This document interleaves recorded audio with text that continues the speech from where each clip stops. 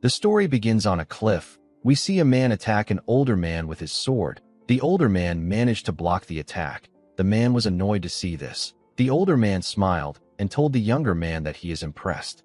He said that he did not expect him to be able to move like this after receiving a grave injury. He referred to the younger man as the Phantom Swordsman and told him that his mental fortitude fits his title. He told the Phantom Swordsman that the sword techniques he created were amazing. The man tapped his sword and sent the Phantom Swordsman flying. He covered his sword with his internal energy. He told the Phantom Swordsman that he won't be able to use any energy in his current state. He told him it is actually a miracle that he is even able to move in the first place. The man took a stance and told the Phantom Swordsman that he no longer needs to fight. He told him that he can rest. The moment he said this, he fired several energy attacks at the Phantom Swordsman. The Phantom Swordsman managed to stand his ground and block the attacks.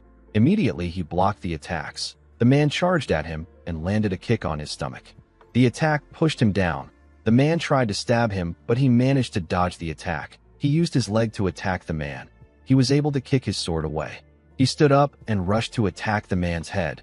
The man was able to dodge his attack by moving his head to the side. The Phantom Swordsman gave him a punch that sent him flying. He landed on the ground. He gathered his energy in his hand and fired it at the Phantom Swordsman. To his surprise, his attack did not land on the Phantom Swordsman. He was no longer in front of him. The man wondered about where the Phantom Swordsman was. Unfortunately for him, the Phantom Swordsman was already above him. The man noticed a shadow above him. However, it was too late for him to react. The Phantom Swordsman managed to land a clean cut on the man. He tore him apart. After the fight was over, we see the Phantom Swordsman sitting with another man. The man seemed to be blind. He asked the Phantom Swordsman if he has killed the old demon head. The Phantom Swordsman said that he has. He said that this bloodbath, which will go down in history as the Shangxi massacre, is now over. The Phantom Swordsman looked at the bodies around him. He referred to them as shitheads. This martial artist appeared out of nowhere. They called themselves the Black Knight Palace. They swept through more than a dozen smaller sects and clans within the last 3 days. The Phantom Swordsman said that the world was able to witness the alliance of the orthodox and unorthodox factions thanks to the Black Knight Palace. The blind man referred to the Phantom Swordsman as Dako Hian. He reminded him about their promise to have a duel after creating their sword techniques. He told the Phantom Swordsman that he won't be able to fulfill the promise. Hian asked him if this is really what he is thinking about while dying. The man laughed when he heard this. He told Hian that they have dedicated their entire lives to the sword. He said that he has fought countless martial artists and witnessed many sword techniques. He told the Phantom Swordsman that he is yet to see a sword technique as hard to deal with and as keen as his own. He told him that his devotion to the sword surpasses that of anyone else's. Due to this, the man wanted to ask Hian for a favor. Hian asked him to tell him. The man begged him to look after his disciple and the Mount Hua sect. The Phantom Swordsman was shocked to hear this. He asked the man if he has lost his mind. He asked him if he has forgotten who he is talking to because he is dying. He reminded him that he is the best swordsman of the unorthodox factions. He could not believe that the man was asking him to look after the Mount Hua sect. While he was talking, the man gave him a bead. He told Hian that it is the Plum Blossom Spirit bead. He said that it is a relic of his sect. He asked Hian to give it to his sect leader. The Phantom Swordsman was annoyed to hear this. He wanted to yell at the man. He noticed that the man was breathing heavily. He accepted the beads and told the man that he is also on the brink of death. He told him that he is asking too much of him. The man reminded him that they are each other's sword friends, although he felt embarrassed. He told Hian that he is actually grateful. Hian told him that he should be grateful. He told him that he is going to spend the rest of his life in the Mount Hua sect thanks to him. The moment he said this, his friend blew up. His hand and different parts of his body splashed all over the place. Hian was shocked to see this. While he was trying to process what just happened, someone fired a blade made out of energy at him. Hian quickly grabbed his sword. With a look of anger on his face, he fired several slashes at the attack. He managed to block it. He also fired several slashes at the person who attacked them. The person easily blocked the attack by simply waving his hand. Hian was shocked to see this. The man gathered his energy in his hands and fired it at our boy. The attack caused a huge explosion.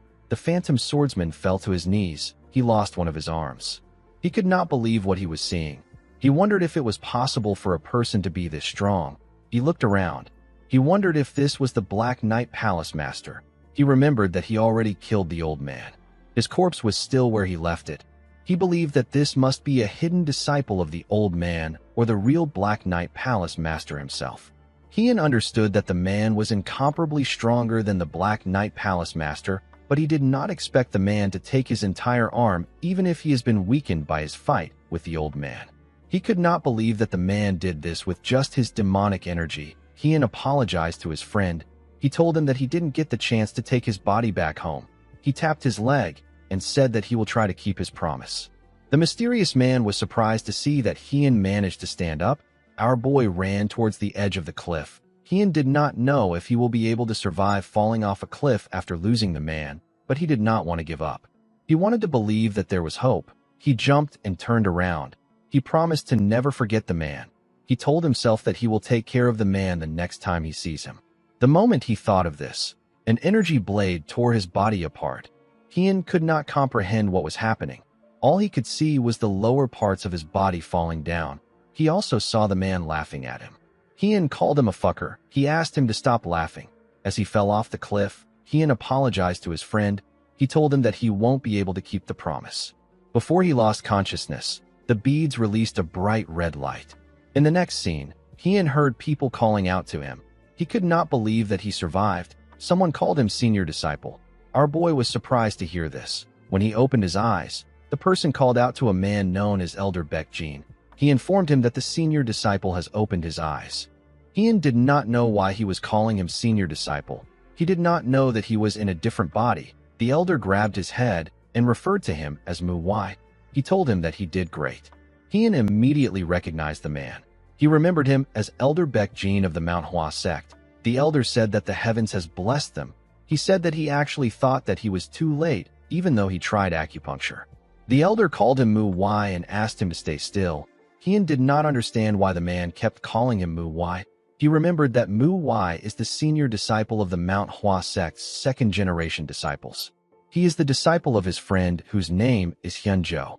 The phantom swordsman did not understand why he was called Mu Wai. He wondered if the old man has lost his mind. While he was thinking, he remembered how the beads were shining. He quickly understood the situation. He said that the light is the issue. The disciple next to him was surprised to hear this. He told him that his wounds have not closed yet. He asked him not to speak. In the next scene, we see Heian stand up. The elder asked him if he is going outside. Heian said that he is. He realized that he almost replied rudely to the elder. The elder told him that it is a good idea to move around a bit. He reminded him that he was bedridden and unable to eat for a week. He asked him not to push himself too hard. Heian stepped out of the building and moved around the area. He went to a pond and used the water to wash his face. He could not believe that only 7 days has passed. He felt like it has been a year. For the past 7 days, Heian dreamed of a life. He dreamt about Mu Wai's life. He saw his entire life and the things he experienced. He saw the 2 decades that the young man lived through. Heian saw how the sect was attacked through Mu Wai's eyes. He saw how the sect was burnt down, how the disciples were killed.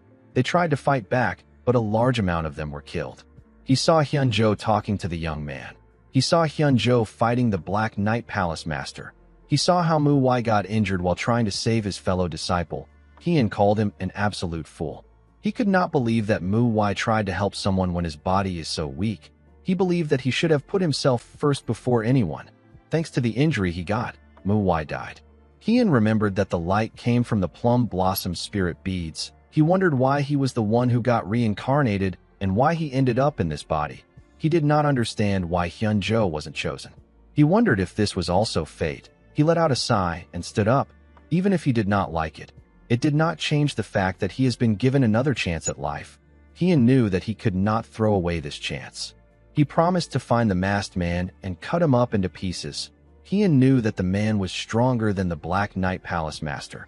He was certain that he won't have been able to defeat the man even if he wasn't injured. In order to get a chance at beating the man, our boy has to grow stronger than his previous self. As he walked into a building, he remembered Hyunjo asking him to look after his disciple and his sect. He also remembered what Hyunjo told Mu Wai. His friend asked his disciples not to fear. He told them that they will be the ones to protect the sect. Heian took out some books from the shelf and placed them on the table. He asked his friend not to worry. He said that he will fulfill his promise and avenge his death no matter what. In the next scene, we see some men talking to the sect leader. The sect leader asked them if they need to rebuild a total of 8 pavilions. A man told him that they do. He said that the damages grew because they were unable to put out the last ambush's fire in a timely manner. The sect leader told the man known as Baek-san that he assumes that they don't have enough money to cover the damages because of their previous damages. Baek-san told him that he is correct. He revealed to him that profits and visitors will be cut down drastically for a while. The sect leader, whose name is Baekyu, realized that they need to avoid large expenditures. He told Baek-san that it is better if they start with the most important pavilion first. He asked Baek-jin about the disciples' recovery. The man informed him that they are all recovering smoothly. He said that the gravely injured disciples are also doing much better. He asked him not to worry. The sect leader was relieved to hear this. He asked him about how Mu Wai is doing. He believed that the news about Hyunjo would have been shocking for the boy. Baek-jin told the sect leader that our boy actually took it better than he expected. He said that Hien has healed a lot. He revealed to him that he was walking around yesterday.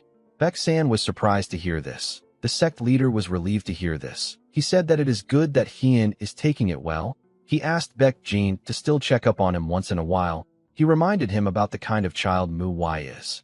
He said that he is worried that the boy is just pretending to be alright. He hoped that the boy was going to get through it. The scene shifts, and we see our boy reading in his room. While reading, he remembered talking to his friend when he visited the sect. He and Hyunjo were watching the disciples train. Hyunjo asked Hien about how the disciples are. Hien asked him about what he means. The man asked him to tell him what he thinks of the disciples. Hien told his friend that they are useless. Hyunjo agreed with him. He said that the Mount Hua sect is currently regressing. According to the man, the sword technique is the pinnacle of variability and illusions that brings the plum blossoms into bloom, and they fool themselves into thinking it is of perfection.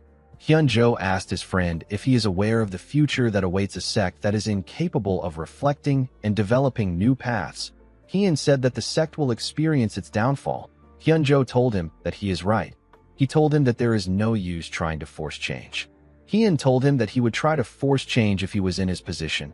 He asked him if he has another idea. Hyunjo said that he will show the disciples that the plum blossom sword technique is not all there is. He said that he will show them that there is a higher realm that they can reach. Hien asked his friend if this is the reason why he came up with the promise to create their own sword techniques and duel with them in the future. Hyunjo reminded our boy that he has reached his current realm by renovating various martial arts techniques. He said that he assumed that it will be possible for him, since he is the best swordsman in the unorthodox faction. When Hien first saw the disciples of the sect, he thought that the problem was with the sect. They are called a renowned sect, and yet they were unable to put out anyone talented for the last 100 years except Hyunjo. Hien realized that this was a foolish assumption. He had only seen the entry-level martial arts, such as the six-fold combo circulation technique and the six-fold combo sword technique. Both of these techniques are flawless. Martial arts techniques become more powerful with time as it goes through the hands of other people. This is the power of a sect. The Mount Hua sect hit a wall because it was too great. Hien realized that his friend wanted to show the disciples the determination to get through the wall by introducing them to a new realm. He decided to complete the new sword techniques that Hyunjo was not able to complete as a way to compromise on the promise they made. He realized that the sword techniques will have to be only and wholly belong to the sect. It can't just be the form and movements of the sect. It also has to have the intentions of the Mount Hua. In order to do this, our boy needed to enlighten himself on the teachings of the sect, starting from the very basics. After this, he can then go to Hyunjo's sword techniques. Hien sat in a lotus position and circulated his energy around his body. He wanted to erase all the martial arts and teachings that Mu Wai learned. Even if they are trying to learn the same techniques, the interpretations and lessons learned by them will be different. Hien could not accept what Mu Wai learned as his. Our boy knew that he could not underestimate the practice just because it is the basics. Hien was using the autumn flower circulation technique. He noticed that the speed of the technique did not fall behind the ghost arts. It was also very stable. In his past life, Hien only sought efficiency, and he used unorthodox sword techniques. The sword techniques of the Mount Hua are different. Our boy believed that he can learn something completely different from this. He realized that the life of the phantom swordsman who only cared about the sword is now over. He decided to live as Mu Wei from now. The scene shifts, and we see one of the disciples knock on Hian's door. He referred to him as senior disciple and asked him if he is inside. Hian did not reply immediately. The boy continued knocking. Our boy was forced to open his eyes. He looked very tired. He stepped out of the room to see the person at the door. He recognized the boy as Mu Chiol. He asked him about why he came. The boy informed him that he came to check on him because it has been 3 days since he left the Harmony Medicine Palace, and yet he has not been to the morning training sessions. Hian was surprised to hear that it has been 3 days. He remembered that they said that he wasn't able to eat properly for 7 days. He was reminded of the time when he was trapped in the Blood Tempest sect's inescapable net tactic. He told Mu Chiol that he didn't know that so much time has passed. He asked him to direct him to the training ground. As he walked down the stairs, Mu Chiol carefully looked at his senior. He could tell that something was different about Mu Wei. Our boy actually wanted to get a good drink to satisfy his thirst. At the training ground, we see a boy with long hair directing the other disciples. The other disciples were copying his movements. He asked a boy known as Mu Ryan to raise his arm higher. The boy accepted the order and quickly corrected himself. Hian watched the disciples as they trained. He realized that they were still as terrible as ever. Their feet kept moving when it shouldn't because they were not able to maintain balance. This further worsens the weight balance. They are also unable to add strength into their attacks because of this. Their posture was bad too. They were completely lacking in basics. Hian believed that it was a complete mess. Fortunately, the instructor wasn't actually bad. Our boy remembered that the boy's name is Mu Jin. He was relieved that there is at least one proper disciple. The boy was actually correcting them well.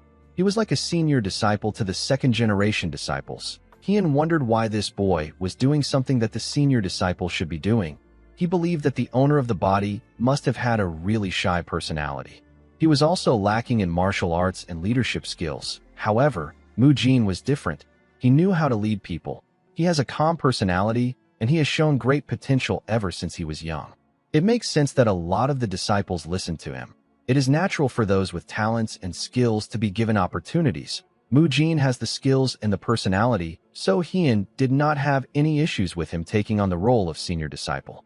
Of course, this has to change now. After Mu Jin was done with the training, he put his hand together and told them that it is over for today. The disciples were quite tired. They felt like Mu Jin has been a lot stricter recently. While they were talking, they all noticed their senior. They greeted him and asked him if he is all right. Hian told them that he is fine. One of them noticed something about him. She felt like something about her senior was different. Mu Jin walked down the stairs to greet his senior. He told him that he wasn't able to greet him properly because he was in the middle of training. Hian noticed that the boy did not fully walk down the stairs. It is disrespectful to stand above your senior while talking. He told the boy that it must be hard for him to do something that he should be doing. Mu Jin bowed his head and told our boy that he is thankful that he allowed him to do it. Hian informed the boy that he will be doing it from now on. Mu Jin was surprised to hear this. The other disciples could not believe what they were hearing. Mu Chiol realized that he was right. He thought that he was being sensitive before. He became certain that his senior has changed. Mu Jin reminded our boy that he was the one who asked him to do it before. Hian asked the boy if there is something wrong with him choosing to take on his responsibility again. Mu Jin told him that he asked him to do it because he didn't have the confidence that he will be able to carry out the job properly. Hian smiled when he heard this. He realized that this idiot wants to become the head disciple. The head disciple is a disciple that has the ability to succeed the role of sect leader. Currently, there are very few first-generation disciples because of the Shangxi massacre. The remaining first-generation disciples and the elders are busy with the reconstruction of the sect.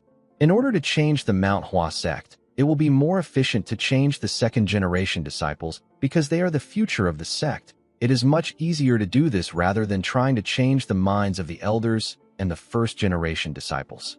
On top of this, there is also the purple aura circulation technique. This is a technique that only the sect leader and the head disciple of the sect can learn. It is one of the top 10 circulation techniques when it comes to powerful internal energy. Hian needs this technique in order to surpass his past self. He needed to become the head disciple. Our boy knew that Mu Jin would be shocked to hear that he has to leave the job. Mu Jin asked Hian if he believes that he has the right. He asked him to tell him what he did when the Black Knight Palace invaded their sect. Mu Chiol was shocked to hear this. He quickly called out to the boy. Mu Jin told Hien that he did not listen when the elders asked him to stay put. He asked him if he remembers what happened. He asked him if he killed anyone from the Black Knight Palace. He asked him if he saved the elders and the others. He told him that he only managed to burden the elders. Hien smiled when he heard this. The boy reminded him that other disciples also copied him and rushed to fight. He said that many people would have died if the first-generation disciples hadn't risked their lives to protect them. Hien told the boy that he is right. He told him that he agrees with him. Mu Jin grit his teeth when he heard this. Our boy told him that he intends to take responsibility as the senior disciple. Mu Jin asked him to tell him how they are supposed to trust him. Hien told the boy that he has misunderstood something. He walked up the stairs and moved close to him. Mu Jin asked him to tell him what he misunderstood. With a menacing look on his face, Hien told the boy that he doesn't have to look up to him. He asked Mu Jin if he sounds like someone who is trying to convince him. He told him that he does not need his permission for the choices he makes. He asked Mu Jin to put himself together. He told him that he is notifying him and not trying to convince him. Mu Jin became nervous. He wondered if the man standing in front of him was truly the senior disciple that he knew. Hien told the boy that he will take over morning training starting tomorrow. He asked Mu Jin to come see him if he has any complaints after tomorrow's training. He asked the boy not to be too upset. Mu Jin told his senior that he seems like a completely different person. Hien told the boy that people change when they come back from the brink of death. The disciples did not understand what was happening. They wondered if their senior disciple will really take over the training. One of the disciples called out to Mu Ryan. The boy said that Mu Jin is going to allow the senior disciple to take over. The boy next to Mu Ryan told him that Mu Jin was really mad before, and now he has calmed down. He told him that he couldn't hear their conversation. Mu Ryan told his friend that Mu Jin must have backed off out of kindness. He said that he is worried because he knows the senior's skill level. His friend told him that they can do the same thing. Mu Ryan asked him about what he means. The boy suggested that they talk to Hien. At night, we see the boy and his friend walk up to our boy's door. When they knocked on the door, Hien asked them about why they came. The boys told him that they want to talk to him. They said that they have something to say to him that the others can't hear. Hien grabbed his sword. He said that he is curious to know what they want to talk about so late in the night. When Hien stepped out of the room, the boys were shocked to see him holding a wooden sword. He was not a person who would do this. Mu Ryan's friend told our boy that he wants him to take back what he said today. He told him that Mu Jin only backed off because he wanted to help him preserve his image. Hien said that this is interesting. He asked the boy if Mu Jin was the one who sent them. The boy told him that they came on their own will. Our boy told him that he has no say on the matter. He asked him to go back. He told him that he will pretend that he didn't hear what he said. The boy called out to Hien. He begged him to consider their perspective. He told him that they are not doing this because they don't like him. He said that they simply want to be taught by someone who is actually skilled. He asked our boy to take a look at himself. He told him that his skills are subpar. He told him that he is being greedy. The boy next to him told Hien that they won't accept a leader who is beneath them. With a terrifying tone in his voice, Hien said that the Mount Hua's hierarchy has degraded. He told the boys that he understands what they mean. He told them that he will prove his skills to them since they doubt him. He asked them to wield their swords. The other boy asked Hien if he is serious. Our boy told them that he is. Mu Ryan's friend drew out his sword and charged at him. He asked him not to regret it later on. Our boy easily knocked the boy's sword out of his hand and used his sword hilt to hit his neck. The boy fell to the ground and struggled to catch his breath. His friend also charged at Hien. With a single swing of his sword, he knocked the boy's sword out of his hand and sent him flying. Mu Ryan's friend told our boy that they lost. Hien asked him not to state the obvious. He grabbed the boy's clothes and told him that it is time for the two of them to be taught a lesson. The boy was shocked to hear this. He realized that he messed up. After beating them up, Hien asked them if he has satisfied their requirements. The boys told him that he has. He asked the boys to remind him about what he said he will do if other disciples try to gang up on him again. The boys said that he told them that they will also receive a beating alongside those disciples. Hien asked Mu Ryan's friend if he is weaker than Mu Jin. The boy told him that he is much stronger than Mu Jin.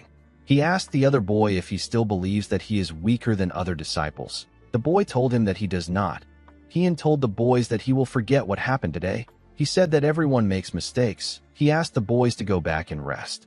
He told them that the morning training will soon begin. The idiots bowed their heads and thanked him for his mercy. They held on to each other and slowly walked down the stairs. After the boys left, Hien asked someone who was watching about how long he plans to continue hiding. He asked the person to come out. The person came out. He asked Hien if he knew he was there. The person turned out to be Mu Chiol. Our boy told him that it is impossible for him not to know that someone of his size was hiding. He asked the boy about why he was hiding. Mu Chiol explained to him that he saw Mu San and Mu Ho coming to his place. Hien wondered about who Mu San and Mu Ho were. Mu Chiol said that he followed them just in case they wanted to try something. He told Hien that he did not expect him to win against them. Our boy realized that Mu Chiol was referring to the boys. Mu Chiol asked Hien if he has been hiding his true skills all this time. From what Hien observed, the second-generation disciples fall into two categories. There are those who maintain their distance from Mu Wai while showing him the respect that he deserves, and there are those who discreetly look down on him and speak poorly about him. However, Mu Chiol did not belong to any of these categories. He has actually helped Mu Wai a lot. Although he has a rather blunt and indifferent personality, Hien wondered about why the boy helps Mu Wai. He believed that Mu Wai did not understand the reason because he was young when he was in his body. Hien knew that there was a simple reason why the boy behaved like this. The reason Mu Chiol is willing to help Mu Wai is because Mu Wai is weak to the point where he actually needs help. Mu Chiol was worried that Hien might get injured by Mu San and Mu Ho, so he followed them there to make sure that our boy will be alright. Hien realized that Mu Chiol has always protected Mu Wai all this time. He knew that he had to make a somewhat believable excuse. He told Mu Chiol that he wasn't hiding his strength. He said that he simply reached a new realm of understanding. Mu Chiol was surprised to hear this. Hien told the boy that he will talk about what he has learned during the morning training. He told him that it is late. He asked him to go back. Mu Chiol accepted his order. He watched Hien as he walked towards his door. He was certain that the technique our boy used was the six-fold combo sword technique, which is a beginner-level technique. However, the technique was executed in the most beautiful manner that the boy has ever seen. He wondered about where Hien learned it from. He always thought that our boy was extremely weak, but now he has changed. Mu Chiol looked forward to morning training. Although he lied about reaching a new realm, Hien began to wonder about how he was going to explain it. The scene shifts, and we are taken to the disciples' hostel. The boys told Mu Ryan that they were beaten by their senior. They said that he is not the senior disciple that they knew. They told him that he was a completely different person. Mu Ryan's friend told him that they cannot act rashly. He told him that they almost died. Mu Ryan stood up. He asked the boys to stop spouting nonsense. He asked them to go get ready for morning training. The two boys stood up and supported each other. The other boy told his friend that he hopes that Mu Ryan doesn't try anything against our boy. Mu Ryan's friend told him that he hopes Mu Ryan is beaten to a pulp. Mu Jin saw the boys injured. He asked Mu Ryan if something is wrong. He told him that Mu San and Mu Ho look terrible. The boy said that it is nothing much. He explained to him that the boys didn't like the fact that the senior disciple will be leading morning training sessions. He told Mu Jin about everything that happened. Mu Jin said that he will scold the boys later. Mu Ryan was shocked to hear this. He asked his friend for his reason. Mu Jin said that our boy can only stand up for himself now. He told him that the senior disciple will back off once he realizes that he is not fit for the position. He told his friend that there is no point in doing stuff like this behind his back. He said that he is ashamed. Mu Ryan told him that they were just worried. Mu Jin asked him to stop talking. He told him that he knows what they are worried about. He told him that he will take care of the matter himself. He asked him not to concern himself with it. The next day, everyone came to the training ground. Our boy was at the top of the stairs. He told them that he has a few things to say before they begin. Mu Jin wondered about how someone can change so much overnight. He took a look at Mu San's body. He wondered if our boy has been hiding his skills. He did not expect him to be able to injure Mu San and Mu Ho to this extent. He wondered if Mu Chiol was the one who helped him. He decided to be patient. He was certain that he will soon get the truth. He believed that he will be able to tell whether Hien was bluffing or not depending on how the training goes. Mu Jin told the disciples that they are all weak. He said that there are many reasons why a person is strong, but there is only one reason for weakness, and this is the basics. Our boy revealed to them that they will only practice the six-fold combo during morning training from now on. The disciples were shocked to hear this. Hien told them that he understands that they want to get through the basics and move on to higher-level techniques. Someone asked him if there is something wrong with this. Heian stopped talking when he heard this. The other disciples quickly turned around. The person who spoke turned out to be Mu Ryan.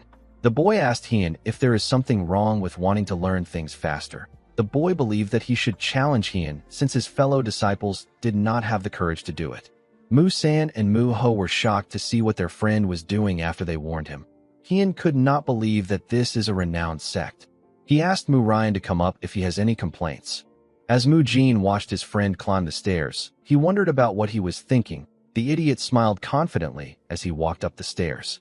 He told Heian that he understands what he is saying. He said that he doesn't think it is a good idea to live the training under his leadership, especially if mastering the six-fold combo sword technique is as important as he said. He told our boy that everyone already knows the level of his martial arts. Heian said that everyone knows that his martial arts is terrible. He told the boy that he must have thought that he should be the one to prove that his martial arts is terrible since no one wanted to do anything. He asked Mu Ryan if this is what he is trying to say. Our boy told him that it is fine. He said that he wasn't expecting everyone to just accept him from the beginning. Heian turned to the disciples. He announced that he will not take a single step from where he is standing. He said that he will block Mu Ryan using the six-fold combo sword technique. The disciples were shocked to hear this. Our boy told them that Mu Ryan will win if he takes a step or if Mu Ryan's sword manages to touch him. He said that he will take back what he said about teaching the six-fold combo sword technique, and he will stop leading the morning training if Mu Ryan wins. Mu Ryan told his senior disciple that he is too full of himself just because he beat Mu San. Heian told the boy that he doesn't know what he is talking about. He said that Mu San and Mu Ho must have sustained some serious injuries somehow. Mu Ryan asked Heian not to hate him too much even if he loses in front of all these disciples. Our boy told him that he won't. He advised the idiot not to cross the line. Mu Ryan charged at Heian. He attacked him at a decent speed. Our boy easily blocked his attack. The boy tried to attack him in different places, but Heian easily blocked the attacks. The disciples were shocked to see this.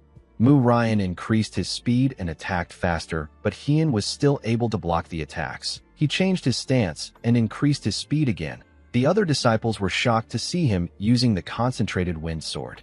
It is a technique known for its speed. It is a technique that Mu Ryan can use best out of all the second-generation disciples. Mu Chiol noticed that Mu Ryan has gotten faster since the last time he saw him use the technique. Despite the fact that he has gotten faster, Heian was blocking the technique with ease. Our boy told Mu Ryan that he needs to use more strength in his shoulders when dealing with him compared to the other second-generation disciples. He told the idiot that he is less terrible than the others. He asked him if he has anything better. Mu Ryan grit his teeth out of anger. Although he was frustrated, he didn't actually have anything better than this. He wondered about what he should do. The other disciples wondered if this is really the senior disciple that they know. They noticed that his leg hasn't moved at all and his balance hasn't shaken at all. Mu Jin could not believe what he was seeing. Mu Ryan realized that it is already over for him. He did not know how he was going to recover from this. He showed everyone Heian's skills, but not in the way he wanted. He wondered about how his senior managed to improve this much. Our boy told him that he is not strong.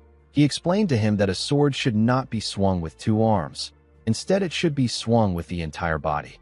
Due to this, the most important thing when it comes to swinging a sword is the feet. Heian told the boy that if he overlooks the fact that he has to utilize his feet because he is too focused on swinging and stabbing, his sword will become useless. He explained to Mu Ryan that he is not fully healed yet, and he was still able to block all his attacks. He told the boy that this is how useless his technique is.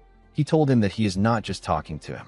He asked the boy if he now understands why they need to start from the basics. Mu Ryan was surprised to hear this. Heian noticed that the boy was just staring. He assumed that the boy did not understand what he was saying. He raised his sword up and told him that he will show him what it means to swing a sword with his entire body. Mu Ryan was shocked to see this. He said that he didn't say anything. Unfortunately for him, Heian knocked him out before he could say anything else. The other disciples were shocked to see this. Our boy called out to Mu Ho and Mu San. He asked them to come up there and carry Mu Ryan to the Harmony Medicine Palace. The boys immediately ran up at full speed. Heian asked the other disciples to raise their swords. He told them that if they do not raise their swords, he will assume that they have complaints about his method. He said that they can come up anytime if they have any complaints. The disciples quickly raised their swords. Heian said that nobody seems to have a problem with him. He told the disciples that he will begin the morning training. He told Muchiol that he put a good amount of strength into his move, but he is too rigid. Our boy called out to someone known as Mu Hua and asked the person to pay attention to their step. He told the person that their sword is shaking. The person quickly accepted his correction. Heian remembered talking to Hyunjo in the past. He told his friend that Mu Hua is the worst disciple in the sect. He asked Hyunjo if Mu Hua possesses a hidden talent that he can't see. He asked him about why he chose the boy as his disciple. Hyunjo told Heian that the boy is actually very normal, but he has never seen him give up on anything. Our boy asked him if he chose Mu Hua only based on his determination. Hyunjo explained to him that the other talented disciples reach enlightenment regarding their martial arts on their own. However, this is not the case for Mu Hua. Hyunjo told his friend that to create a martial master out of an ordinary person is the duty of a mentor and the essence of martial arts. Heian actually wanted to pick out a few talented disciples and train only them. However, he is no longer the phantom swordsman. He is now the senior disciple. He is now a man who leads the second-generation disciples of the Mount Hua sect. He cannot leave a single person behind, and he has to stick together with them till the very end. Heian believed that this was the most fitting thing for Mu Hua and the sect. Our boy actually never properly taught the disciples he had in his past life. Yet he suddenly has to train this guys from rock bottom. Having disciples was a lot more annoying than he anticipated.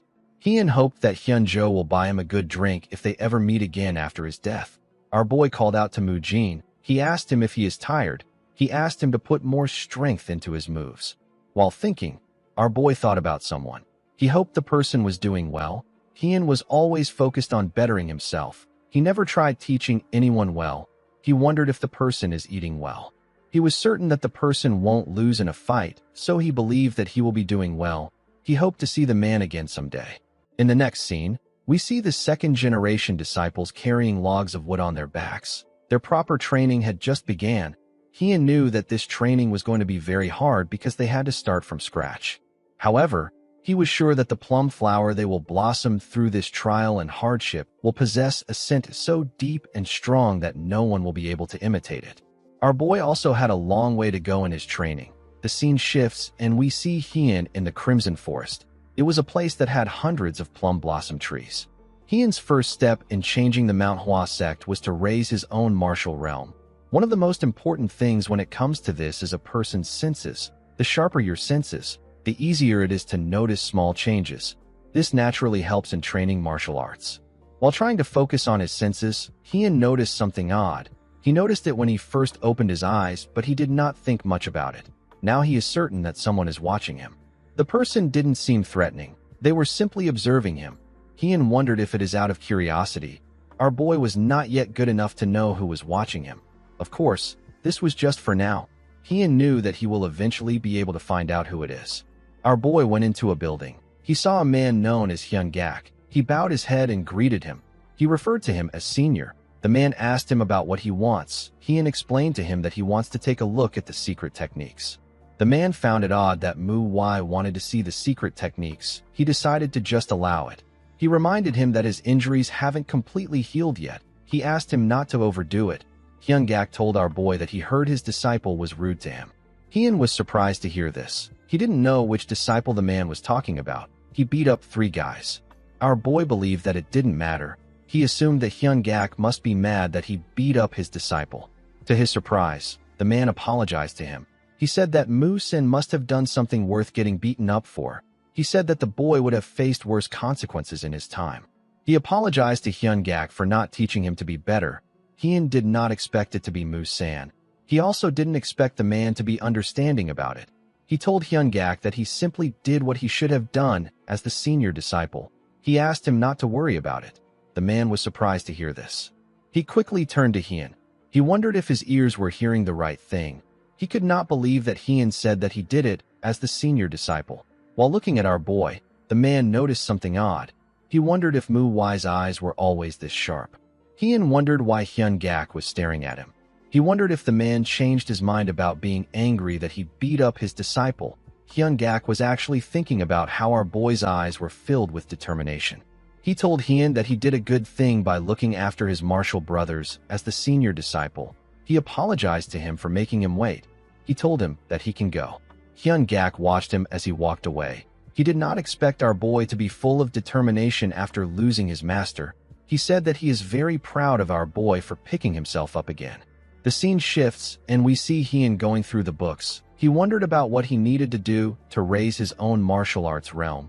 A martial arts realm has a different meaning to each person. Some believe that it is the strength of the martial arts a person possesses. However, this is wrong. Life and death in the Murim is not decided by the strength of martial arts alone. There is no person who would fight so foolishly when it means to kill or be killed in the Murim. The important things when it comes to survival in the Murim is a person's ability to utilize the martial arts they have learned, as well as quick and precise judgment and thinking, along with the capabilities to back it up. Because of this, a martial realm is not just martial arts. It is also the mastery, as well as the experience and wisdom to go with it. One must keep in mind that enlightenment is achieved through endless contemplation and reflection. This is the definition of martial realm that the best swordsman of the unorthodox faction has lived by. It is the truth that he reached after endless training and contemplating. Therefore, the first step to raising one's martial realm starts with truly understanding martial arts. This made Hyun wonder about what the martial arts of the Mount Hua is. He didn't know yet. They were things that he was not permitted to read yet. The books were forbidden for disciples. They were to prevent greedy and curious disciples from foolishly trying to learn higher-level martial arts and rendering their chi paths useless. All sects restrict access to their secret techniques. The Mount Hua sect is no exception. Hyun remembered that his friend once said that the Mount Hua is actually looser with their secret techniques. Even though he said this, it doesn't change the fact that a renowned sect is still a renowned sect. Our boy noticed that their martial arts are very systematic, so they are not difficult to understand. The things Hyun has read about include the six-fold combo sword technique, which is the most basic sword technique. He then learned about 3 other sword techniques. He learned the concentrated wind sword, the falling blossom sword, and the thousand-cent sword. After learning the 3 principles of the sword technique, a person will reach the blossom sword secrets. Hyun remembered hearing that he must learn the plum blossom sword secrets in order to be able to learn the best martial arts technique that exists in the Mount Hua sect, which is the Mount Hua signature technique. These techniques are the 7 deadly plum blossom sword, the 3-edge plum blossom sword, and the lucid plum blossom sword. The driving force that made the sect become one of the 3 most renowned sects of the Murim were this sword secrets. Hyun remembered hearing that the best swordsman that came from the Mount Hua sect has learned more than one of these 3 sword techniques. For the Mount Hua, the 6-fold combo sword technique is the roots, the falling plum blossom sword, the concentrated wind sword, and the thousand-cent sword act as the trunk. The plum blossom sword secrets are the branches of the tree. The 3 plum blossom swords are the flowers. A martial artist who digs deep into the sword of the Mount Hua sect becomes a part of the plum blossom tree. This was the summary about the martial system that Hyun was able to understand. He was only able to reach the level of the trunk. He wanted to check out the plum blossom sword secrets and more, but he needed a plum blossom sword in order to be allowed to do this. A plum blossom sword is a sword given only to those who have been acknowledged for their mastery in martial arts. It is the symbol of the Mount Hua. Hyun said that he will get the sword as soon as possible. The moment he said this, someone asked him if he wishes to learn the plum blossom sword secrets. The person turns out to be the sect leader. Hyun recognized the man. He quickly stood up and greeted him. The sect leader explained to him that he came to see who was in this section because it has been a while since someone has been there so late in the night. He asked Hyun if he can join him. Our boy asked him to sit. He looked outside the window to see the moon. He did not know that it had gotten so late. He realized that Hyun Gak must have turned on the candles for him. Baekyu asked our boy if he read all these books. Hyun said that he did. The man revealed to him that he heard that he is training the second-generation disciples with the 6-fold combo sword technique. He asked Hyun if he is the one leading the morning training. Our boy said that he is. The sect leader remembered that Mu Wai has always hesitated to answer his questions in the past. Even when they were simple questions, Hyun realized that Baekyu simply wants to check on Mu Wai. He wanted to see if Mu Wai is alright, whether he has really gotten over his master's death. He wanted to confirm if the boy was not pretending to be alright and overworking himself in the process. He wanted to see how Mu Wai was faring. Heian reminded the sect leader that the six-fold combo sword technique is the foundation of the sect. Baekyu agreed with him. Our boy revealed to him that the second-generation disciples have started on the wrong foot. Baekyu was surprised to hear this. Heian told him that it is as if they have not begun to train. He was certain that the leader of the sect would know how terrible the second-generation disciples are. He believed that if he told Baekyu what he has always thought, he would feel reassured that they think the same way on the issue. Baekyu actually believed that our boy was in a much worse state than he thought. He wondered if this was the same Mu Y that he knows. Mu Y was always an innocent child who could never say anything negative about anyone. He wondered about how the boy became like this. He wondered if it was because of the Black Knight Palace invasion or if the boy was resentful and upset that he was the only one who survived. He wondered if Mu Y was punishing himself to try and make up for the death of his master, the elders, and the first-generation disciples. Baekyu believed that he needed to tell our boy that it is not his fault. Heian told the man that everyone knows. Baekyu was surprised to hear this. He asked him about what he is talking about. Heian explained to him that all the second-generation disciples already know the six-fold combo sword technique well. This is because it is the first thing they learn after joining the Mount Hua sect. He told the sect leader that if he compares when they were first learning the technique to their current state, their technique has gotten worse. Baekyu did not understand this. He found it odd that their techniques have gotten worse even though they have been honing it for a long time. He asked Heian for the reason why this happened. Heian explained to him that the sect and the clans in the Murim have different ideologies and views. Naturally, these views and ideologies are melded with their martial arts. A sect or a clan's martial school is an expression of that organization's ideologies through martial arts. The Wudong sect's Taiji Fist and their Taiji Enlightened Sword Arts. The Jiansong sect's Sun-Shattering Sword Technique and their Silver Moon Splitting Ray Blade, and the Qingqing sect's Azure Cloud Crimson Dawn Slash, and their Four Heavens Ray Sword are examples of this. Therefore, to learn a school of martial arts is not just to train the body, but to explore and understand the ideology of that sect or clan. Baekyu noticed that Heian was calmly explaining. For some reason, our boy was reminding him of Hyunjo. Heian explained to him that the second-generation disciples are only focused on blossoming the plum flower. He said that this is not actually wrong, but it is not wise either. The sect leader asked him about what he proposes that they do. Heian said that he needs to help them realize that learning the signature technique of the sect is not the point of a martial school. He said that training endlessly to explore and understand the ideology and applying it to daily life is the essence of a martial school.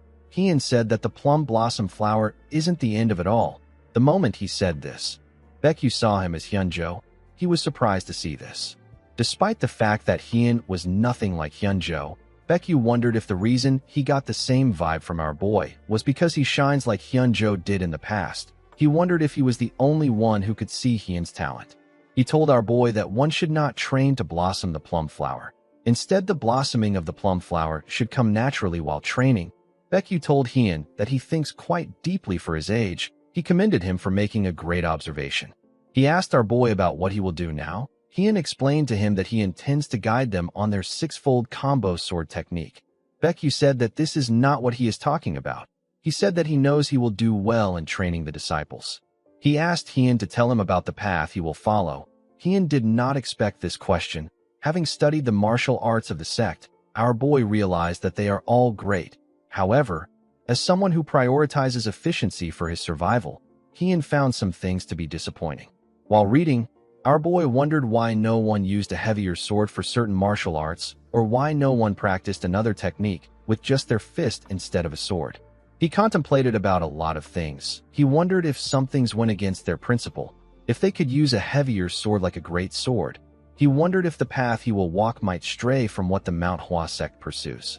Heian did not know if he was on the right path. This was not a light issue. It made him think about a lot of things. He realized that his path might not go with the principles of the sect. He hoped that his friend would not be too upset with him.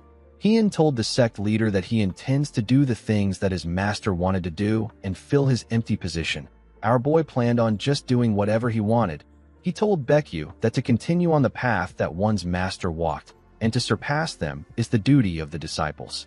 The sect leader was surprised to hear this. He now understood why he kept seeing Hyunjo in our boy. It was not just because of his talent, but because he intends to continue Hyunjo's will. He knew that it will be difficult for our boy to create a new martial arts technique like his master wanted. Baekyu began to laugh. He told Hien that he is very proud of him. He said that Hyunjo would also be happy with this. Our boy thanked him for his compliment.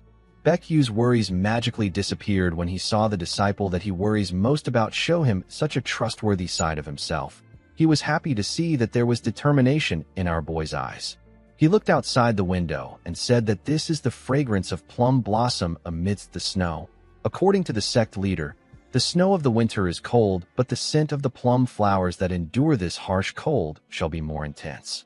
Baekyu believed that he was unable to protect the plum flowers that blossomed in the sect. He believed that he was the one who was supposed to die instead of Hyunjo.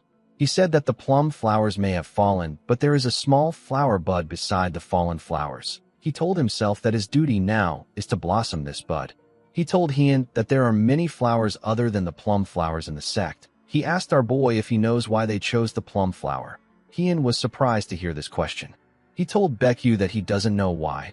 The sect leader told him that he will learn a lot if he mulls it over. He stood up and told Hien that he wants to talk more, but he has already taken out of his time. When he stepped out of the building, Baekyu turned around. He told our boy that he forgot to tell him something. He revealed to him that he also lost his master. He told Hien that he does not actually fully understand his sadness. He knew that every person feels emotions differently. He said that life and death are one. This means that the end is a new beginning. It is a natural flow. He advised Hien not to think of Hyunjo's death as the end. He asked him to consider it a new beginning. He asked him to think of what he is doing as a way to celebrate Hyunjo's life. He said that this will help with the grief. He told him that Hyunjo would have also wanted this. Hien realized that it is not a bad thing to say that he is celebrating his friend's life. He thanked the sect leader for his wisdom. Baekyu smiled and walked forward. The scene shifts, and we are taken to the past. We see someone refer to Hien as his junior. The man told him that he heard he is skilled with the sword. He told our boy that he looks so fragile. Hien asked the man if he wants to die. The man told him that he is arrogant and rash. He said that these two qualities are perfect when it comes to growing muscles. He said that he came up with a new way to train. He asked our boy if he wants to try it out. The scene shifts, and we are taken back to the present. We see Hien doing pull-ups on a tree. He had some logs of wood tied to his legs. The less trained a person is, the more effective this training method is. Hien did not expect his connection to the crazy old man known as Iron Mountain Fist King to be helpful one day. It was a rather brute way of training, but it definitely works. He knew that he would see the effects soon if he keeps at it. While he was training, a disciple ran to meet him. She called out to him. She told him that this isn't the time to be training. She said that it is finally time. Hien asked her about what it is time for. With a smile on her face, the girl revealed to him that the sect leader asked him to make a trip down the mountain. In the next scene, we are taken some days back. We see the elders and the sect leader having a meeting in a building that was partially destroyed. Someone brought up an issue concerning the third-generation disciples. The elders said that they are already very late. He said that they need to prepare right away. Baekyu said that they should have already taken in third-generation disciples by now, but they couldn't do anything because of the Shanxi massacre. An elder suggested that they take in disciples from the outer sects so that they can show them that they are doing well. Baekyu agreed with the man. Another elder said that they need to send a disciple to check in on the Shanxi outer sect. He said that the Unorthodox Alliance or another evil organization is probably trying to fill the power vacuum that was left in Shanxi. The sect leader realized that they could not push this issue any longer. Outer sects are martial halls that were set up outside of the Mount Hua to teach the martial arts of the sect. The influence and power of an outer sect comes from the main sect's fame and martial prowess. Because their forces were weakened by the Shanxi massacre, the other sects were feeling anxious. The Shanxi outer sect was the one that took the biggest hit. Baekyu knew that he will reassure the outer sects if he sends in a disciple to check on them and see what they need. He knew that they could not brush this matter off anymore. He suggested that they send down a second-generation disciple. He said that it is about time they experienced the Murim. One of the elder agreed with him. Baek-san said that he is worried. He told the sect leader that it's still messy right now. He suggested that they pick a few of the most talented disciples. An elder asked him if he is referring to the three flowers. Baekyu said that they should send Hien. The man agreed with him. Immediately he agreed with him. He realized that the sect leader was talking about Hien. The other elders were also shocked to hear what Baekyu said. They all remembered how our boy was covered in bandages. Baek-san said that he is a bit worried about our boy. The sect leader told him that Hien has changed a lot in the past month. He assured the elders that our boy will be fine. In the next scene, we are taken to Pasang City. We see Hien, Mu Cheol, Mu Jin, and another disciple in the city. Hien was happy to be outside. Although it was a small town with nothing really noteworthy, our boy was still relieved that they sell drinks. While he was looking around, the girl asked him to look at something. She showed Hien a chicken. She said that she never knew that chicken could look so tasty. She said that it looks different than the wet chicken they eat. She looked around and said that she can smell more good food. Mu Jin called out to the girl known as Mu Hua. He asked her not to forget that she is wearing the Mount Hua uniform. The girl was not listening to him. She was very focused on the different dishes around them. While they were walking, Mu Hua asked them to take a look at another food. She asked Mu Jin to tell her how he does not like good food. The moment she said this, someone walked past her and hit her on the shoulder. Mu Hua turned around and glared at the man. The man and his gang stopped moving. Mu Jin wanted to tell the girl to apologize, but Hien signaled him to stop. The man noticed the 2 plum flowers on her clothes. He realized that she is a second-generation disciple of the Mount Hua. He asked her if this is her first time in the Jianghu. He asked her if the Mount Hua sect did not teach her how to ask for forgiveness. Mu Hua was annoyed to hear this. The man told her that she bumped into him first. He asked her to apologize. The girl told him that he actually bumped into her. The man told her that she wasn't watching where she was walking. Due to their clothing, Hien was able to tell that the man and his gang belonged to a criminal organization. He could tell that they took over the power vacuum left by the Shangxi outer sect, but he did not expect them to pick a fight with him. Even though they took a hit from the Shangxi massacre, it wasn't so bad that some lowlifes could look down on them. Our boy realized that someone more influential was backing them up. Hien didn't actually care about who was backing them. He wanted the kids to experience this. They needed to learn how to deal with people like this. While he was thinking, our boy noticed that one of the man's friends was staring at Mu Hua's boobs. He pointed a sword at the man's eye. He asked him to tell him what he is looking at. The man became scared. Hien revealed to him that he knew that he was the one who bumped into her from the beginning. He explained to him that he was waiting to see how he will act, because he was looking down on them, because he knew that this was their first time in the Jianghu. He told the man that he has crossed the line. He told him that he has started a fight with the Mount Hua sect. He said that he wants to see what the Jianghu underworld thinks of their sect. The other man became scared. He did not expect our boy to know that they are from the underworld. He knew that he had to do something about it. He quickly apologized to Hien. Our boy told him that he doesn't accept apologies from trash like him. He asked him to shut up if he doesn't want his friend to lose an eye. He asked them to get out of his sight. The man realized that our boy was serious about stabbing him. He could tell from the look in his eyes. He and his friends quickly ran away. Mu Hua apologized to her senior disciple. Hien asked her not to apologize. He told her that the man was the one who was wrong. Mu Cheol said that the people from the underworld are much worse than they expected. Hien told them that they need to first find an inn and get something to eat. Mu Hua was very happy to hear this. She asked Hien if she can choose what they eat. Our boy told her that she can. Mu Jin realized that the men were the first to pick a fight, but he wanted to tell Mu Hua to apologize without even knowing this. He was only focused on being careful with how they behave because they are representing the sect right now. He didn't think about giving a proper warning to the ones who looked down on the sect. He realized that our boy was aware of his surroundings at all times for him to know what happened. He noticed that Hien reacted as if he was used to this kind of things. He assumed that our boy was actually hiding his worries so that they can depend on him. He believed that Hien was pretending to be used to this kind of situations. This was the only reasonable conclusion he could come up with since our boy has never come here ever since he joined the sect. Hien was actually wondering if he should have just stabbed the man. He was regretting it now. Mu Jin promised to try harder. He said that something like this will never happen again. He said that no one will ever look down upon them again. The scene shifts, and we see the group in a restaurant. Hien ordered for noodles, stir-fry vegetables, and dompa pork. Mu Jin stared at Hien intensely as he ordered. Mu Hua and Mu Cheol did not understand why he was doing this. Even the attendant felt uncomfortable.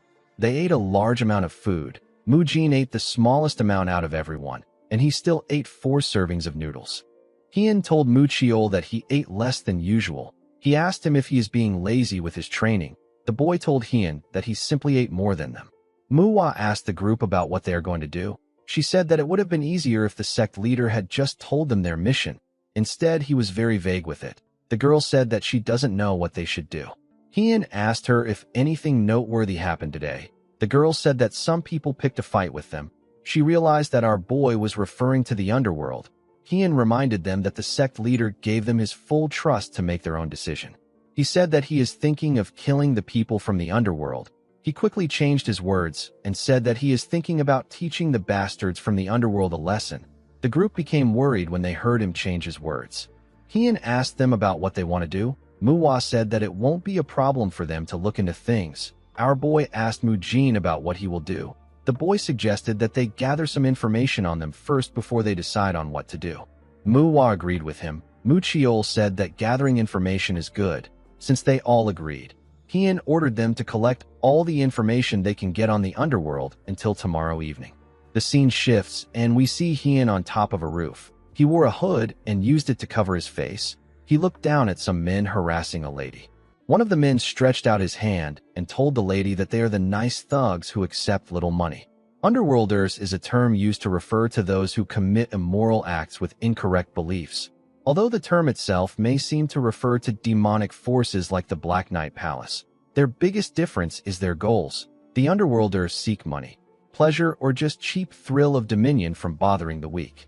The woman began to shake. Another man corrected his friend. He told him that his calculations are a bit off. He said that the interest rate has gone up recently. He said that he forgot about it. The woman was shocked to hear this. While staring at her boobs, the bald man said that they need to collect their money. He told her that she can pay him with something else since it is his fault. In a way, organizations that commit murder can also be considered as underworlders since they kill anyone as long as they are paid. However, these people are just called assassins. To the average person, underworlders refers to the thugs and ruffians who enjoy their cheap and dirty lives. They can never become anything more than thugs. Hien came down from the roof and walked up to the men. He told them that he doesn't know if they are arrogant or ignorant. He said that he cannot understand them. The men were surprised to see him. The other man said that he asked someone called Yungbong to be on the lookout for them. He wondered about where the person went. He believed that the man got tired of waiting and left like a bum. Hien had actually knocked him out. Hien asked the men to tell him who they believe in to be acting like this. He asked them if there is someone backing them. The men did not know what he was talking about. The bald man asked him if he wants to fight. He asked him to get lost if he doesn't want to die. Our boy realized that he had to look into things by himself. He came to meet the members for a different reason. The other man asked Hien to leave. He asked him to stop mumbling nonsense. He asked Hien to get lost again. The moment he said this, Hien appeared in front of him and used his knee to kick his face in. The man was sent flying. The bald man was shocked to see this. He asked our boy about what he is doing. Before the other man could get up, Hien moved close to him and gave him a heavy kick that knocked him out. The bald man was shocked to see this. He let go of the lady. She quickly ran once she saw her opportunity. Hien referred to the bald man as Pig. The man quickly answered him. Our boy noticed that he had learned some third-rate martial arts. He asked him to come at him with some killing intent. He told him that he will let him live if he does this. He asked him to also hand over the wallet in his hand. In the next scene, we see a man peeing. His friend asked him if he will piss all day. The man asked him to stop nagging him. His friend told him that he will be sober by the time he is done. The man stopped peeing and walked back to his friends. At the top of the tree where the man peed, the two thugs were tied to the branches. The man asked his friend to tell him why he is in a hurry. His friend revealed to him that he saw something interesting. He told him that he wants to show him too. He told the man that someone just ordered an incredible amount of food. It was around 3 bundles worth of food. The man asked his friend about where the person went to in that short period of time. The scene shifts and we see the other disciples making inquiries and following the underworlders around. They even listen to their conversations. In the next scene, we are taken to another part of town. Some of the people in the town caught the smell of pork belly and spring rolls. One of the men said that he doesn't know where this person came from. He said that the person must be out of his mind to bring food in front of them. The people in the town couldn't contain their hunger. They all rushed to take the man's food.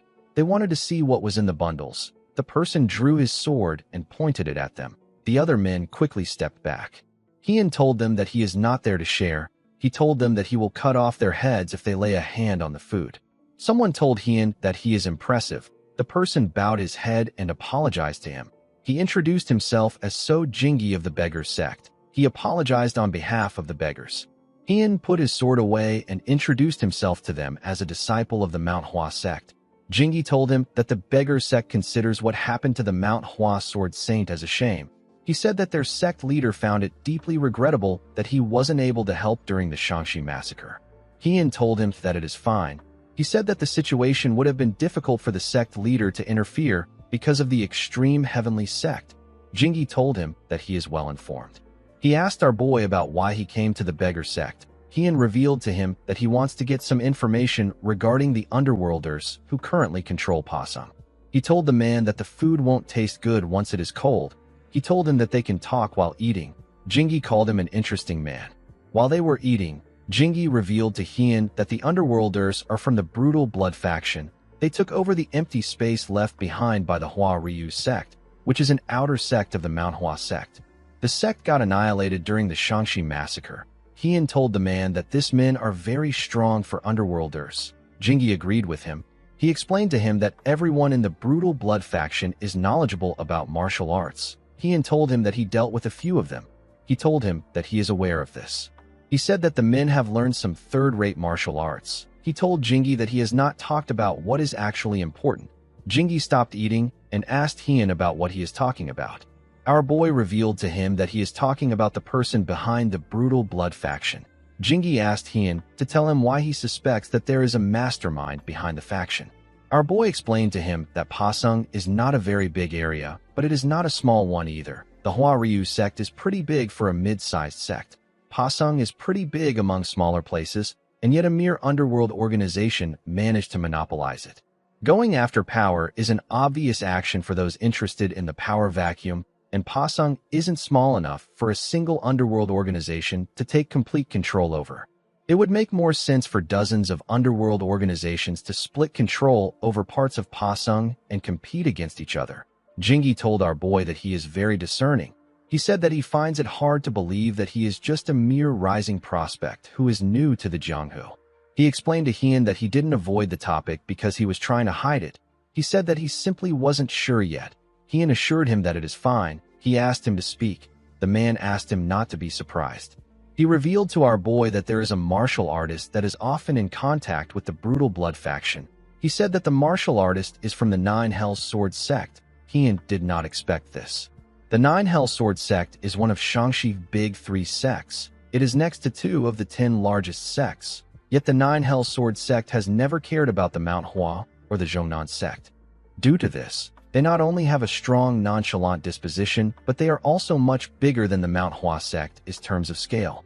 Hien found something strange about the sect. If they were the one responsible for this, they could have just flaunted their ambition. He wondered if the sect has the ability and time to focus on a place like this. Jingi said that he is not certain if the Nine Hells Sword sect is the mastermind. This is because they wouldn't care about how it looks. They will blatantly cause a ruckus. Hien told the man that the Nine Hells Sword sect wouldn't intervene here. Jingi told him that he is well informed. Our boy told him that he is curious about the identity of the martial artist. Jingi told him that he suspects the Red Wolf sword from the Nine Hells Sword sect. Hien was surprised to hear this. He asked the man if he is certain. Jingi said that he is. He believed that Hien knew him because of his reaction. He said that it would be stranger if our boy had not heard of him. Jingi advised Hien to be careful with his plans. Our boy thought about the name of the martial artist. He realized that he has never heard of anyone called the Red Wolf sword. In the next scene, we see Hien looking outside his window in his room. He could not believe that he was unable to get any information about the Red Wolf sword. He remembered how Jingi offered him a drink. Our boy believed that it was just tea. He assured the man that it is fine. He told Jingi that someone might mistake the tea for alcohol. Jingi laughed and told Hien that he was actually mistaken. Hien wanted to play along with the man. He was certain that he will be able to get some information about the Red Wolf sword if he does this. His plan was to take a little bit of alcohol until he gets the information he needs. However, our boy did not consider an important factor. He forgot that wine tasted way too good. Jingi asked him if he likes it. Hien said that it has been a long time since he had a drink. Jingi was surprised to hear this. He reminded our boy that this is his first outing in the Jianghu. After hearing this, Hien kept drinking. He He did not expect the drink to be so good. He was only able to stop after the beggars got knocked out. Our boy believed that he will be fine even if he didn't get the information he wanted. He already had some assumptions. He already knew how he was going to act, but he did not know what the junior disciples will do. He closed his window and looked at the bottles on the ground. He told himself that he still has some time left. He said that he will enjoy the leftover wine. At night, we see the junior disciples in our boy's room. Muwa and Mu Chiol noticed that they could smell alcohol. Hien had pushed the bottles under the bed. Muwa saw the bottles. Our boy asked the disciples to tell him what they learned. Muwa asked him if he was drinking while they were gathering information. With a serious look on his face, Hien said that he wasn't. The girl asked him if he is certain. Hien told her that he won't repeat himself. He asked her to tell him what she learned. Mu Jin revealed to him that the underworlders have taken over the power vacuum left behind by their sect's outer sect. He said that they now have control over Pasang. Muwa told Hien that the underworlders are dirty, evil bastards who are always dining and dashing. They steal money from civilians and resort to violence whenever the civilians don't cooperate. Muwa said that it is not uncommon for them to beat a person to death. Mu Chiol said that the biggest problem is that they have learned martial arts. Although it is a third-rate martial arts, it is still very dangerous when used against people who haven't learned any martial arts. Hien commended them on gathering this amount of information with the little time they had. He told them that he will now tell them what he learned. He told them that all they said was true. He said that there is something they need to be skeptical about. He asked his juniors about how the underworlders learn martial arts. He said that it is actually not hard to learn a third-rate martial arts. It is also easy to acquire books of this level. However, the underworlders are the type of people who would never touch a book on any given day. Some of these idiots are so far gone that they would use the books as fuel for a fire. Hien said that it doesn't make sense for all of them to learn a third-rate martial arts through a book. He said that someone must have helped them. He revealed to them that he looked into who it might have been and why they did it. He said that he found out who it was, but he wasn't unable to uncover the reason. The disciples were surprised to hear this. Mu Jin asked him about who the person is. Our boy revealed to them that it is the Red Wolf sword from the Nine Hell Swords sect. The disciples were shocked to hear this. Mu Jin could not believe that they were not dealing with some lowly criminals. Hien said that he wanted to ambush them and wipe them out. He asked them about what they think. Mu Jin could not believe that Hien was actually thinking of doing something. He feared the power of the Nine Hell Swords sect. Mu Chiol said that he doesn't know the reason why the Nine Hell Swords sect is working with a criminal group. He said that this is a decision that they cannot make on their own. He said that it will be best if they report to the elders before doing anything. Mu Jin was happy to see that Mu Chiol was saying what he was thinking. Muwa told our boy that she agrees with him. She said that this is injustice. She told him that they need to stand up to these criminals. Mu Jin was shocked to hear this. He believed that this was wrong. He believed that they needed to consider the situation they are in. Their sect was already overwhelmed with the recovery from the Shangxi massacre. It will be disastrous for them to clash with a big sect like the Nine Hell Swords sect. The boy believed that they must avoid this at all cost. He told Hien that it is too dangerous. He said that it would have been fine if it was just the underworlders. However, it is different if the Nine Hell Swords sect is behind them. He told our boy that he is worried that they might be starting a war with them. Hien told him that he is thinking too much. He told him that he understands. He asked him not to worry because something like that won't happen. Mu Jin was surprised to hear this. He asked our boy about why he is so certain. Hien explained to him that this isn't how the Nine Hells Swords sect operates. He said that the Nine Hells Swords sect is a rather tyrannical organization.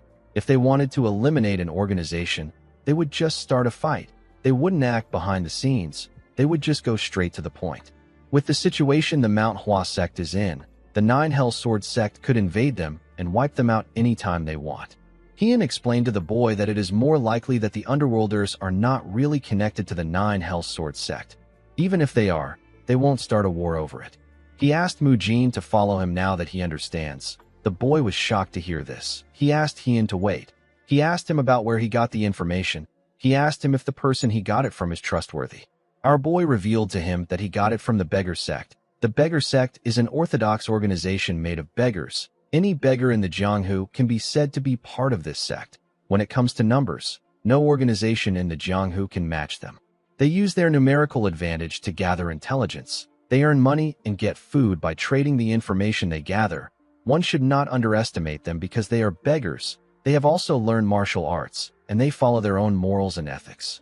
Any information gotten from this organization is definitely trustworthy. In the next scene, we see Hien and his juniors walking towards the Underworlders building. Mu Jin remembered that Hien told him that he worries too much. Our boy told him that he will try to make peace before doing anything. He assured him that he won't kill them right away. The boy believed that he was overthinking things. He told himself that he needs to stop worrying since his senior disciple said that he will try to work things out first. He said that he will calm down. He believed that things will be weird if he acts too anxious. He didn't want to be a burden. When they reached the doorstep of the brutal blood faction, Hien destroyed the door with a kick. Mu Jin tried to still maintain a straight face. He wondered why Hien didn't just open the door. The Underworlders were shocked to see that someone broke down the gates. They asked the people about who they are. As the dust slowly went away, Hien asked the men to tell the Red Wolf Sword and their leader to come out and kneel to apologize. He drew his sword and told the men that he will spare their lives if they do this. The men saw the symbols on their clothes. They quickly realized that they were looking at disciples of the Mount Hua sect. Mu Jin told our boy that this isn't a peaceful method. Mu Hua agreed with him. Hien told them that breaking down the front gates when ambushing another sect or clan is the way to do things in the Jianghu. He asked them to remember this. The moment he said this, the leader stepped out. He asked his men about what caused the ruckus. One of the men told him that the people in front of them are from the Mount Hua sect. When the leader saw the symbols on their clothes, he realized that they were really from the Mount Hua sect. He noticed that there were just 4 disciples in front of them. He believed that they were quite confident just because they are from the Mount Hua sect. He asked them if they want to die. He told them that they are stupid to ambush them this late. He told them that he currently has an important guest. He said that he will let this go. He asked them to screw off if they don't want to die. Hien told the man that they are the ones who are going to die. He asked the leader to watch his mouth. He told him that he doesn't like his tone. The leader was annoyed to hear this. He asked Hien if he is out of his mind. He asked him if he knows who they are involved with. He told our boy that he does not value his life. He turned to his men and ordered them to show the group how terrifying the Jianghu can be. He asked them not to kill them. The men quickly drew their swords and moved forward. Immediately they did this, Mu Hua saw something behind them. She saw 2 bodies on the ground. The girl was annoyed to see this. She quickly ran to the bodies. She wanted to check their condition. It was a man and a woman. The both of them were heavily injured and covered in blood. The man was already unconscious, but the woman was still hanging on. She was breathing heavily. Mu Jin and Mu Chiol quickly ran to Mu Hua. Mu Jin asked her to look up. 2 men were about to attack her. Mu Hua grit her teeth out of anger. She used a technique known as bamboo leaf hand to send them flying. The men fell to the ground. Mu Chiol and Mu Jin quickly covered the girl. Mu Jin told her that she can't just run off like that. Mu Hua told him that the people on the ground are not in a good condition. She said that they need to take them to a physician. One of the men on the ground stood up and asked her to tell him who gave her the permission to take them. He told his comrades that they are actually weak even though they are from the Mount Hua. He said that they can win against them if they fight together. Hien realized that Mu Hua hit them with less power than usual. He could tell that she controlled herself like she always does during training. He believed that the girl was too soft. He asked Mu Hua if her sword is for decoration. He asked her about why she is hesitating when these bastards are trying to kill her. He asked her to just stab them. The leader noticed that our boy did not move at all when the others ran to help. Just by looking at Hien's face, he could tell that our boy was sick and tired of this whole thing. He believed that Hien must be confident in his skills. He decided not to fight him. He chose to help his men kill the other disciples and join hands to kill our boy later. Hien was surprised to see that the leader actually ran to help his men. He didn't know why he was doing this when he was right in front of him. Fortunately, this was the situation that he wanted. This was the 2nd generation disciples' first time in the Jianghu. It is their first time out in the Jianghu after joining the Mount Hua sect. Thanks to this, they don't know anything. These underworlders are bastards who throw dirt and even spit at their opponents. Hien knew that the disciples will find it difficult to fight opponents who are actually doing whatever it takes to kill them. It is different from the incident with the Black Knight Palace where the 1st generation disciples were there to protect them. This time there is no one protecting them, nor is there anyone to fight these guys for them. They will die if they don't take their opponents seriously. Hien wanted them to learn that life and death in the Jianghu is not decided purely by their martial arts realm. The situation was incomparable to training in the mountains where they simply take turns in attacking each other. Our boy was certain that they will learn well. However, things were different for one disciple. Muchiol was not struggling much. While he was holding a man's head, another man charged at him. Muchiol dropped the man he was holding. He stopped the other man's hand before his sword could reach him. He gave him a punch that knocked him out. The leader was horrified to see the look on Muchiol's face. He realized that he couldn't take on the boy. He quickly turned around and ran to Hien. He assumed that he was wrong. He believed that our boy was the easiest opponent. He said that it is common sense to get rid of the weaker ones first before working with others to take down the stronger one. Hien pounded the idiot into the ground. The men were shocked to see that their leader lost. They didn't know what to do. Our boy was stronger than they expected. A man with a cup of liquor in his hand asked them to fight the others. He announced that anyone who can kill the disciples will become the new leader. He asked them to stop being dramatic and finish their job. The men referred to him as the Red Wolf Sword. The juniors were surprised to see that this man was the Red Wolf Sword. Hien told the man that he was wondering when he would show up. The Red Wolf Sword did not expect this. He asked our boy if he knows him. He said that it is an honor that a young disciple of the Mount Huan knows him. Hien revealed to him that he just learned about him yesterday. He told him that he doesn't care about the names of weaklings. The Red Wolf Sword told our boy that a Mount Hua disciple should follow the orthodox way. He told him that he runs his mouth like some demonic martial artist. He threw his cup on the ground and told Hien that he will play with him. He jumped down from the balcony and told Hien that he is going to have to give it his all. Hien asked the man if he is strong enough to take him on. The moment he said this, he appeared behind the Red Wolf Sword. The man was shocked to see this. He did not know when Hien got behind him. Before he could do anything, our boy grabbed his head and slammed it on the ground. The Red Wolf Sword quickly stood up and jumped back to put some distance between himself and Hien. He did not expect Hien to be so fast. He wasn't just missing his movements. He didn't even see his feet move. He wondered why Hien was not using his sword. The Red Wolf Sword told himself that it is impossible for our boy to be on a higher level than him. He said that there must be something else. There was no special reason why Hien did not kill the old man. He just wanted to see his own swordsmanship. It has been a month since he opened his eyes in Mu Wai's body, and he has never missed training once. The research to combine the Mount Hua martial arts and his own martial arts was also in progress. However, there was no way to prove the results of his training and research. The junior disciples weren't strong enough to understand. The elders and the first-generation disciples didn't have time for him. This was what made the old man precious to our boy. Hien knew that the Red Wolf Sword wouldn't reach his expectation, but he will be good for something. The old man disappeared in front of Hien and appeared in the air. He tried to strike our boy from above.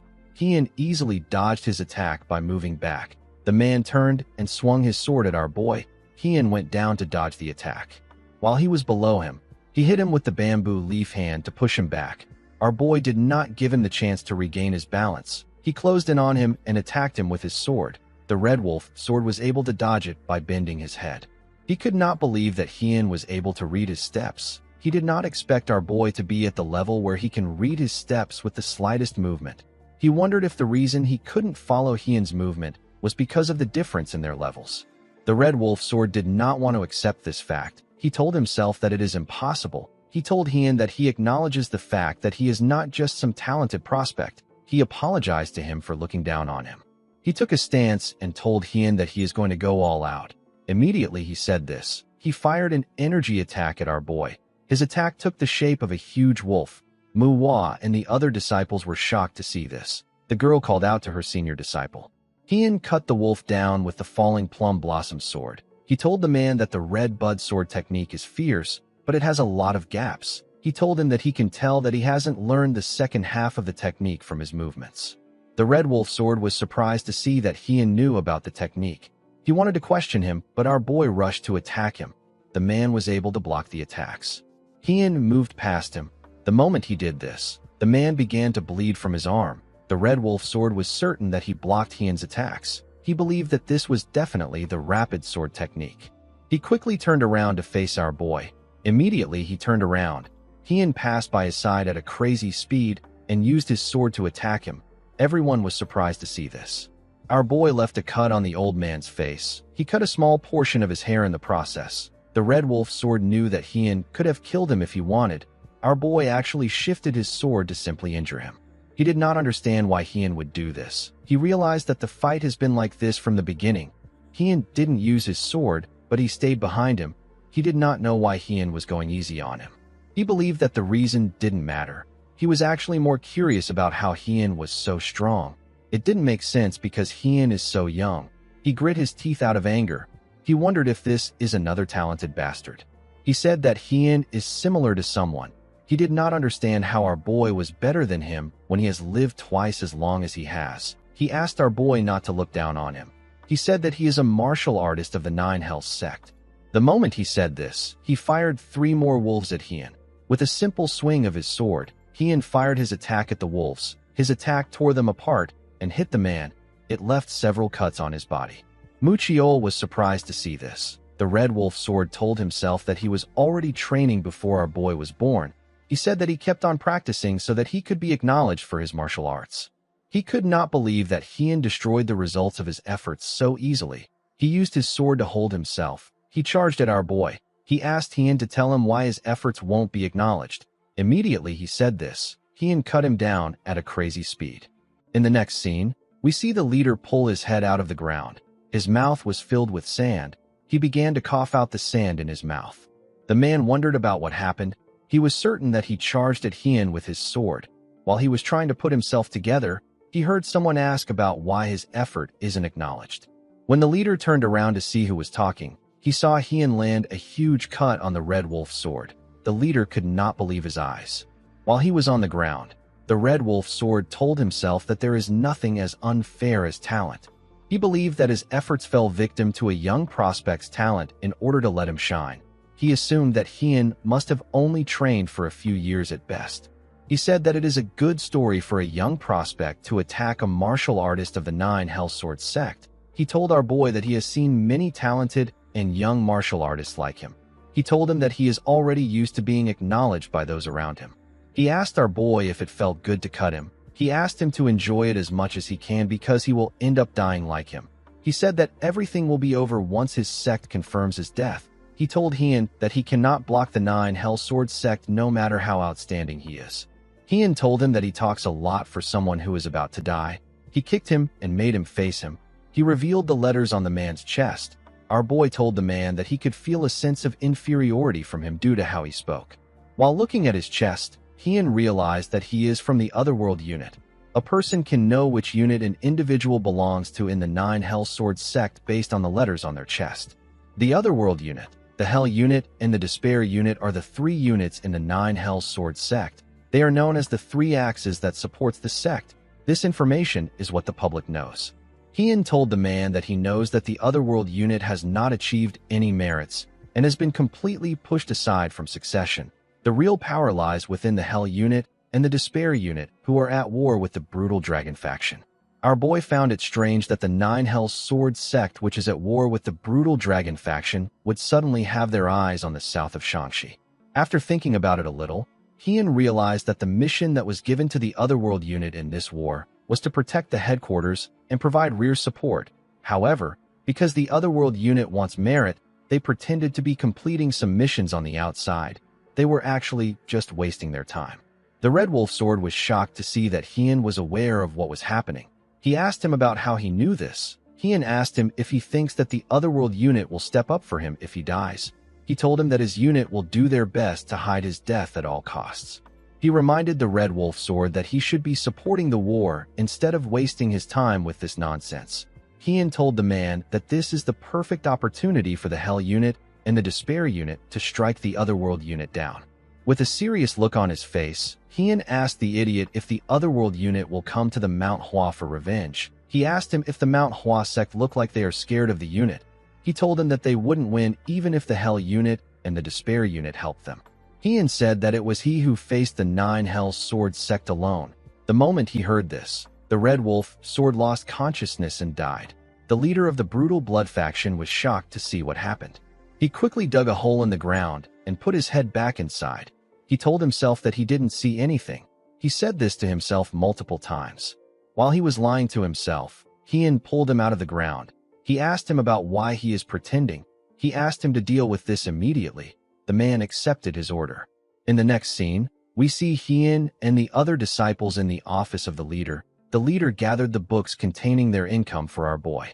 Hien saw the gambling debt income, the names of those who borrow money from them, and the accounts they borrowed from. Our boy did not expect the leader to keep a good record of the cash flow. While the leader and his subordinates were kneeling, Hien asked him if this is all. The leader said that it is. Our boy ordered him to return all the money they took and extorted to their respective owners. He asked him to also get rid of the gambling den and end his little faction. He asked the man if there are any complaints. The leader said that it will be a bit difficult to accomplish all of this today. The moment he said this, he saw the scary look on Hien's face. The leader kept quiet. Hien told him that he is mistaken about something. He explained to him that the reason he is not killing all of them is not out of mercy. He told him that they are simply trash who should not die. He told him that the victims will not be able to direct their anger at something if they die. Hien asked the men to not think that they can atone for their sins through death. He told them that their sins are heavier than death. He said that it is only right for them to live while atoning to those who they have bothered for the rest of their lives. Hien asked the men if they understand him. They all said that they do. Our boy ordered everyone to get started. He told them that they need to be proactive to finish it today. He asked the leader to stay behind. He asked his juniors to make sure the men are properly tearing things down and returning the money. Muwa asked her senior disciple about what he is going to do. Hien told her that he has something else to do. The girl asked him if he is going to drink again like last time. Hien asked her if he looks like a person who can drink anytime he wants. Muwa told him that he looks like someone like that. Our boy asked her to focus on her mission. Muwa glared at him as she walked out of the room. She asked him not to worry. She said that they will be fine. Hien did not expect the girl to see through him. Fortunately, he wasn't going to drink this time. He wanted something else. The leader asked Hien about why he asked him to stay. Our boy stood up and asked him not to hide it. He told him that he can't fool his nose. While drooling, Hien asked the man to lead him to where the tuber fleece flower is. In his last life, Hien went around looking for rare opportunities in order to get stronger. He didn't have any sect to support him, and he also didn't have enough money to obtain elixirs. Because he didn't have money, he looked for these opportunities by himself. These items are rare for a reason. A person couldn't just find them by looking for them. You have to stumble upon them accidentally. While Hien was resting after training, he coincidentally discovered the tuber fleece flower. He discovered the flower after spending 7 years looking for a rare opportunity. The tuber fleece flower he acquired in his past life tasted bitter, and it had a drab scent of dirt. It was a scent that Hien couldn't forget. The leader took our boy to their basement. Hien noticed that the scent of the fleece flower he faintly smelled earlier is getting stronger now that they have gotten close to it. The leader told Hien that it is a 200-year-old tuber fleece flower. He revealed to him that they obtained it accidentally and have stored it for a while. He said that he had forgotten about it because of the chaos. He told Hien that he is truly different to be able to smell and recognize it. He revealed to him that the Red Wolf sword was originally going to take it. He said that the herb has now found its true owner. Hien stepped into the treasury and commended the man on his work. He asked him to go up to finish his work. The man accepted his order. Our boy locked the door and began to look around. Most organizations who are capable of using martial arts have a space where they can practice energy circulation. Hien observed that the iron doors and the stone walls were pretty thick. He was certain that he didn't need to worry about anything. In his last life, Hien ate a 300-year-old fleece flower. He knew that a 200-year-old fleece flower won't be as good as the one he ate. However, this didn't change the fact that the item is special. Hien quickly opened the box. He wanted to enjoy the herb. The moment he opened the box, he saw something shocking inside. He did not understand why a 200-year-old fleece flower was so big. It was much bigger than the 300-year-old fleece flower he ate in his last life. This fleece flower was at least 400 years old. Hien picked up the flower. He recalled that it was very difficult for him to obtain a fleece flower in his last life. He could not believe that this man found something of this quality so easily. Hien felt bad that he was ingesting the herb alone. He promised to share the next good item with his juniors. While the leader was looking through the documents, he felt a heavy vibration and heard a loud sound. He was shocked to hear this. He quickly stood up. He noticed that the sound came from the basement. He saw some smoke coming from the basement. Hien stepped out of the basement. He said that he feels refreshed. The moment he said this, the leader ran to him. He asked him about what the loud noise was. Our boy said that it was nothing. He asked the man if he has time to stroll around. He reminded him that he has to thoroughly look through the ledger. The leader told him that this was what he was doing before he came down. Hien turned around and told him that he will check it later to see if he returned the money. He asked him to make sure to do it properly. The leader bowed his head and asked Hien to have a safe trip. He watched our boy as he walked away. He called him a bastard and said that he speaks in a rude manner. He turned to the basement. He wondered why there was smoke coming from the basement. He knew that the building was too damaged for nothing important to have happened inside. However, the man didn't care. He knew that the building would have eventually been destroyed either today or tomorrow. He did not think that it mattered. The leader was a bit curious about what the fleece flower did to Hien for this to happen. The scene shifts, and we see the gang members breathing heavily. They were all tired from destroying something with sledgehammers. While they were breathing heavily, Muchiol moved close to them. With a serious look on his face, he reminded them that the sun is going to rise soon. He asked them if they have time to rest. The men quickly stood up. Muwa asked them to break everything down. She said that the sun will rise soon. In the next scene, we see one of the underworlders giving a man a box filled with cash. The man asked him if he is really just going to give him. The underworlder bowed his head and told him that this is the money they extorted from him. He told him that it is only right that he returns it to him. He apologized to the man. Mu Jin watched the underworlder as he apologized. Someone else was also watching them from afar. The person turned out to be the branch leader of the beggar sect. The man could not believe that Hien actually defeated the Red Wolf Sword and dealt with the brutal blood faction. He was certain that it had only been 2 days since he gave Hien information on the Red Wolf Sword. He already knew that our boy was not ordinary, but this was beyond what he expected. Jingi believed that the Mount Hua is hiding a dragon. While he was watching Mu Jin, Hien told him that he was looking for him. The man was surprised to hear his voice. He turned around and told him that he did not expect to see him. Hien explained to him that he came to have a drink because he is feeling peckish. He said that it is not fun to drink alone. He told Jingi that the alcohol and refreshments are ready. He asked him if he is up for a drink. Jingi was surprised to hear that someone wanted to drink this early in the morning. He asked Hien to lead the way. The scene shifts, and we see Jingi eating chicken with Hien in a bar. He asked our boy about what he is curious about. Hien told the man that the Red Wolf Sword is dead and the brutal blood faction has been dealt with. He knew that Jingi was already aware of this. He told him that he is putting the funds of the brutal blood faction where they belong. However, Hien still had a problem. The brutal blood faction are underworlders. He explained to Jingi that the gang became underworlders because they had no way of surviving or earning a living.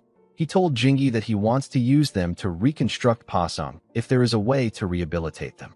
He asked the beggar if he knows someone who can take the men in and give them work. He asked him not to worry about the men's martial arts. He said that he plans on severing their dantian while he is here. Jingi said that dantians are not easily broken. He told our boy that he always surprises him. He revealed to him that he has a few merchants that he knows. He asked our boy not to worry about the underworlders. He said that he will check in on them every now and then to see if they are learning their trades and not causing any problems. Hien thanked him for this. Jingi asked him not to thank him. He told him that he is doing it for the civilians. He said that he should be the one thanking him for giving him an opportunity to help out. He poured Hien a drink and asked him about how long he plans on staying in Pasang. Hien revealed to him that he still has 2 outer sects he has to visit. He said that he has to visit the sects within a fixed duration, so he has 3 days left in Pasang. Jingi revealed to him that there are some strongholds around Pasang. He asked him if he is planning to deal with them.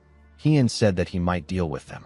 In the next scene, we see Hien place a bottle of liquor in front of his juniors. Mu Jin asked him about what is happening. Hien explained to him that he prepared this bamboo leaf liquor to congratulate all of them for finishing their first real mission well.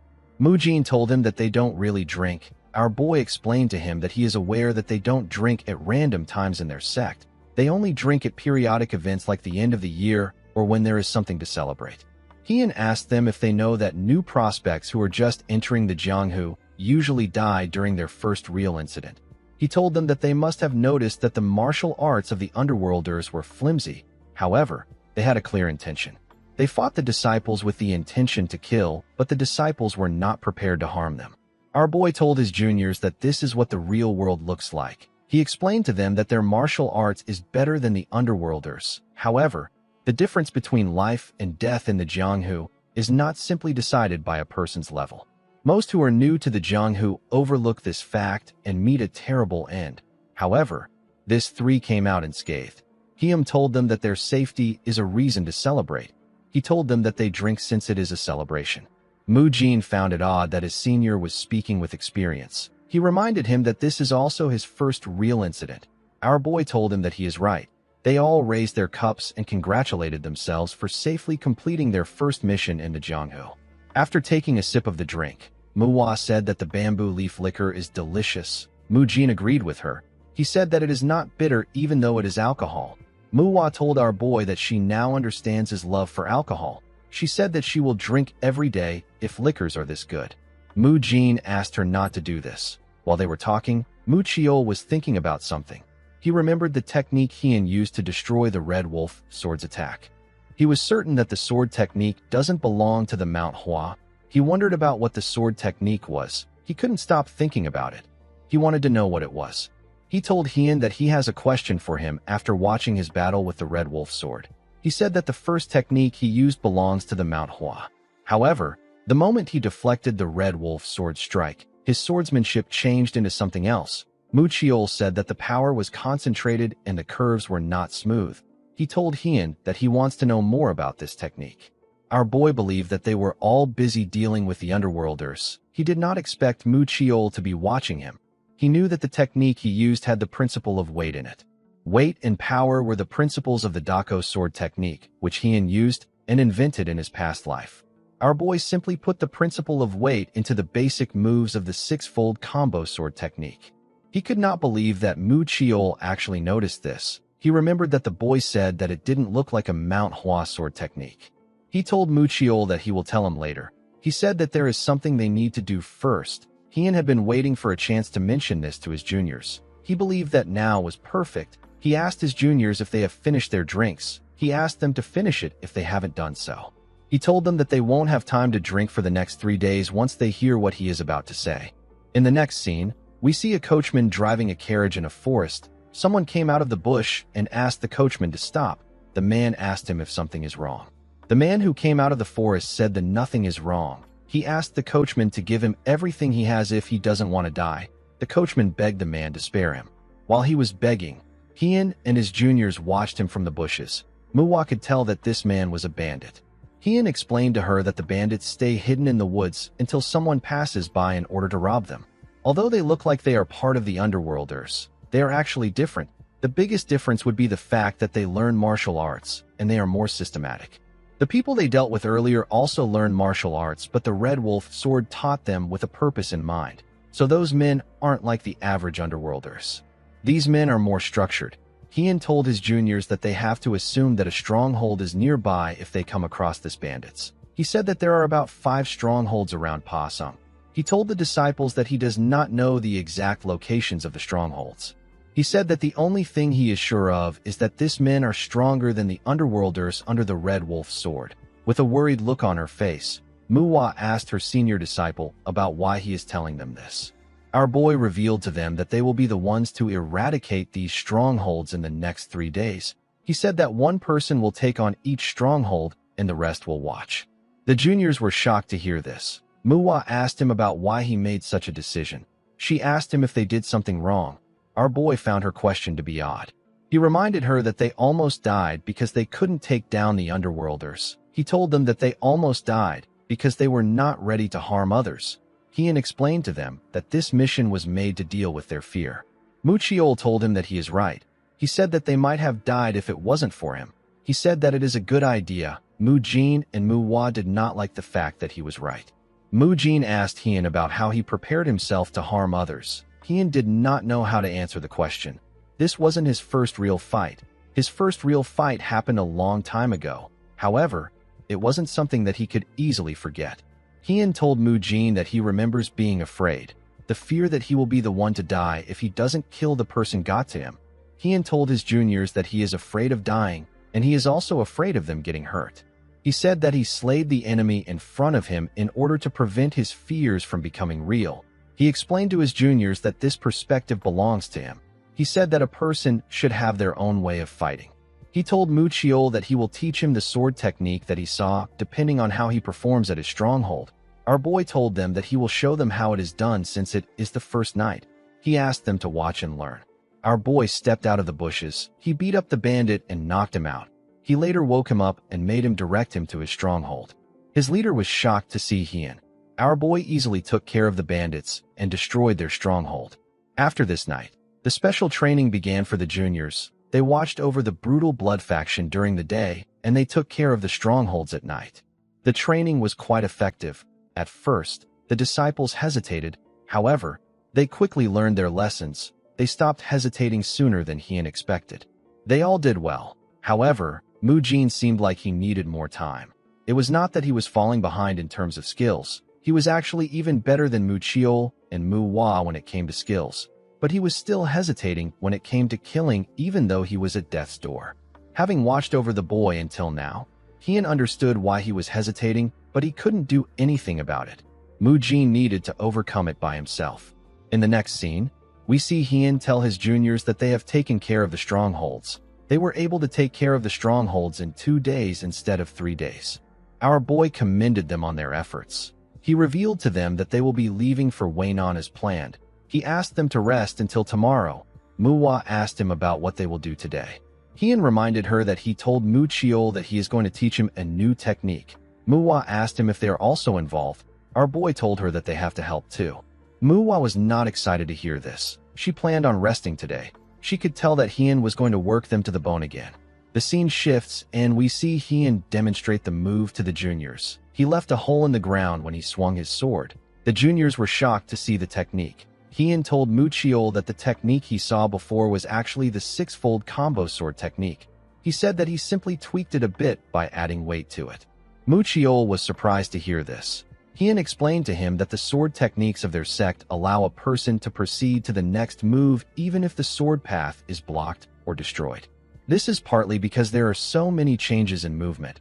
It is also because there is no differentiation between defense and an offense in the six-fold combo. In other words, a person can link the six-fold combo sword technique to any other skill.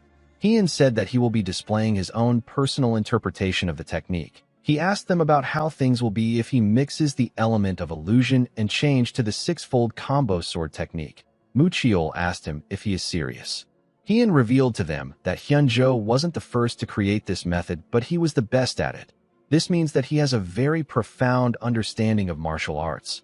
Our boy told them that Hyunjo thought a lot about the six-fold combo sword technique and came to a conclusion.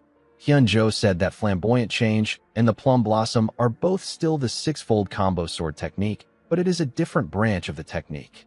Hien announced that Hyunjo was discreetly creating a new technique. He said that one of them uses the weight of the sword which he just performed. He said that he also has a conclusion about the technique. He said that it is incomplete. On top of this, the Mount Hua doesn't have a technique that deeply studies the weight of the sword. Hien explained to Mu Chiol that it can be foolish to learn a technique that isn't even complete, especially when he already has a good basic technique. Our boy said that Hyunjo has a reason for creating the method in secret. He knew that an incomplete technique could just end up causing chaos and confusion. Hien asked Mu Chiol if this is really the technique he wants to learn. The boy became quiet. He quickly put himself together and asked Hien to teach him the technique. For the sake of the story, I will now call Hien Mu Why. After telling Mu Why that he wants to learn the technique, they began to train. They practiced their stance overnight. Mu Hua and Mu Jin were forced to watch them do the same thing. Mu Hua was tired of watching them. She gently called out to Mu Jin. She suggested that they should run. Mu Jin was surprised to hear this. Mu Wai corrects Mu Chiol by telling him that he has been wielding his sword with the principle of illusion. He asked him to forget the principle of illusion that he knows and focus on the principle of weight. He advised him to think about the difference between how they use their swords. While sweating heavily, Mu Chiol said that he understands. As the boy practiced his sword technique, Mu Jin and Mu Hua walked down the hill. They said that they wanted to go watch the underworlders. In the town, we see a man asking his subordinate to move faster. He told him that he won't be able to get things done at his current pace. The subordinate was an underworlder. He told his master that his back and the area around his stomach has been aching him since yesterday. Mu Hua saw that there were no issues in the town. She recalled that her senior disciple told her that those who became underworlders had no other choice but to walk that path. If they are given the opportunity, they would actually work hard. Muwa did not expect it to be true. She believed that all underworlders were trash. She assumed that the underworlders were acting nice because they knew that she was watching them. Muwa wasn't really bothered about this because the underworlders could no longer use martial arts anymore. The girl believed that Mu Jin must be watching the underworlders too. She decided to end things and go back to the inn to rest. She told herself that she has done what she needs to do. She believed that she deserved to rest because she has worked hard for a few days. The moment she turned around, someone called out to her. Muwa quickly drew her sword when she turned around. She saw a woman and a child. She recognized the woman. She remembered that she was the one that she saved at the brutal blood faction. The woman apologized to her for surprising her. She introduced the little girl she was holding as her younger sister. Her name is Young Young. She asked Muwa to say hi to her. The girl quickly put her sword away. She asked the woman about how her wound is. She apologized to her for scaring her younger sister. She explained to her that she is a bit sensitive because she has been working for a while. While she was talking, Young Young thanked her for saving her sister. Muwa was surprised to hear this. She became emotional. She could not believe that the little girl was thanking her. She asked herself if this is why chivalrous fighters exist. Muwa felt like crying. The woman explained to her that her big wound healed quickly. She told her that they were able to carry out their father's funeral thanks to her. Muwa did not expect to hear about her father. She quickly realized that it was the man who was lying next to the woman. Muwa put her hands together and bowed her head. She apologized to her for not being able to help earlier. She hoped that their father rests in peace. The woman asked the girl not to apologize. She told her that she did not bring up the topic to get an apology. She said that she is actually thankful. She thanked Muwa for saving her and not letting her little sister live alone. Young Young stared at Muwa as her eyes shined brightly. She told Muwa that she wants to be a chivalrous fighter when she gets older. Muwa became emotional when she heard this. She began to cry. The woman did not understand why she was crying. Muwa told Young Young that she can also do it when she gets older. The little girl asked her if she is serious. While crying, Muwa told the little girl that she will become an even greater fighter than her. The woman asked the girl if something is wrong. She asked her if she is hurt somewhere. Muwa told her that it is nothing like that. At night, we see the lights in the town shine brightly. Inside the inn, we see Mu Jin sitting on the ground. He seemed to be thinking about something. The next day, we see Muwa breathing heavily. She asked Muwa to slow down. She did not understand why he was walking so fast. Muwa told her that he is not walking fast. He told her that she is the one who is slow. He asked her if she has become relaxed after resting for a day. Our boy said that she has been slacking in her usual training. He told her that he will take a look at things. Muwa whispered that they should have left early. She asked him to tell her why he let them rest for a day. Muwa turned around and glared at her. Muwa quickly covered her mouth. Mu Jin decided to change the topic since our boy's expression was not good. He said that he is curious if the underworlders in Pasung are rehabilitating well. He told Muwa that they didn't seem to have any issues when they were watching them. Our boy asked him not to worry about it. He said that the beggar sect will keep watching them. With a scary tone in his voice, he told Mu Jin that what they need to worry about is their weak mentalities. He said that he needs to increase the difficulty of their training. Mu Jin could not believe that he failed at changing the subject. He and Muwa knew that their lives were over. Muwa said that she misses Young Young. Our boy turned around when he heard this. Muwa explained to him that Young Young is the younger sister of the girl she saved during the fight with the brutal blood faction. She told him that she met Young Young while she was watching the Underworlders. She revealed to Muwa that Young Young said that she wants to be a chivalrous fighter like her when she grows up.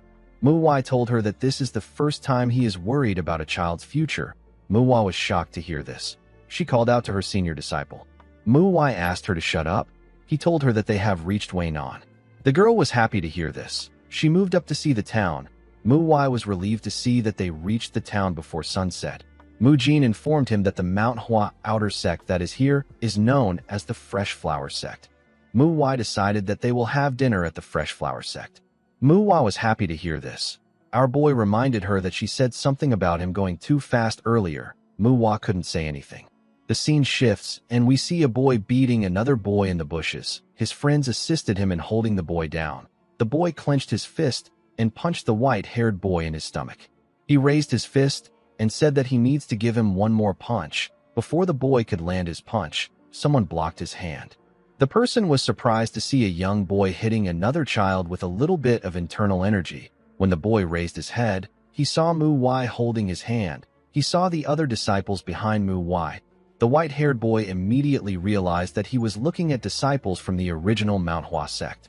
Mu Wai told the boy that his punch is enough to kill a child who hasn't learned martial arts. With a scary look on his face, he told the boy that he needs to be aware of this when punching with his fist. The boy glared at Mu Wai when he heard this. Our boy could tell that his eyes were full of arrogance. He immediately realized that the problem lies with the parents. He knew that the boy has been influenced by his parents. It wasn't his fault that he was like this. Mu Wai noticed that the boy was still glaring at him. With a look of anger on his face, our boy told the arrogant idiot that he can get slapped if he glares at someone while knowing that he is in the wrong. Mu Wai knew that the boy was from an orthodox sect. He asked him if he wasn't taught manners in his sect. Before our boy could do anything, the other boy gently grabbed his clothes. Mu Wai did not expect this. He understood what the boy was trying to say. He let go of the arrogant idiot and asked him and his friends to get lost before they get beaten. After the idiot and his friends left, the other boy put his hands together and bowed his head to Mu Wai. He introduced himself as Lim Sanha of the Fresh Flower sect. He thanked our boy for his help. Mu Wai also introduced himself to him. Mu Wai moved close to the boy and asked him if he is all right. Sanha said that he is. Mu Wai asked him about who the other boy was. Sanha said that the boy is the young master of the Great Truth sect. His name is Jie Sayin. The other kids are students learning martial arts at the Great Truth sect. Mu Wai asked Sanha to tell her why they were bullying him. The boy told her that their sect has never been on good terms with the Great Truth sect. Recently, the boys found out that their sect was weaker than the Great Truth sect. Thanks to this, they started bullying him. Mu Wai could tell that the boy swinging his fist was the young leader. Mu Jin asked Sanha if his sect leader knows about this.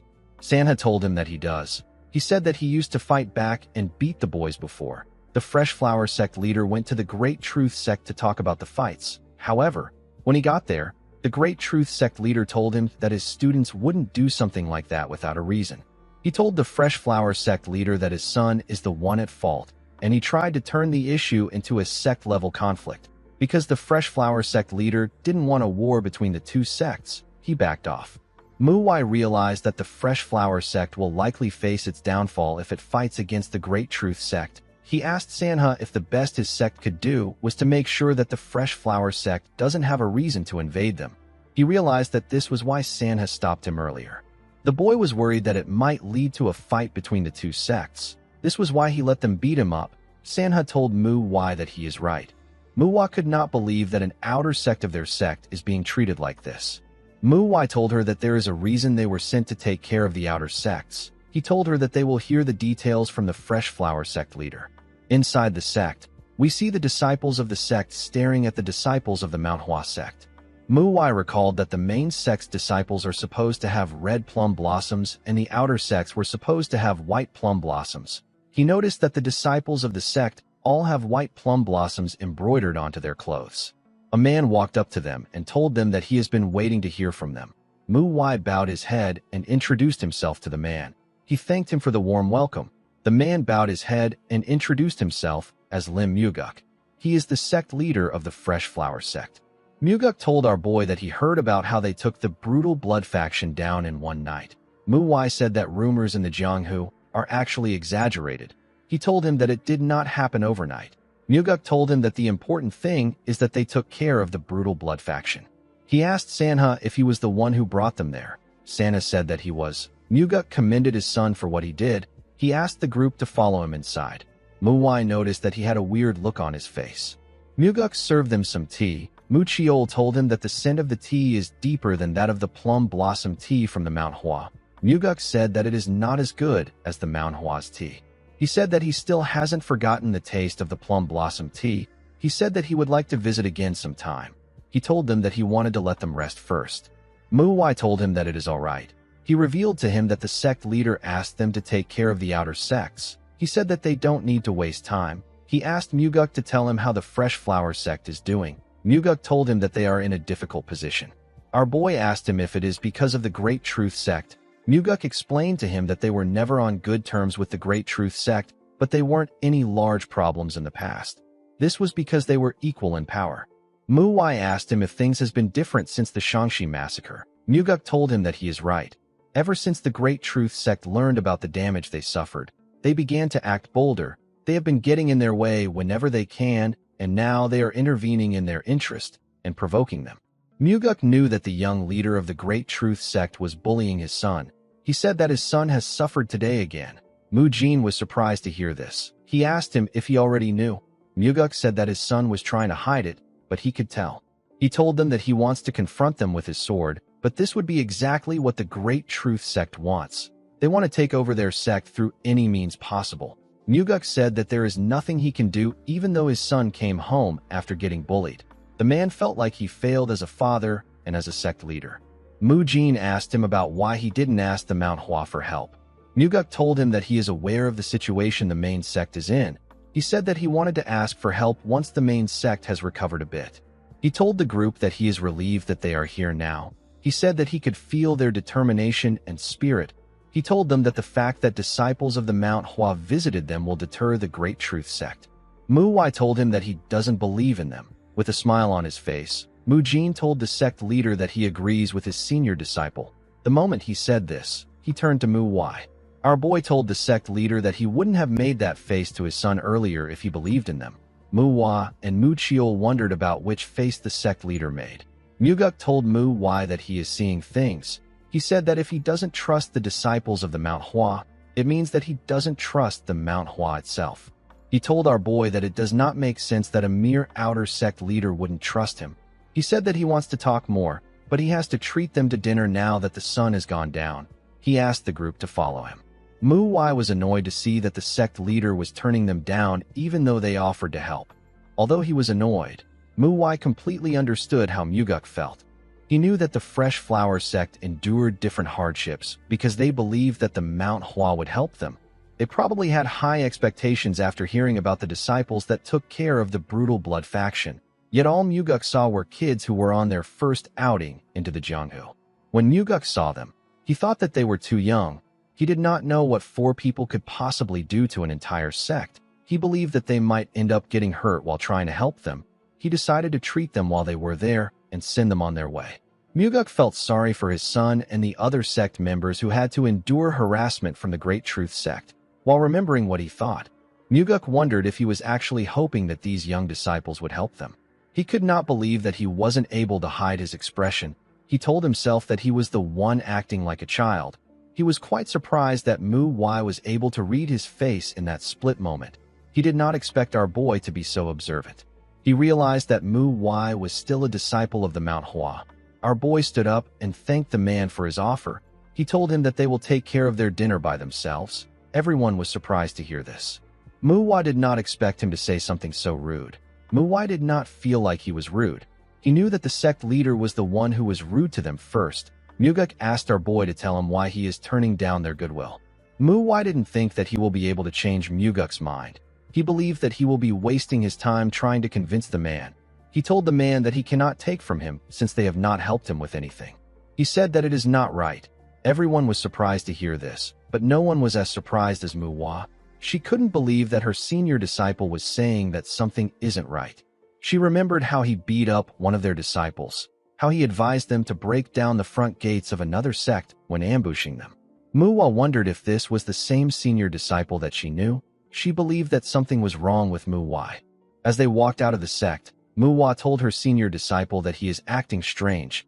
She knew that he never cared about his duties. She asked him about why he is suddenly doing otherwise. She knew that something was going on. She asked Mu Wai to tell them anything. Our boy turned around when he heard this. Mu Wai quickly closed her mouth when he turned around. Our boy was not actually looking at her.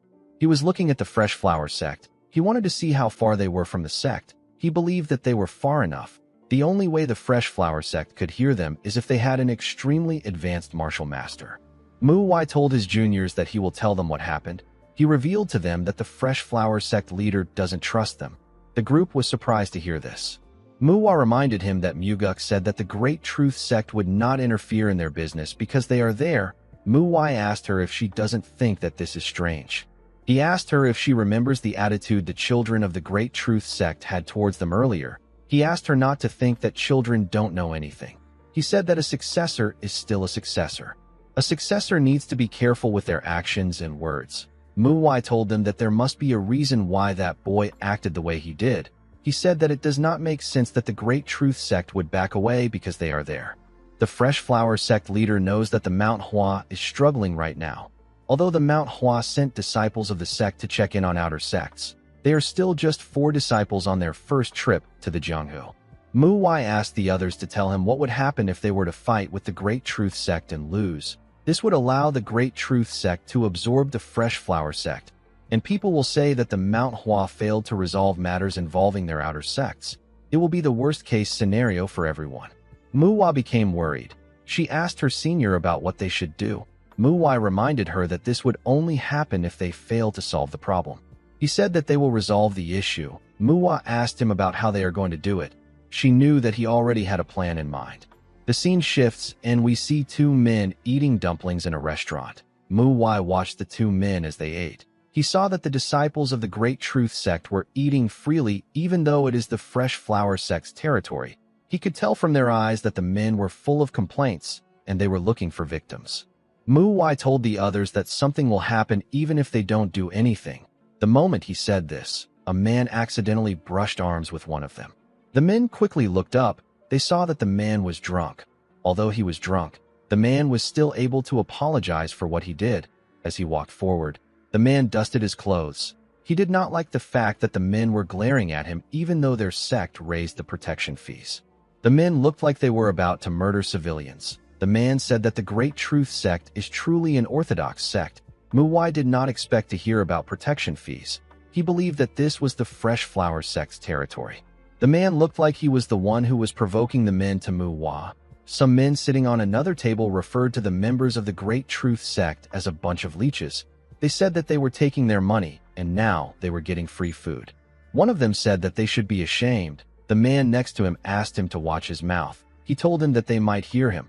The man said that they pay them to keep the unorthodox bastards away, but they ended up turning into those unorthodox bastards themselves. Upon hearing this, Muwai realized that the Great Truth sect has already taken over this place. They raised the protection fees when they took over. This got on the nerves of the people there. Our boy noticed that the man from before was still talking loudly. He knew that something was bound to happen. He told the others that things will be going their way. He asked them not to intervene no matter what happens. Muwai asked him about what he means. Immediately, she asked this question. The men from the Great Truth sect stood up. They said that they couldn't take it anymore. One of them touched the shoulder of the man who was talking and asked him if he has always wanted to say those things about them. Everyone there became nervous. The man told them that he has always wanted to say those things. The man from the Great Truth sect was surprised to hear this. The drunk man asked the disciple if he is going to kill him. The man's friend asked him to stop talking. The man asked him if he said something wrong. He told his friend that everything he said was right.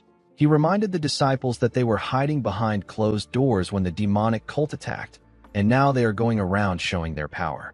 The man told them that they kicked out the Fresh Flower sect who actually protected them and raised the protection fees. The man laughed and told them that even the unorthodox sect wouldn't act like them. He called them a bunch of demonic bastards. He said that he wouldn't even be able to go around in public if he was a member of their sect. The disciple pushed the man to the ground and asked him if he thinks they are idiots. He raised his sword and asked everyone to look closely. He said that this is what happens when someone insults the Great Truth sect. Before he could stab the man, Muwai threw his chopsticks at him and made his body freeze. The man screamed out in pain. The other disciple took out his sword and asked Muwai to tell him who he is. Our boy kicked the man in his stomach and sent him flying. The first disciple asked our boy to tell him what he is doing. He asked him to tell him what he did that made him stop moving. Muwai picked up the other man's sword and told him that he has the same question for him. He agreed that the man spoke rashly. He asked the disciple to tell him why he wielded his sword against someone who hasn't learned any martial arts. The man looked at Muwai's hand. He saw the symbol on his clothes. He immediately knew that our boy was from the Mount Hua. Muwai asked the man to tell him what he was going to do with the sword. The man said that he was simply going to scare the man. Our boy took the man's sword and told him that he will be taking it away. The man was surprised to hear this. Muwai told him that if he was going to use a sword to scare a weak person, it will be better for him not to have a sword at all. He revealed to the man that he will be able to move once he takes out the chopsticks. He asked him to ask the unconscious man to take them out when he wakes up. He asked the man to come to the Fresh Flower sect if he wants to get his sword back. The man asked Muwai if he dares to interfere in the Great Truth sect's business. He told our boy that he is trying to start a fight. Muwai glared at the idiot when he heard this. He told him that even his sect leader wouldn't dare say something like that. He asked him if he is taking the Mount Hua lightly. The man became nervous. He said that he didn't mean it. Muwai told him that he meant it because this is how he has always been speaking. He explained to the man that he wasn't going to do anything more than this, but he has pushed him. He told the man that there is only one way for him to be forgiven. He said that the Great Truth sect leader must come to the Fresh Flower sect and beg for forgiveness. With a scary tone in his voice, Muwai told the man that the Great Truth sect will be history if the sect leader is not there by sunrise tomorrow. He advised the man to answer wisely. The disciple told him that he will bring his sect leader. Muwai and the other disciples were not even surprised by Muwai's actions. Muwai said that their senior is getting bolder by the day. She said that it would have been better if they just ambushed the Great Truth sect. Mujin agreed with her. He asked her if this will be all right. The next day, we see the sect leader of the Great Truth sect and his disciples marching towards the Fresh Flower sect. In Muguk's life, there are 3 times when he felt like a giant boulder was placed on his chest.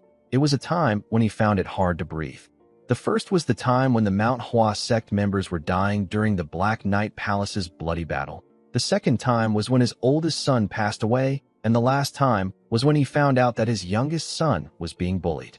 As he watched the Great Truth sect leader and his sect members walk towards his sect, Muguk felt like a giant boulder was placed on his chest again.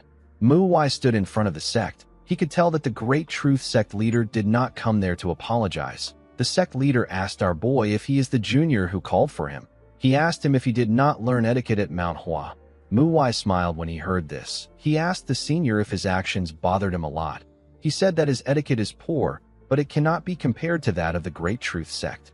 He told the sect leader that everyone in his sect is showing their killing intent as if they cannot wait for a bloody battle. He told them that they are kind of like a demonic sect. The sect leader placed his hand on his sword and called Muwai a bastard. Our boy cuts him off and tells him that they shouldn't fight here. He asked him to speak with him inside. He told the man that someone might misunderstand the situation if they see this. He explained to him that he is standing as if he is going to unsheath his sword and start fighting any second from now. Muwai reminded the man that they are orthodox sects. He told him that it won't be good for them to cause any misunderstandings. The sect leader took a look at his sword. He told Muwai that he is quite the talker. He believed that Muwai was just buying time. He decided to just humor him. He agreed to follow Muwai inside and discuss with him. Our boy was relieved to see that he agreed to follow him. He planned on breaking his wrist and dragging him inside if he didn't comply.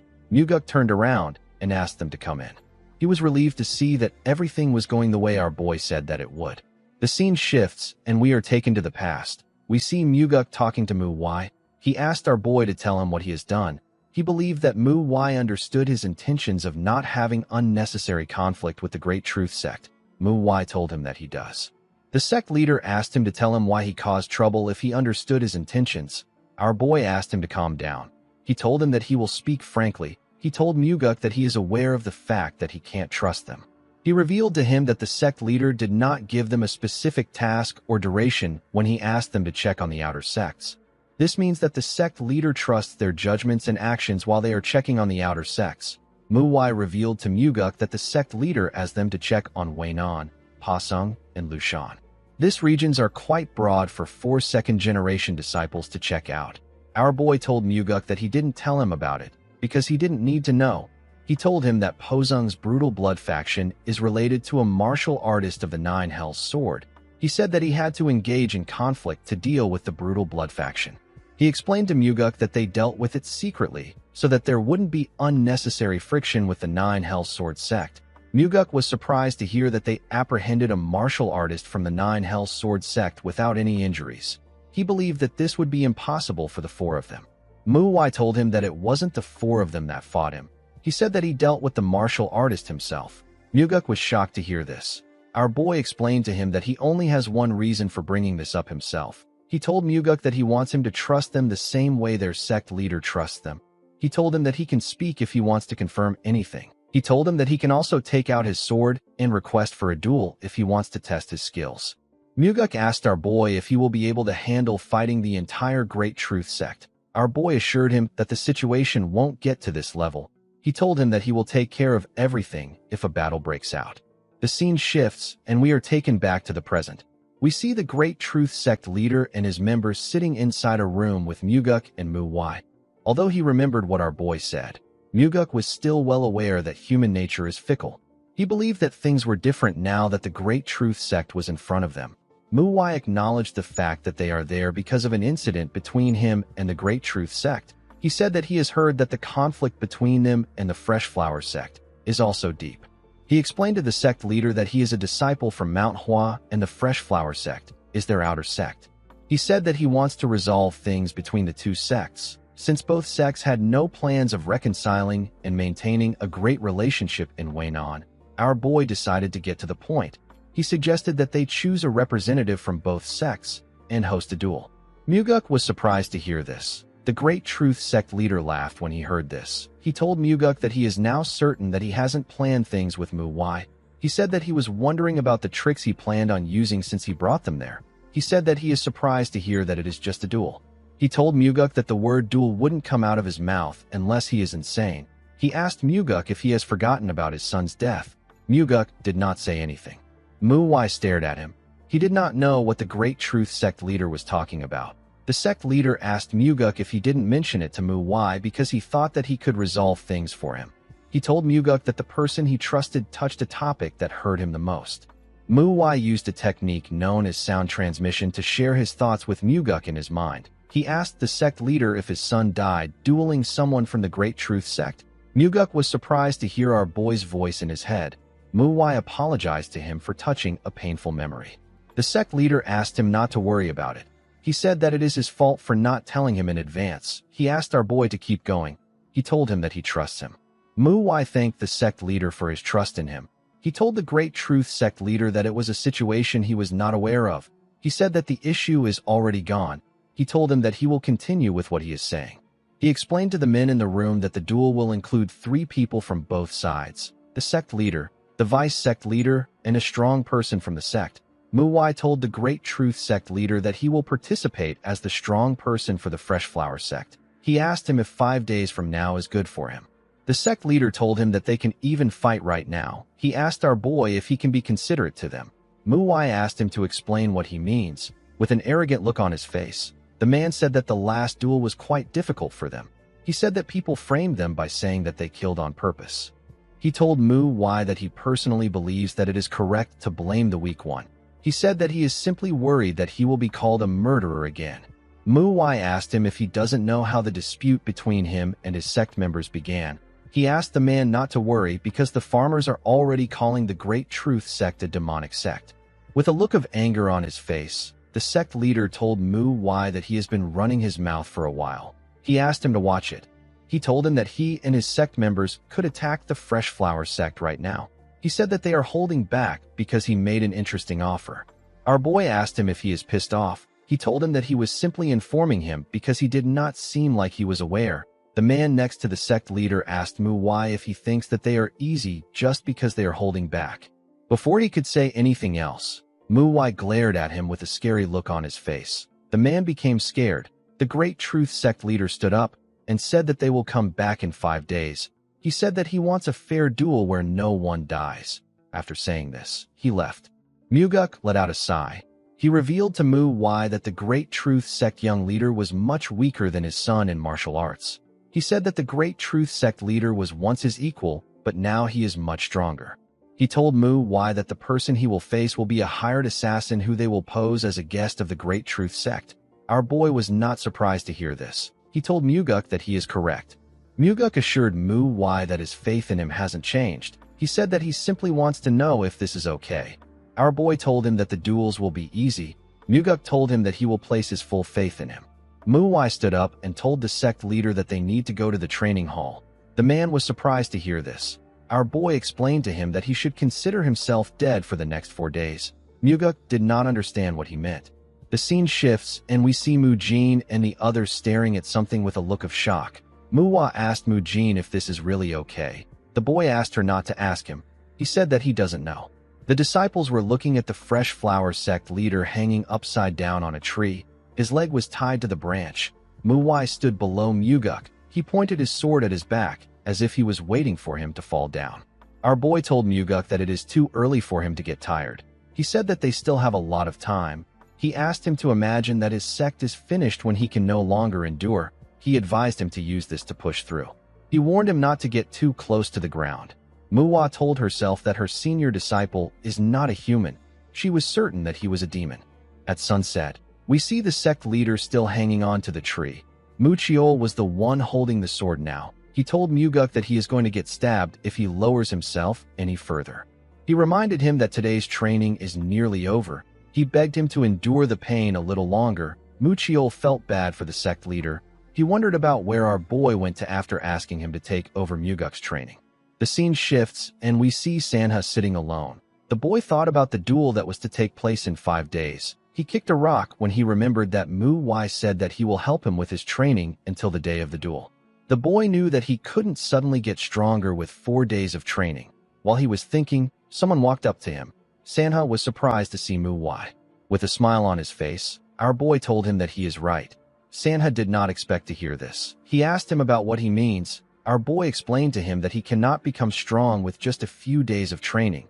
Such a thing is not possible without the help of a miracle medicine or strange encounter. Our boy picked up the rock he kicked. He told Sanha that this only applies when it comes to improving his martial arts. It is a different story when it comes to building experiences. Mu Wai explained to the boy that what is important is how he uses his martial arts. Sanha did not understand what Mu Wai was talking about. Our boy decided to change his approach. He raised the stone and asked Sanha if he is utilizing his martial arts properly. The boy was surprised to hear this question. He said that he is utilizing it properly. Mu Wai asked him to copy what he is about to do. The moment he said this, he fired the stone at a crazy speed. It touched a tree and destroyed it. Sanha was shocked to see this. Mu Wai explained to him that he used less internal energy than kids his age would typically have. He told the boy that he has far more energy than the average kid. He reminded him that he said that he knows how to properly utilize his martial arts. He told him that he should be able to utilize internal energy on this level. He told Sanha that his training is complete for the day if he succeeds. However, if he fails, he will have to keep trying until he gets it. Mu Wai asked the boy to give it a try. Later in the night, we see several trees which Sanha had partially destroyed. Unfortunately, it wasn't on Mu Wai's level.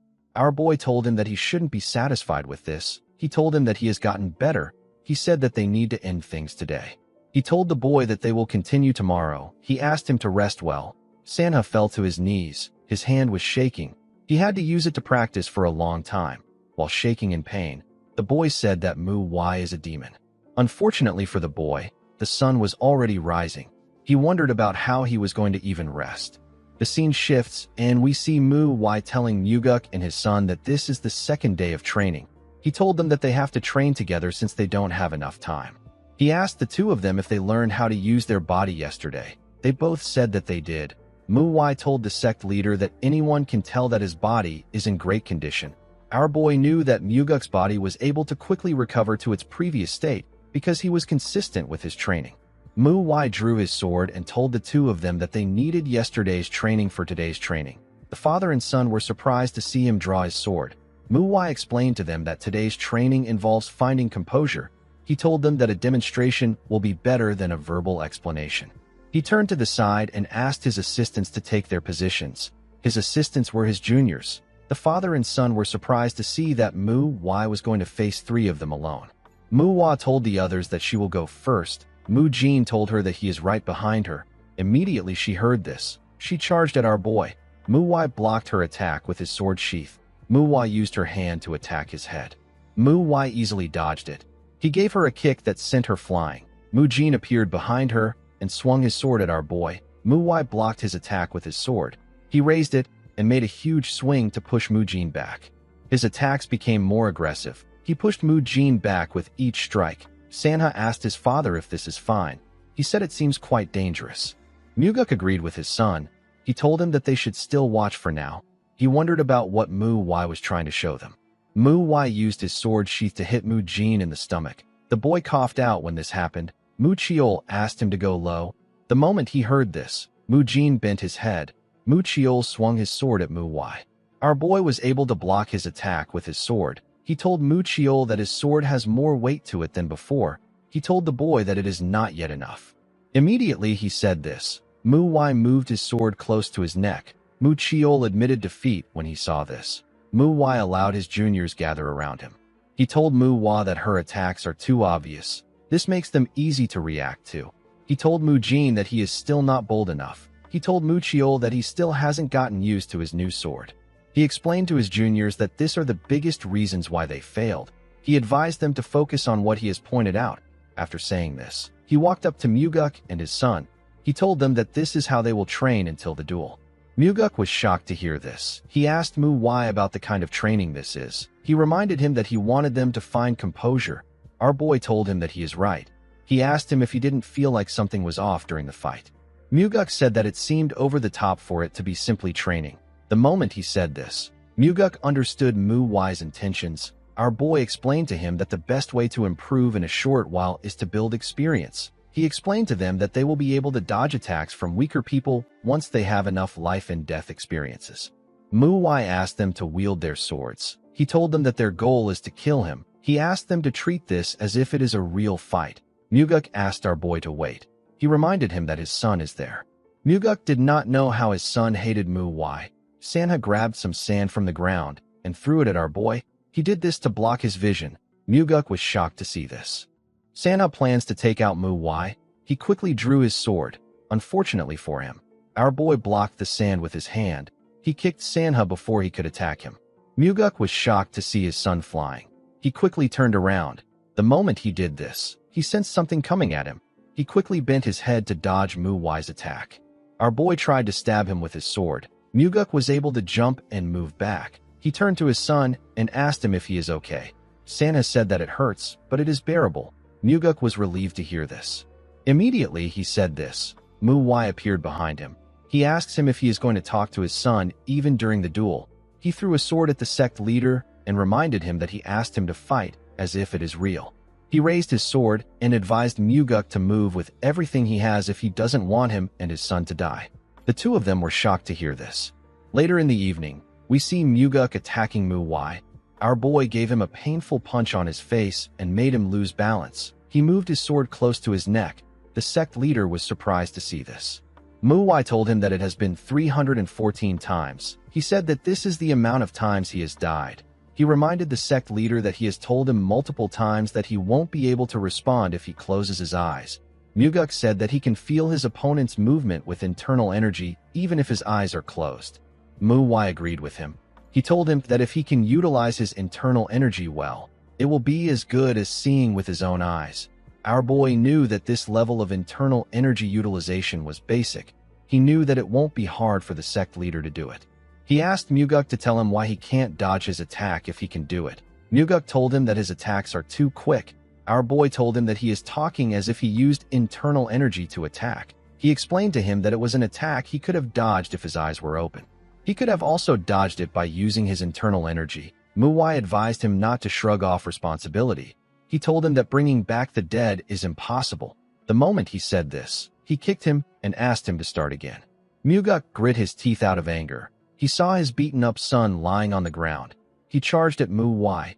When his sword clashed with our boy's sword, it caused a huge spark. Later in the night, we see that Muguk has lost consciousness. Mu Wai was beating some sense into Sanha.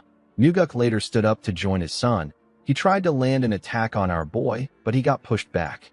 Mu Wai asked him and his son to continue attacking. The father and son did not relent. They attacked from different angles. The scene shifts, and we are taken to the Great Truth Sect. We see the Great Truth Sect leader having a drink with someone. The man told the sect leader that the Rising Lotus Sword should be enough for a second-generation disciple of the Mount Hua. The sect leader asked the man known as the Misty Tiger Blade if he wants to know why he asked him to do this. He said that he simply wants to properly humiliate them.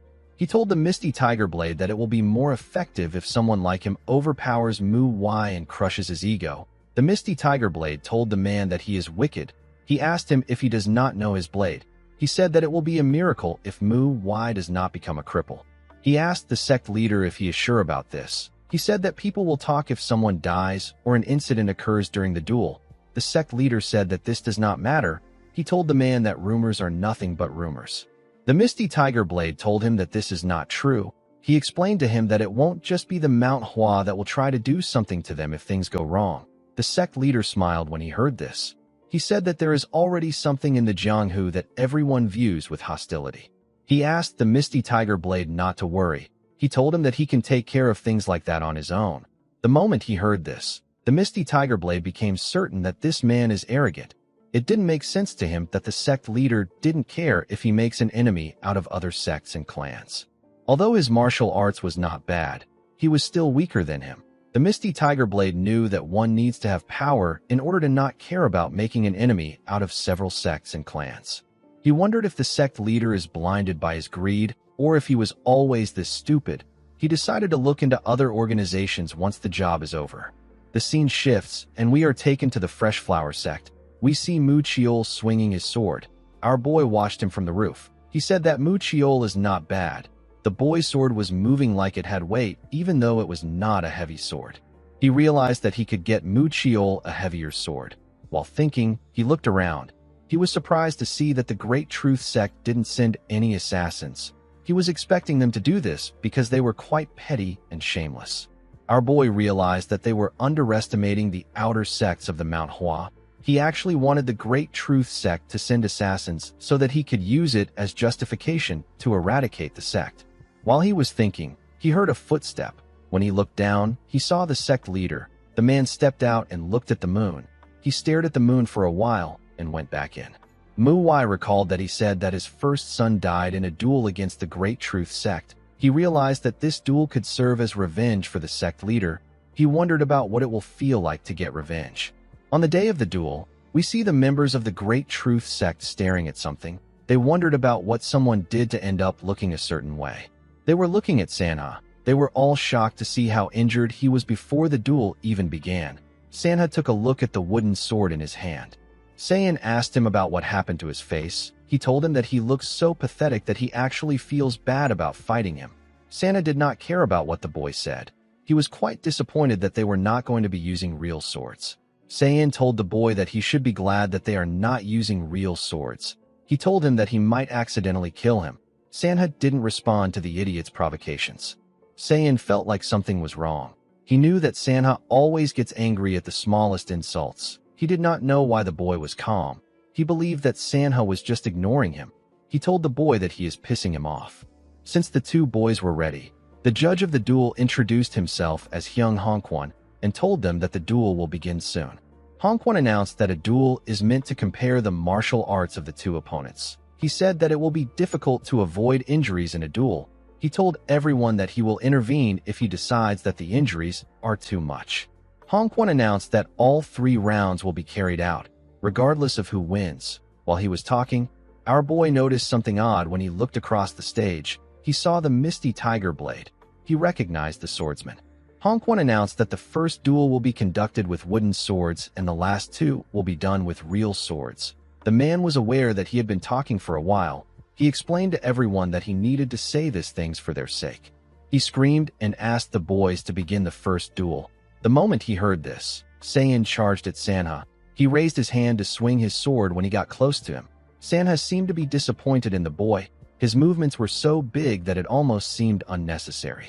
Sanha remembered our boy telling him that weaker opponents make exaggerated movements. Their movements are often quite excessive. Sanha asked Mu Y for the reason why they do this. Our boy explained to him that the weaker opponents want to seem threatening. Their goal is to scare and intimidate the opponent.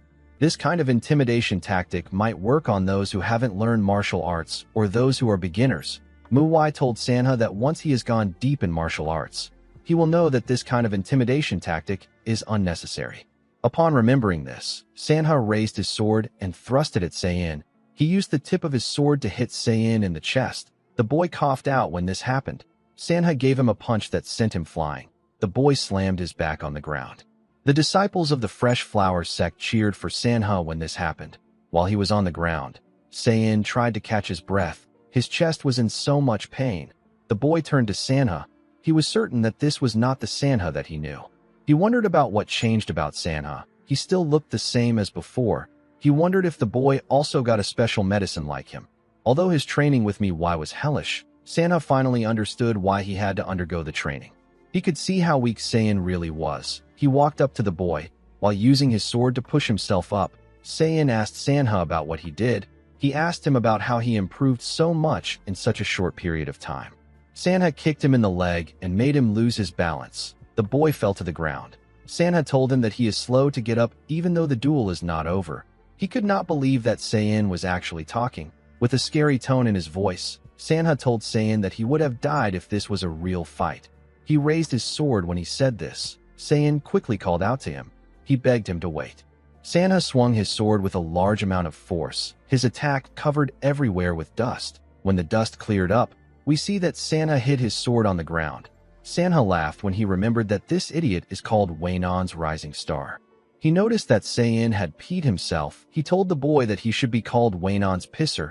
Upon seeing that Sayin had no intention of fighting again, Hongquan announced that the Fresh Flower sect won the first duel. The Great Truth sect leader slammed his hand on his chair when he heard this. He was annoyed to see how skilled Sanha was. He could tell that the boy really wanted to win the duel. He didn't expect his son to lose because he even fed him medicine to increase his internal energy. The sect leader believed that the first round didn't matter because the last two duels were guaranteed wins. He told himself that he will let the Fresh Flower sect enjoy their victory. Hongquan asked the participants of the second duel to come forward. The Fresh Flower sect leader and the Great Truth sect leader stepped out. Muguk was a bit nervous to see the sect leader. He remembered hearing that the man took a miracle medicine a few months ago. Now that he was seeing him up close, he realized that it was not a false rumor. Muguk took a stance. He reminded himself that he also did his best to prepare for this duel. He decided to remove any unnecessary thoughts and emotions from his head. He said that he will fight as if he is facing Mu Wai. The Great Truth sect leader was certain that Muguk knew that he took a miracle medicine. He wondered why the man was calmer than before. He smiled and said that he wants to see how long he can maintain his composure. The moment he thought of this, they were asked to start the second duel. The sect leader disappeared in front of Muguk. Muguk remained calm and bent his head down to dodge the attack. He grabbed the man's hand and swung his sword at him from the side. The man was able to dodge the attack, but Muguk managed to land a cut on his face. The sect leader quickly kicked Muguk. Muguk was able to block his attack with his sword, but he still got pushed back. The sect leader told Muguk that he was holding back in order to avoid what happened last time. He said that he no longer needs to hold back. He charged at Muguk and said that he will give it his all. He swung his sword at him when he got close to him. Muguk was able to block the attack with his sword. He pushed him back. The two men parried each other's attacks. Muguk noticed that the man's side is open when he is using his moves, and his right thigh is also open when he swings upwards. Muguk knew that Mu Wai would have pointed out all these habits. He thought that it would be hard to win against the Great Truth sect leader without some miracle medicine or a literal miracle, but now he understood what our boy saw. He realized that Mu Wai has taught him something much more valuable than those things. He moved past the man and attacked his side at a crazy speed. Some blood gushed out of his body. The Great Truth sect leader was not ready to stop. He quickly turned around and swung his sword at Muguk. Muguk was able to block it in time. The man quickly kicked him in the ribs. Muguk did not falter. He swung his sword at the sect leader's head. The sect leader was able to dodge it by bending his head back. He quickly went down and used a stunt to push himself back. He grit his teeth out of anger. People have dantians in the cores of their bodies. Qi flows in these dantians. The qi that flows through the body is called internal energy. When this internal energy is refined and condensed within the body, it becomes stronger. This is the internal arts that forms the foundation of all martial arts. However, many people confuse internal arts with internal force. When we are considering the amount and force of the internal energy, we are referring to internal force. Internal arts, on the other hand, refers to the refinement of the internal force, as well as meditation and mental training to reach enlightenment. In other words, having good internal force does not equate to possessing good internal arts. The Great Truth Sect leader made his attacks faster, but Muguk was able to keep up with him. He pushed the man's sword away with a large amount of force. He grabbed his hand and landed a cut on him. The Great Truth Sect leader spat out some blood. Muguk wasn't ready to stop. He turned around and swung his sword at the man. The Great Truth Sect leader knew that he couldn't dodge the attack in time. A small amount of blood got splashed on the ground. The Great Truth Sect members were shocked to see what happened. Even Hongquan was shocked to see what happened. Oddly enough, the Great Truth Sect leader was still alive. It turns out that someone stopped Muguk's sword with his hand before it could reach the sect leader. Mu Wai was the one who stopped it with his hand. Blood dripped from his hand. He told the sect leader that he has done enough. Muguk cried when he heard this. He wanted to kill the man who took his son's life. He realized that he needed to put himself together. Our boy let go of his sword. The Great Truth Sect leader fell to his knees. Hongquan announced that the Fresh Flower Sect won the second duel. Disciples of the Fresh Flower Sect began to cheer when they heard this. They were very happy to hear that they won't have to leave Weinan. The Great Truth Sect leader could not comprehend what was happening. This was not how he wanted things to go. The Misty Tiger Sword was not surprised to see that the man lost. He knew that the sect leader could have won if he just stayed calm. He realized that the man's personality got him there. He wondered if it was necessary for him to even fight Mu Wai. He decided to surrender the moment the match begins. Hongquan announced that the Fresh Flower Sect is the winner since they won 2 duels. He said that they will still stick to the rules and continue the last duel. He asked the participants to step forward. Muguk apologized to our boy for his behavior. He told him that he got carried away with his emotions and ended up hurting him. He could not believe that our boy had to fight with his injured hand. He asked Mu Wai to surrender since they already won. Our boy asked him if he is worried about his hand. He revealed to the sect leader that the blood does not belong to him. He tried to clean it off his hand. Mu Wai explained to Muguk that there was a lot of blood on the sword when he grabbed it. He said that it probably belongs to the Great Truth Sect leader. Muguk could not believe what he was hearing. He could not believe that Mu Wai grabbed the sword he put his full power into and didn't sustain a single injury. Muguk knew that our boy was talented, but he didn't expect it to be on this level. The Great Truth Sect leader asked them to wait. He acknowledged the fact that his sect lost. He asked the Fresh Flower Sect leader if he can do him a favor. He begged Muguk to be more understanding. Muguk scoffed when he heard this. The Great Truth Sect leader agreed to hand over all rights to him since they lost the duel.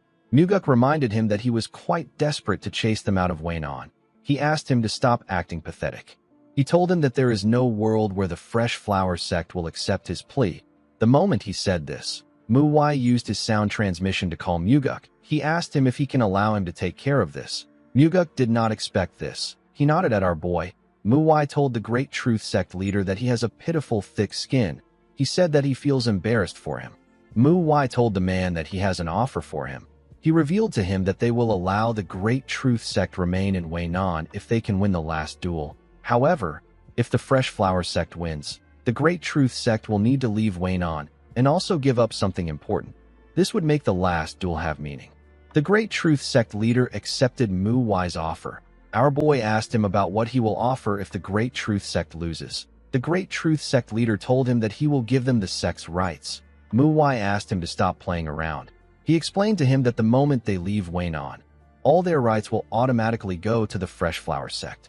He advised the man to offer something that the Fresh Flower Sect cannot earn from the duels. He told him that he will rescind his offer if he is going to be greedy. The sect leader grit his teeth when he heard this. He knew that he had no other choice. He told Mu Wai that he will give them 5 great merit orbs. Mu Wai smiled when he heard this. He told the man that he should have offered this from the start. Muguk announced that his sect accepts the Great Truth Sect's offer. He said that the Great Truth Sect will be permitted to stay in Weinan if they win. However, if the Fresh Flower Sect wins, the Great Truth Sect will have to give up 5 great merit orbs and leave Weinan. The Misty Tiger Sword said that he must do his best not to lose. He drew his sword and told Mu Wai that he wants to give him a warning. He told our boy that a young martial artist like him will find it difficult to deal with his blade techniques. He advised Mu Wai to give up now. Our boy smiled and asked the man to tell him which martial arts is easy to deal with in this world. He drew his sword after saying this. The Misty Tiger Blade was a title given to the man to imply that he chases off even tigers. Mu Wai knew about him because he challenged him in his past life. He remembered the man as a pretty skilled swordsman from Shaanxi. In order for our boy to recall the time he met the man, it means that he held up longer in the fight against him than he expected. Mu Wai remembered that the Misty Tiger Blade managed to endure about 3 turns. He knew that the man would have survived 10 more turns if his sword didn't break. Mu Wai wondered about how much better the Misty Tiger Blade has become. Hong Quan asked the two of them if they are both ready. The Misty Tiger Blade smiled when he heard this. Hong Quan asked them to begin. The Misty Tiger Blade disappeared in front of our boy. Muguk was shocked to see how fast he was. The man was much faster than the Great Truth Sect leader. He knew that the Misty Tiger Blade was strong, but he didn't think that it will be to the point where he could barely follow his movements with his eyes. He believed that this might be dangerous for Mu Wai. Our boy raised his sword and used it to block the man's attack. The Misty Tiger smiled when he saw this. Mu Wai didn't give him the chance to think. He used a technique known as falling flower palm to hit his chest. The attack pushed the Misty Tiger Blade back. Before he could regain his balance, Mu Wai disappeared in front of him. He attacked them from the front and side. The Misty Flower Blade was able to block his attacks. The two of them made their attacks faster and swung their swords at a crazy speed. The others could barely see them. They couldn't believe that this was a duel. All they could see were rays of light. Muguk knew that they weren't seeing rays of light. They were actually sparks of flame created from their swords clashing against each other. Muguk became certain that our boy was facing a really powerful opponent. Mu Wai did not understand what was going on. She wondered why her senior was weaker than normal. She did not understand why Mu Wai was going easy on the man. The Misty Tiger Blade did his best to block our boy's attacks, but he couldn't block all of them. Mu Wai was able to land a cut on his thigh and on his arm. The man could tell that our boy was not a normal kid. He realized that he made a mistake by underestimating Mu Wai because of his age. Although Mu Wai surprised him with his power, the Misty Tiger Blade was still certain that he could win. He covered his sword with his energy and told Mu Wai that he will crush him. The moment he said this, he fired a technique known as the fourfold deadly fangs at our boy. He fired 4 powerful strikes at him. Mu Wai stepped back and used his sword to block the attack. He remembered that the man used this technique when he fought him in his past life. He was able to break through with his sword. Mu Wai decided to do something different. His sword released a pink energy and twisted like a snake. He spun his sword at a crazy speed and used it to block the strikes. Mu Wai was shocked to see this. She said that this is the Falling Plum Blossom Return Ring. Mu Jin told her that this is different from the one they know. It was more offensive. Our boy used the flowers to cut the Misty Tiger Blade's attacks. He created a huge plum blossom with his energy. The technique is known as the Falling Plum Blossom Return Ring. The members of the Great Truth Sect were shocked to see the technique. The Misty Tiger Blade was more shocked than everyone. He could not believe his eyes. Mu Wai fired the attack at him. He released tiny petals that tore through the Misty Tiger Blade. The man could not defend himself against this overwhelming attack. He fell to his knees and slammed his head on the ground. Mu Wai turned around to see the man on the ground. He realized that he was too weak to test the technique on. Upon seeing that the Misty Tiger Blade has lost consciousness, Hong Quan announced that the Fresh Flower Sect has won the duel. The Great Truth Sect leader froze in shock. He could not comprehend what was happening. Things were not going as he planned. He did not know what to do. Hong Quan presented Mu Wai with a box containing 5 Great Merit Orbs. The Great Truth Sect and the Fresh Flower Sect both realized that the Mount Hua is a powerful sect. They could not believe that a young man like Mu Wai easily defeated the Misty Tiger Blade. Our boy turned to the side to see the Great Truth Sect leader.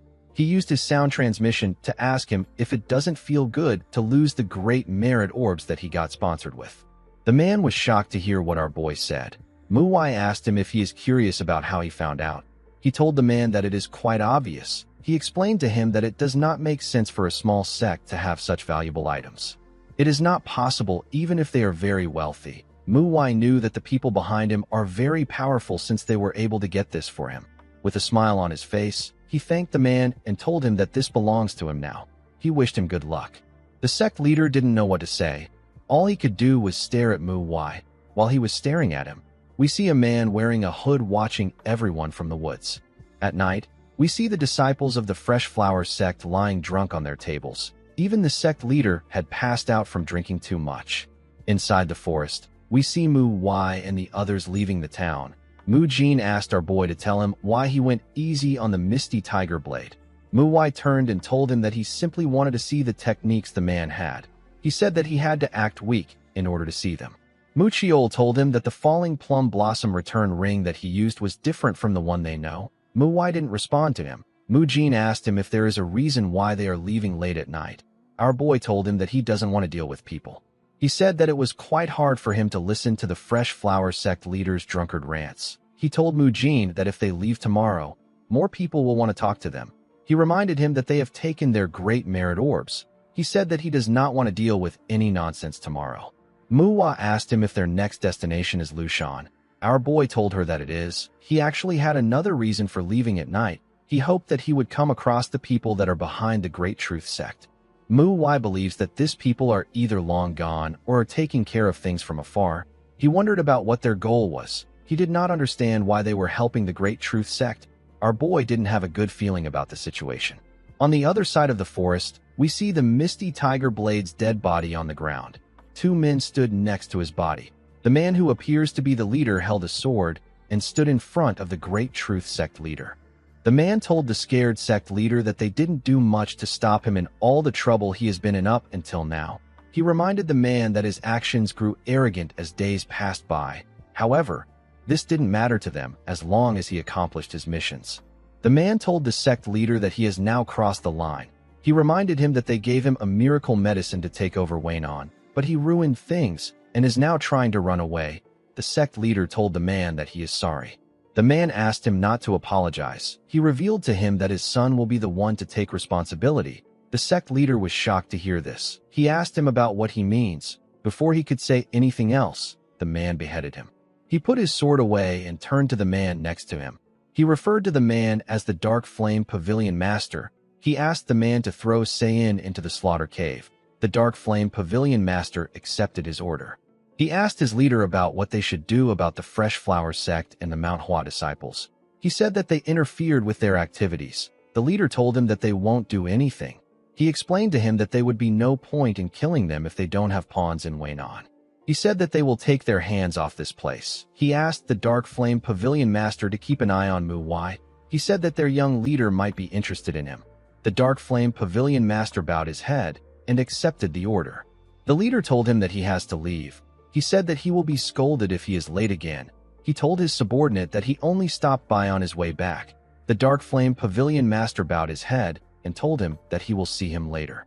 The moment he said this, the leader disappeared in front of him. The man asked someone to throw Sayin in the slaughter cave and keep track of what the Mount Hua disciples are doing. Some men appeared out of nowhere and told the Dark Pavilion Master that they understand. One of them carried Sayin away. The scene shifts, and we are taken to Lushan. Mu Hua told her senior that Lushan is known for hot springs. She said that she was excited when she heard that they had to stop by somewhere first. She believed that they were going to a hot spring because they have been walking without rest. The girl could not believe that Mu Wai took them to the smithy. She asked our boy about why he bought a huge sword. Mu Wai explained to his juniors that he is holding a great sword. It is a sword that is much bigger and heavier than the one they use. Our boy told them that the sword will be perfect for Mu Chiol. The boy was surprised to hear this. Mu Wai gave him the sword and asked him to use it while training. He explained to him that it will give him more strength in his sword technique. Our boy gave the others different swords. He told them that it will be useful until they receive their own plum blossom swords. He said that the blades have been sharpened. The two of them thanked him. Mu Hua turned to Mu Wai and asked him if the sect leader will permit the great sword. Our boy told her that it depends on what Mu Chiol does with it. He said that the boy needs to prove that even a great sword can be the Mount Hua's sword. Mu Chiol stared at the blade. He told Mu Wai that he is correct. Our boy told his juniors that they need to head to the Shining Radiance sect. Mu Hua asked him about when they will go to the hot springs. Mu Wai told her that they will go once they are done there. In the next scene, we see a man with a scar on his face welcome the group to the sect. He introduced himself as the sect leader. His name is Kong Buim. The sect leader told them that he has been eagerly waiting for them after hearing about what they did in Pasung and Waynon. He said that people from the Mount Hua are truly amazing. Mu Wai put his hand together and bowed his head to introduce himself to the man. Mu Hua and her fellow juniors did the same thing. Boyuim couldn't put his hand together. He was only able to bow his head. He revealed to them that he lost his right arm in the Shangxi massacre. He asked them to understand why he cannot fully pay his respects. Boyuem asked them to come in. He said that he wants to speak to them in a more comfortable setting. Inside his office, we see Boyuem offer them tea. He revealed to them that he heard about how they chased away the brutal blood faction and the Great Truth sect. He could not believe that this was done by 4 second-generation disciples. He told the group that they are amazing. Our boy told him that he is being too kind. The sect leader asked him not to say this. He said that he wouldn't have been able to achieve the same feat, even if he still had his right arm. Mu Jin told the man that he has already done something greater than this by fighting in the Shangxi massacre. Mu Hua told him that they are there thanks to him. She said that this is why they are able to do what they do. Boyuem touched his shoulder and asked them if they think that he was a lot of help because he is missing an arm. He said that he was actually in the way of the Mount Hua disciples. He revealed to them that the Phantom Swordsman saved him. Mu Hua was surprised to hear this. He asked him if he is serious. Boyuem explained to him that the Phantom Swordsman killed the demonic martial artist that was about to kill him. He said that he is certain that the Phantom Swordsman has saved more people in that manner. Mu Hua felt embarrassed. He told the man that it is probably just a coincidence. The sect leader disagreed with him and told him that the Phantom Swordsman might seem like he runs wild on the battlefield, but he can actually see everything that is going on. He said that the Phantom Swordsman only attacked the enemy's weak points. He assured Mu Hua that it wasn't a coincidence that the Phantom Swordsman killed the demonic martial artist that wanted to kill him. He told him that the Phantom Swordsman ran wild in order to save as many allies as he could. Our boy didn't know how to explain things to the man. The sect leader told them that he was too embarrassed to be thanked by them when he only made it out alive because of the Phantom Swordsman. With a bright smile on his face, Boyuem thanked them for what they have done. He told them that the Mount Hua Sword Saint and the Phantom Swordsman would be proud if they saw what they have done. He advised them to continue doing things as they have. Mu Jin and the others were happy to hear this. Our boy was actually embarrassed that the man praised him. Since the group has been to Pasung and Weinan, Boyuem asked them if they are here to look after outer sects. He apologized to them and told them that the Shining Radiance sect does not have any issues. He said that he doesn't like letting problems fester. Mu Hua told him that it is a good thing that they don't have any problems. He asked him not to apologize. Boyuem told our boy that he can be honest. He explained to him that he would also be bored and disappointed if he came all this way only to find out that there is no one for him to fight. Mu Hua was shocked to hear this. She didn't hope to fight anyone at all. The sect leader asked her not to be shocked. He told her that he is also a man of the Murim. He assured her that he understands her feelings. Our boy did not expect the sect leader to see through him. Mu Hua told the sect leader that this is actually better. She said that they want to experience the hot springs in Lushan to wash away their exhaustion. Boyuem revealed to her that this won't be possible. Mu Hua was shocked to hear this. The sect leader explained to them that he would love to show them, but a murderer is on the loose. He assured them that he does not doubt their skills. He told them that it won't be wise to expose themselves to danger unnecessarily. He revealed to them that the Zhongnan sect's first-generation disciples are already after the criminal. He said that it is only a matter of time before the criminal is caught. He told the group that he will take them to a great spring if the murderer is caught before they leave Lushan. Boyuem stood up and asked them to rest. He asked them to show his disciples the Mount Hua sword if they get bored. They all bowed their heads and thanked the sect leader. Mu Hua could tell that the murderer has been on the loose for some time. He did not know why Boyuem was acting carefree, as if it doesn't matter. Our boy found it weird that a man who said that he doesn't like letting problems fester hasn't done anything about the murderer in question. Mu Hua felt like the sect leader was trying to keep them there. He was certain that Boyuem was hiding something. He decided to keep an eye on him. In the next scene, we see Mu Hua standing on the stairs. He had not yet figured out what the Shining Radiance sect leader was hiding, but he believed that he would soon get a hint on it. He didn't feel the need to rush anything, especially since the Zhongnan sect was after the murderer. Mu Hua believed that it was more important for him to train his juniors with his time. He told his juniors that he feels that he hasn't been able to supervise their training lately. Mu Hua felt like crying when she heard this. She asked him not to feel bad. She said that they were very happy. Mu Hua told the girl that it is good that they were happy. He told her that he is going to train them like dogs. The girl felt like breaking down when she heard this. The scene shifts, and we see Mu Chiol swing his great sword at Mu Hua. Our boy blocked his attack and got pushed back a bit. He noticed that Mu Chiel's movements have more weight and strength to them now that he is using a great sword. However, this wasn't enough to stop Mu Wai. Our boy disappeared in front of Mu Chiel and reappeared next to him with his blade pointed at his neck. Mu Chiel was shocked to see this. He couldn't even react to Mu Wai's speed. Our boy explained to him that he has become slower now that his sword has more force in it. He told him that a fast opponent wouldn't miss this detail. He explained to him that he needs to be aware that even the smallest mistake can cost him his life when he is wielding a great sword. Immediately he said this. Mu Wai sensed something. He quickly moved to the side to dodge Mu Wai's attack. He saw that she only attacked him with her sword sheath. He realized that she was trying to deceive her opponent with a sheath in order to attack with her sword. He quickly noticed that he was wrong. Mu Wai pretended to use her sword. She gave Mu Wai a kick in his leg instead. Our boy found her strategy to be clever, but it wasn't going to work on him. He used his sword to block her kick. Although her trick was a bit obvious, it was actually more difficult to fight Mu Wai than the other disciples. This is because she has better senses than others. Mu Wai pushed her leg away and swung his sword at her with a lot of force. Mu Wai quickly moved away to dodge the attack. She felt like a demon was trying to kill her. Although her senses are amazing, the girl has never trained them. It was a talent she was born with. Mu Wai was certain that the girl would greatly improve if he could help her utilize her advantage. After moving away from Mu Wai, the girl turned around and told her senior that she almost died. Immediately she said this. Our boy appeared next to her with his blade at her neck.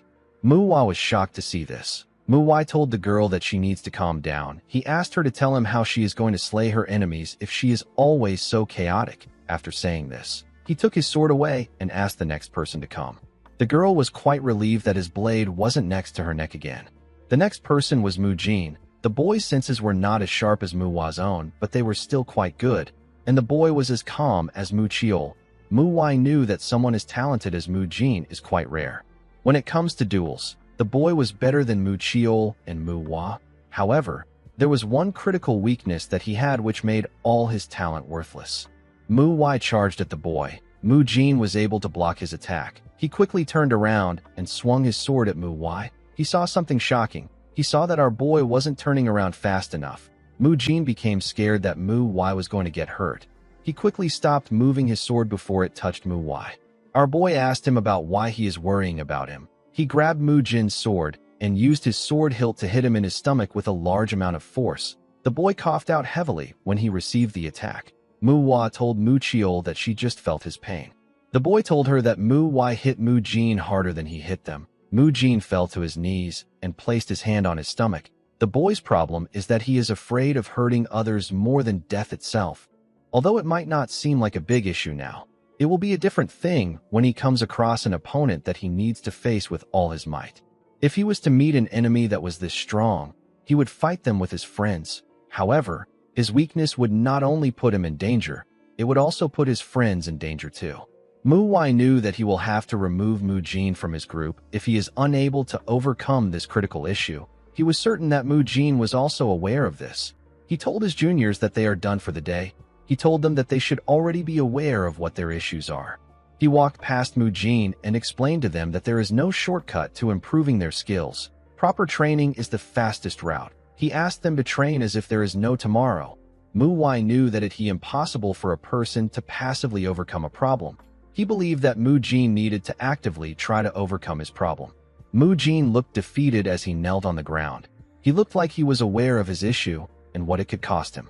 Later in the night, we see Mu Wai training his body. He held his sword in one hand and used it to push his body up. He closed his eyes and stayed perfectly still in the air. While he was training, someone said that he did not think that he would be training at this hour. He said that he doesn't expect anything less from our boy. Mu Wai opened his eyes and saw the sect leader. He quickly moved down. Bo Yum was amazed by how fit Mu Wai was. He told him that many people don't focus on training their strength. Mu Wai said that training his strength is as important as training his sword. The sect leader told him that he reminds him of the Iron Mountain Fist King. Mu Wai told the sect leader that he can leave if he wants to train. Bo Yum laughed and told him that this isn't the only training ground in the sect. Mu Wai asked him about why he came there. Bo Yum revealed to our boy that he wants to ask him for a favor. With a serious look on his face, he asked Mu Wai if he can kill him right now. Our boy did not expect to hear this. He raised his sword and told the man that it actually won't be difficult. The sect leader raised his hand and asked him to wait. Muwai asked him if he doesn't want him to kill him again. The man said that he doesn't want to die. He told him that most people would ask him about why he requested for such a thing. He didn't think that our boy wouldn't question him. He realized that it was good that Muwai didn't question him. He decided to go straight to the point. He revealed to our boy that he wants to have a duel with him. Muwai accepted his request. He believed that this was an opportunity for him to figure out what the man is hiding. The sect leader told Muwai that he has a condition. He asked our boy to fight him as if he intends to kill him. Muwai did not expect to hear this. He now understood what the man was hiding.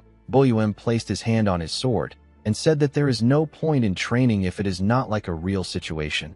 He drew his sword and told Muwai that he will fight him as if he means to kill him too. Immediately he said this. The man charged at Muwai. He swung his sword at him when he got close to him. Our boy used his sword to block the attack. The sect leader quickly swung his sword at him again. Muwai quickly bent his head down to dodge the attack. He thrust his blade at the man. He was able to push his hand away. He gave the man a punch on his ribs. The sect leader coughed out when he felt the punch. Muwai swung his sword at him with a large amount of force. Boyuem had to jump out of the way to dodge the attack. He swung his sword at Muwai from behind.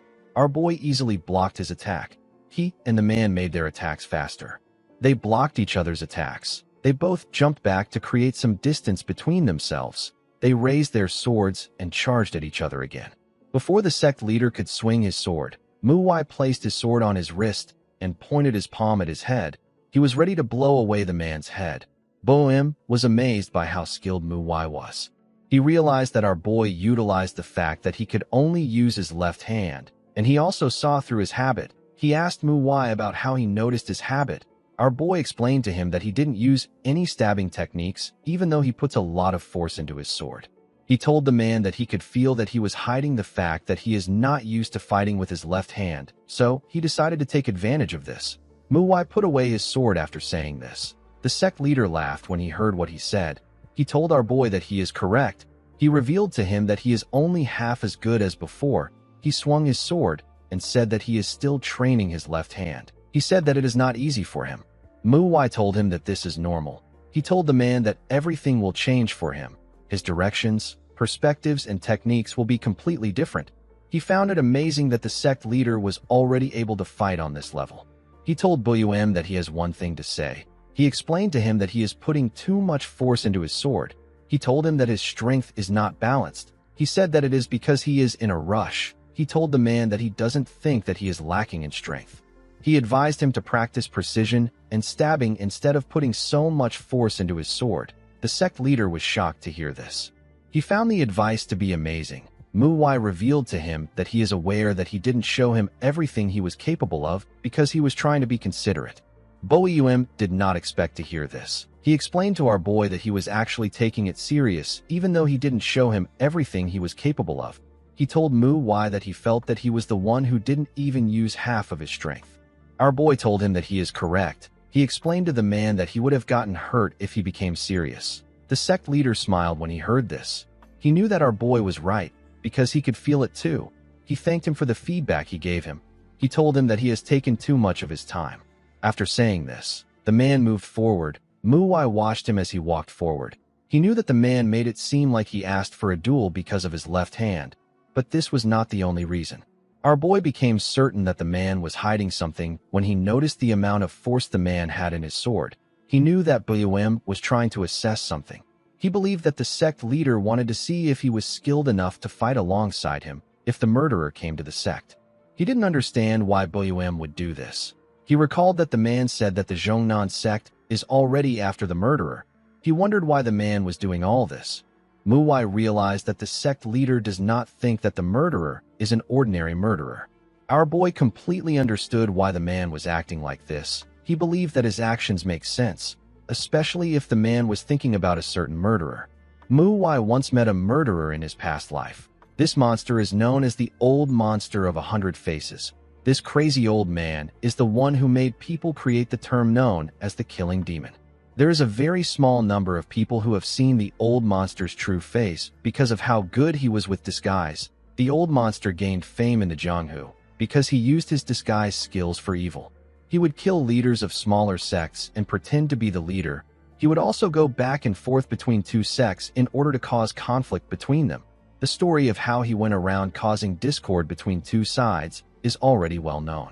The old monster also committed terrible acts to those near the person he was disguising himself as. This is why the old monster of 100 faces was so well known, even though nobody had ever seen his face, and he had no organization supporting him. The old monster once disguised himself as Hyunjo and approached our boy in his past life. They fought for a while, and our boy managed to injure him badly, but he ended up getting away. The man went into hiding after their fight. There were rumors that he later returned, but the culprits of the incidents were nothing compared to the old monster of 100 faces. In the end, the old monster of 100 faces wasn't caught, and he did not appear again. Even though the current criminal is called a murderer, Mu-Wai felt like he was a bit different. This made him concerned. He wondered why the sect leader would be this concerned because of some rumors. He believed that the man has additional information that he wasn't sharing with him. He knew that the old monster wasn't the murderer. Even a martial master as advanced as him can't live that long. It makes more sense for the murderer to be his disciple. The main issue lies in the murderer's strength. Mu-Wai believed that he could guess how strong the murderer is. All he needed to know is the person from the Zhongnan sect who is after the murderer. As long as the person is not an elder, Mu-Wai believed that he would also be strong enough to take on the murderer. He actually wished that the Zhongnan sect could catch the murderer without him having to intervene. The next day, we see some people walking past the place where Mu-Wai and Bum fought. One of them told their senior disciple that there are deep sword traces in the ground. The senior said that the murderer was definitely there. She asked her juniors not to let their guards down. She told them that they can never know when or where an attack might come from. This people in the blue and white robes are the disciples of the Zhongnan sect. The senior disciple said that she can smell death there. Mu-Wai watched them from the roof as they walked towards the shining radiant sect. He realized that this people are first-generation disciples. He recalled that 3 first-generation disciples are worth 1 elder. Mu-Wai realized that the murderer might be on the level of an elder. He knew that he was screwed. First-generation disciples are people who stand a chance to become the head of a sect or a clan. They are an essential force of an organization. Hyunjo was among the first-generation disciples of the Mount Hua sect. He was known as the Mount Hua Sword Saint. The Zhongnan sect is one of the renowned sects that resides in Shaanxi like the Mount Hua. Just like the Mount Hua has Hyunjo, the Zhongnan sect also has someone they consider special. There is a person among the first-generation disciples who is known for being hardworking. This person is known as the greatest disciple.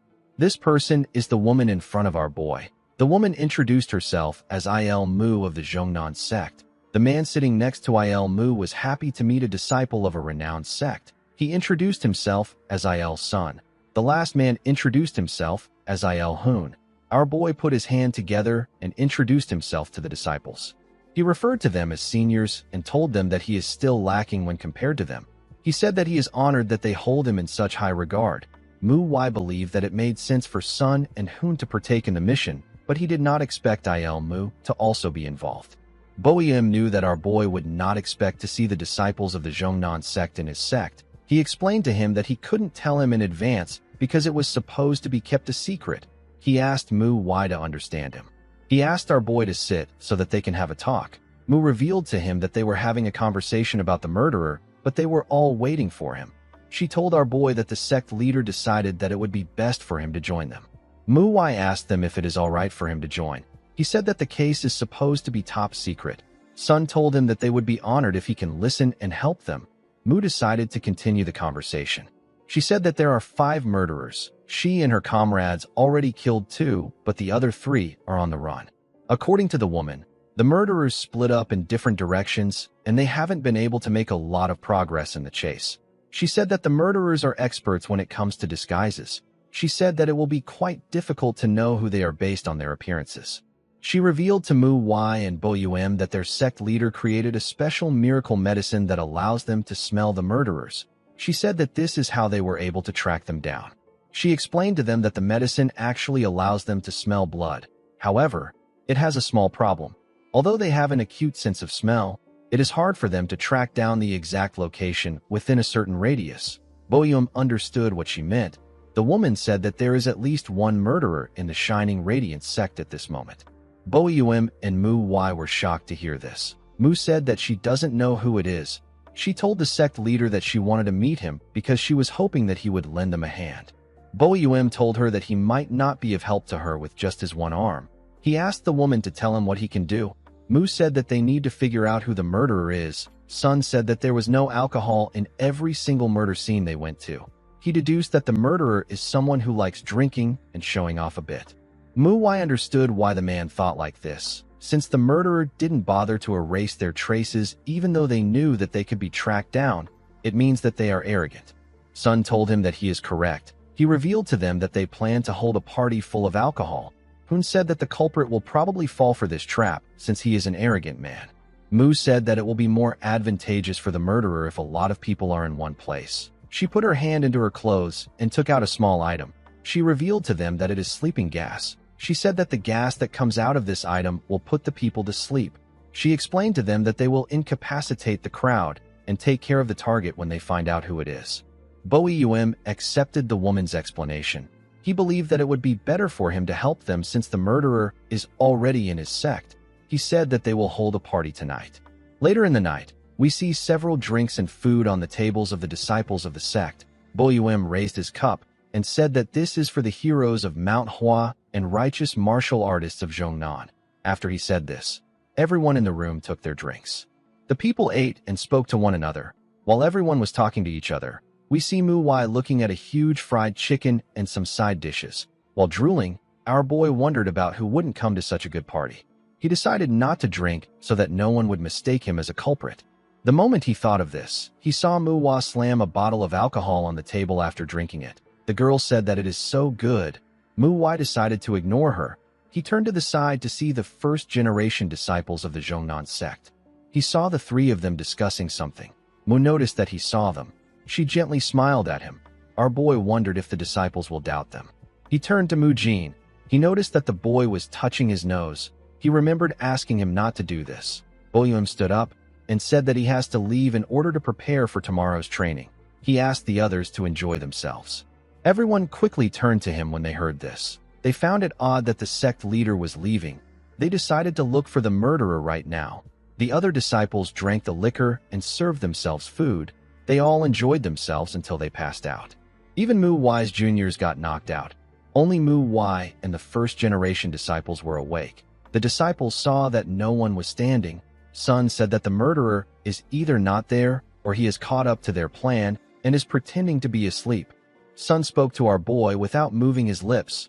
Mu Y did not expect the man to talk to him using the frequency whispering technique. The man revealed to him that the Shining Radiance sect leader is the murderer. Mu Y was shocked to hear this. Mu said that they can't be certain if the sect leader is the only person with a fake identity there. She said that she will stay behind to watch over everyone. She asked Mu Y to take care of the murderer pretending to be the sect leader with Il Sun and Il Hun.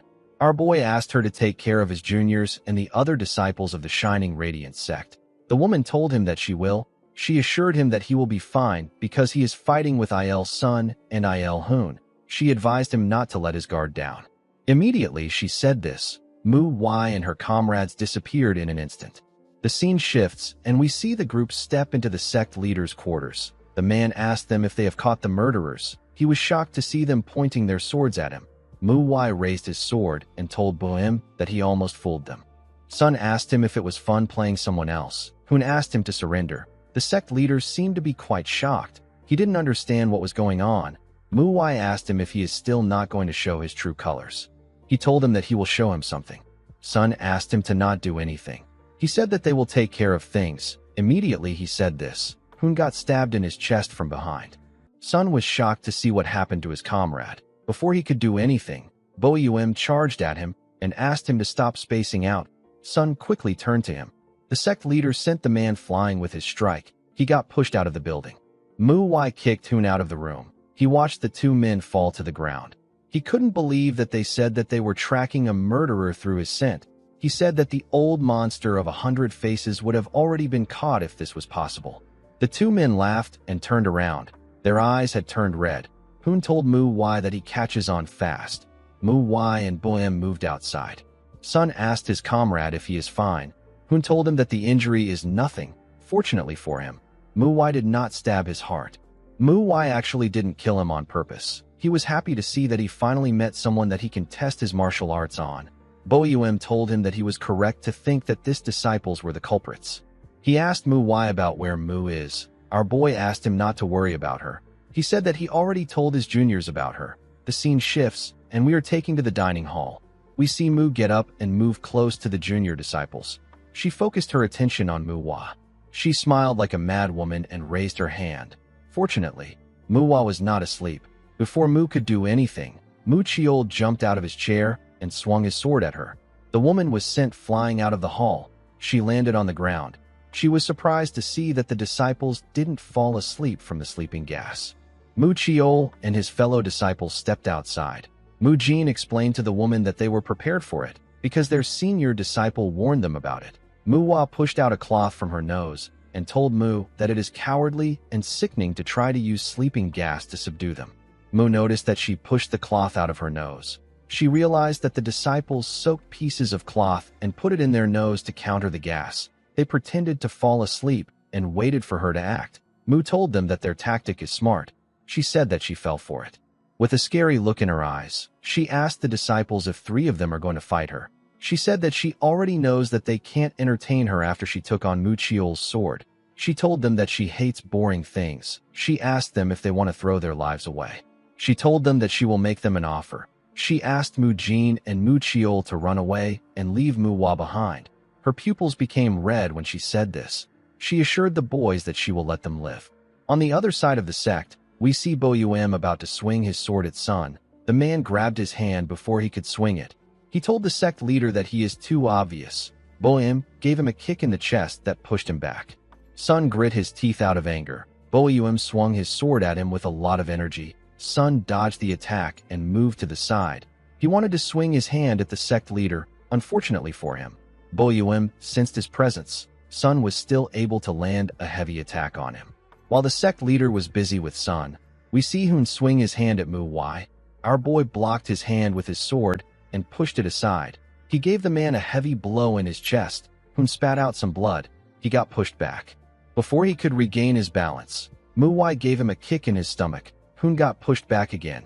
He fell to the ground and spat out some blood. Mu Wai told him that he is much more terrible than he imagined. He was certain that the man wasn't hiding his true skills. He didn't understand what was happening. He was aware that a person needs facial mimicry technique and bone contraction arts to change their appearance. In order to use this arts properly, the person needs to be directly looking at the targets. This means that these killers were able to change their appearance because they came across disciples of the Zhongnan sect. Mu Wai couldn't believe that the man managed to meet the disciples and survive with his lowly skills. He found it odd that the men and his fellow comrades were going around and acting like they were really disciples of the Zhongnan sect. He asked the man if they have an organization supporting them. The man laughed and told him that he knows them a little too well.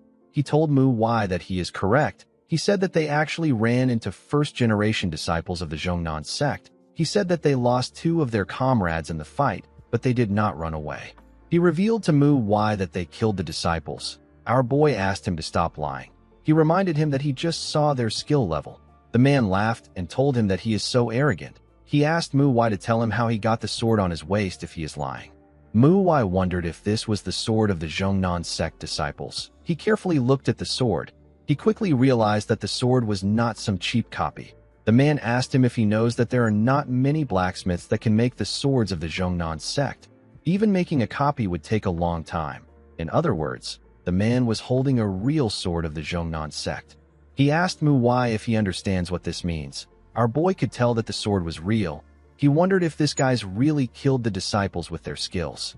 The man could tell that Mu Wai didn't really believe him. He told him that he has a question for him.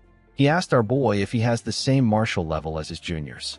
Mu Wai was shocked to hear this question. The man explained to him that their groups are similar, just like how Mu Wai is more skilled than his juniors. Their group also has different skills levels. The man said that his senior disciple is an example of this. He told Mu Wai that even their master admitted that their senior disciple has surpassed his younger self in skill. The senior disciple is a man that shape-shifted into a woman. the face changer said that it was his senior disciple that killed the disciples of the Zhongnan sect. Immediately he said this, our boy cut off his head. The other face changer was shocked to see what Mu Wai did to his comrade. Before he could even do anything, our boy cut off his head too. The sect leader was shocked to see the killer's head on the ground. He turned to Mu Wai and asked him about the kind of technique he used. It was quite fast. To his surprise, our boy was no longer around him. He was running on the roof. On his way to his juniors, Mu Wai regretted taking the time to test his skills. He knew that his juniors were in danger. On the other side of the sect, we see the killer holding Mu Jin and Mu Hua in his hand. Mu Chiol was lying on the ground. The scene shifts, and we are taken back to the time when the killer asked the boys to leave Mu Hua behind. Mu Hua drew her sword and said that she will attack the killer first since he likes her so much. Mu Jin asked her to be careful. Mu Hua charged at the killer. The shapeshifter didn't seem fazed by the girl rushing towards him. He grabbed Mu Hua's sword with his hand and used his other hand to give the girl a cut in her stomach. He gave her a kick that pushed her back. Mu Chiol jumped and charged at the killer. He swung his sword at him with a large amount of force. The killer moved back to dodge the attack. Mu Chiol quickly raised his sword and thrust it at him. The killer bent his head to dodge the attack. He quickly used his hand to land a cut on his stomach. He gave him a punch that sent him flying. Mu Jin was surprised to see this. He called out to his comrade. He charged at the killer from the side. Before he could attack him, the killer glared at him with his scary eyes. Mu Jin froze in fear. The killer was looking at him with eyes filled with murderous intent. Mu Jin couldn't move. He was terrified of the energy he felt. While shaking in fear, he remembered a particular event. He remembered seeing a man killing another man. He saw how lifeless the dead man was, and he saw the killer smiling. A younger Mu Jin was hiding underneath a house. He watched the killer stab the man. The little boy had to cover his mouth to stop himself from screaming. The boy's eyes were filled with tears. Mu Jin's remembrance was cut short when the killer gave him a punch on his face. He sent him flying with the punch. Mu Jin slammed his back on the ground. The killer didn't understand why Mu Jin stopped moving. It didn't make sense to him. Mu Jin raised his head up, but he was still frozen in shock. Mu Hua ran past him and charged at the killer. The killer grabbed her sword and swung his palm at her. Mu Hua bent her head to dodge the attack. Before she could raise her head up, the killer grabbed it and gave her a kick in her stomach. Mu Hua spat out some blood. She lost the strength to move. Mu Chiol instantly appeared behind the killer and swung his sword at him. The killer bent his head to dodge the attack. He grabbed Mu Hua's sword and used it to attack Mu Chiol before he could even change his stance. A large amount of blood gushed out of the boy's body. He fell to the ground. Mu Jin was shocked to see this. He wanted to charge at the killer, but something stopped him. It was his younger self. His younger self held his hand and told him that he is going to die if he attacks him. Mu Jin didn't know how to react to this. While shaking in fear, the little boy asked his older self if he really thinks that he can defeat the monster in front of him. He reminded his older self that the killer hasn't shed a single drop of blood, even though Mu Chiol and Mu Hua attacked him. He asked his older self to run away. He said that a single ant cannot stop a human from walking. He told his older self that they won't change anything even if they wield their sword. He said that they will simply get stepped on. He asked his older self if this isn't the reason why he has turned a blind eye his entire life. He told him that the reason he keeps hesitating is because he hasn't trained enough. He advised his older self to survive for now and train to become stronger like he did when the Black Knight Palace attacked. He told Mu Jin that he has no courage because he hasn't trained enough. The older Mu Jin accepted this ideology. He told himself that it is his fault for not training hard enough. He wanted to run away. Before he could do anything, someone got thrown next to him. Mu Jin turned to the side to see Mu Chiol.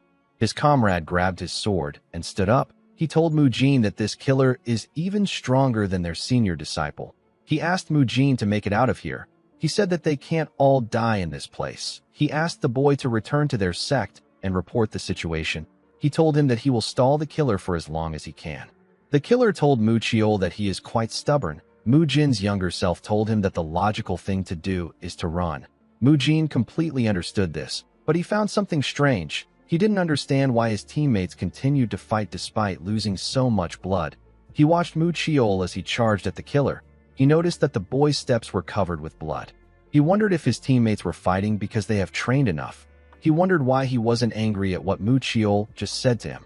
Mu Jin remembered asking Mu Wai about why he keeps hesitating. Mu Wai told him that he can't know what he doesn't know about himself. He told the boy that he might actually be tricking himself because it is too scary for him to think about the reason. He buried the fear within him because it is so great, and now so much time has passed since then. He doesn't know why he buried it, and he doesn't know what he buried. Mu Wai advised him to think about the reason he picked up a sword. The moment he heard this, Mu Jin remembered the traumatic event that took place when he was younger. He remembered how the killer was smiling while he stabbed the man on the ground. Mu Jin saw himself in a pool of blood. There were several bodies on the ground. He remembered the one-sided massacre that took place in his home. All his family could do was hold on to the sleeves of their killer's pants. This pitiful resistance was pointless. Mu Jin watched as his family was ripped to shreds by their killer's swords. However, even in this terrible situation, his rage was suppressed by his fear. Mu Jin saw himself as a pathetic human being. He believed that he will gain the courage to fight his killers if he learns martial arts and becomes stronger. He wielded a sword and began to learn martial arts. His worries and anxiety disappeared when there was a sword in his hand. The only thing he lacked was a good training. Mu Jin pushed his cowardice and fear into his blade. He became the new version of himself. He believed that he overcame his past self. He was certain that he had gotten better. He told himself that the only reason he keeps hesitating is because he hasn't trained enough. He believed that he lacks courage because he hasn't trained enough. He kept on reminding himself that he is not well trained. He remembered how Mu Hua and Mu Chiol charged at the killer. He wondered about how they are able to fight this monster without any hesitation. He still didn't understand why he felt relief instead of rage when Mu Chiol asked him to run. He wondered why he was not any different from his past self. He couldn't believe that he thought that he overcame himself. He realized that his fear still trumps his rage even when those he holds dear are dying in front of him. He kept blaming his cowardice on not training enough, and he wanted to run away without shedding a single drop of blood. Mu Jin wondered about what he actually managed to overcome. He wondered if he wielded a sword just to end up like this. He grit his teeth out of anger and asked himself if he wielded a sword to run away from his cowardly self. He saw that his teammates still stood up against injustice, even though it was a futile and pitiful resistance. They did not give up. Mu Jin picked up his sword and stood up. He realized that his friends didn't give up even when they were ripped to shreds. He recalled that he picked up a sword so that he could be like them. As tears gushed down from his eyes, Mu Jin told himself that he won't run away again. He charged at the killer. The killer raised his head up when he sensed his presence. He did not think that Mu Jin would stay there. He told Mu Jin that he is annoying. He let go of Mu Chiol and dodged Mu Jin's blade. Although he dodged it, Mu Jin managed to leave a cut on his face.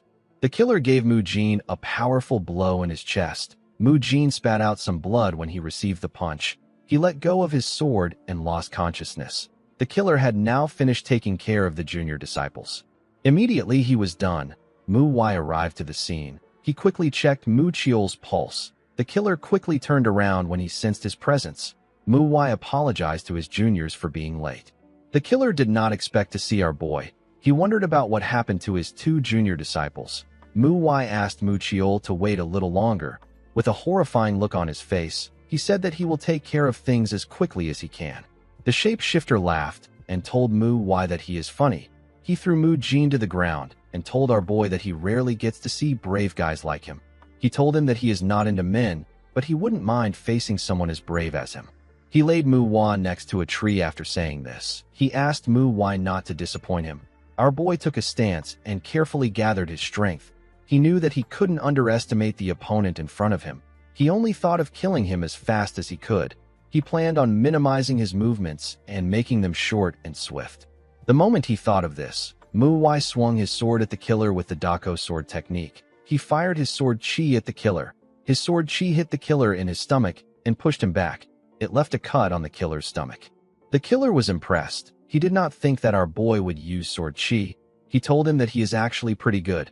Immediately he said this. Mu Wai appeared in front of him.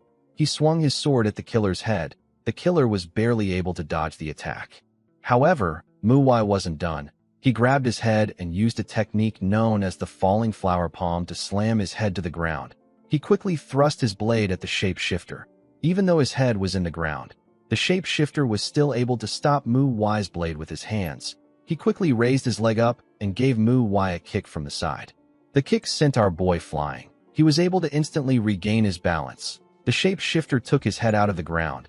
He threw Mu Wai's sword away and snapped his neck back in place. He glared at our boy with a scary look in his eyes. Mu Wai walked forward and grabbed Mu Chiol's sword. The killer was happy to see this. He and Mu Wai disappeared and reappeared in front of each other. Mu Wai swung his sword at him, but the killer caught it with his hand.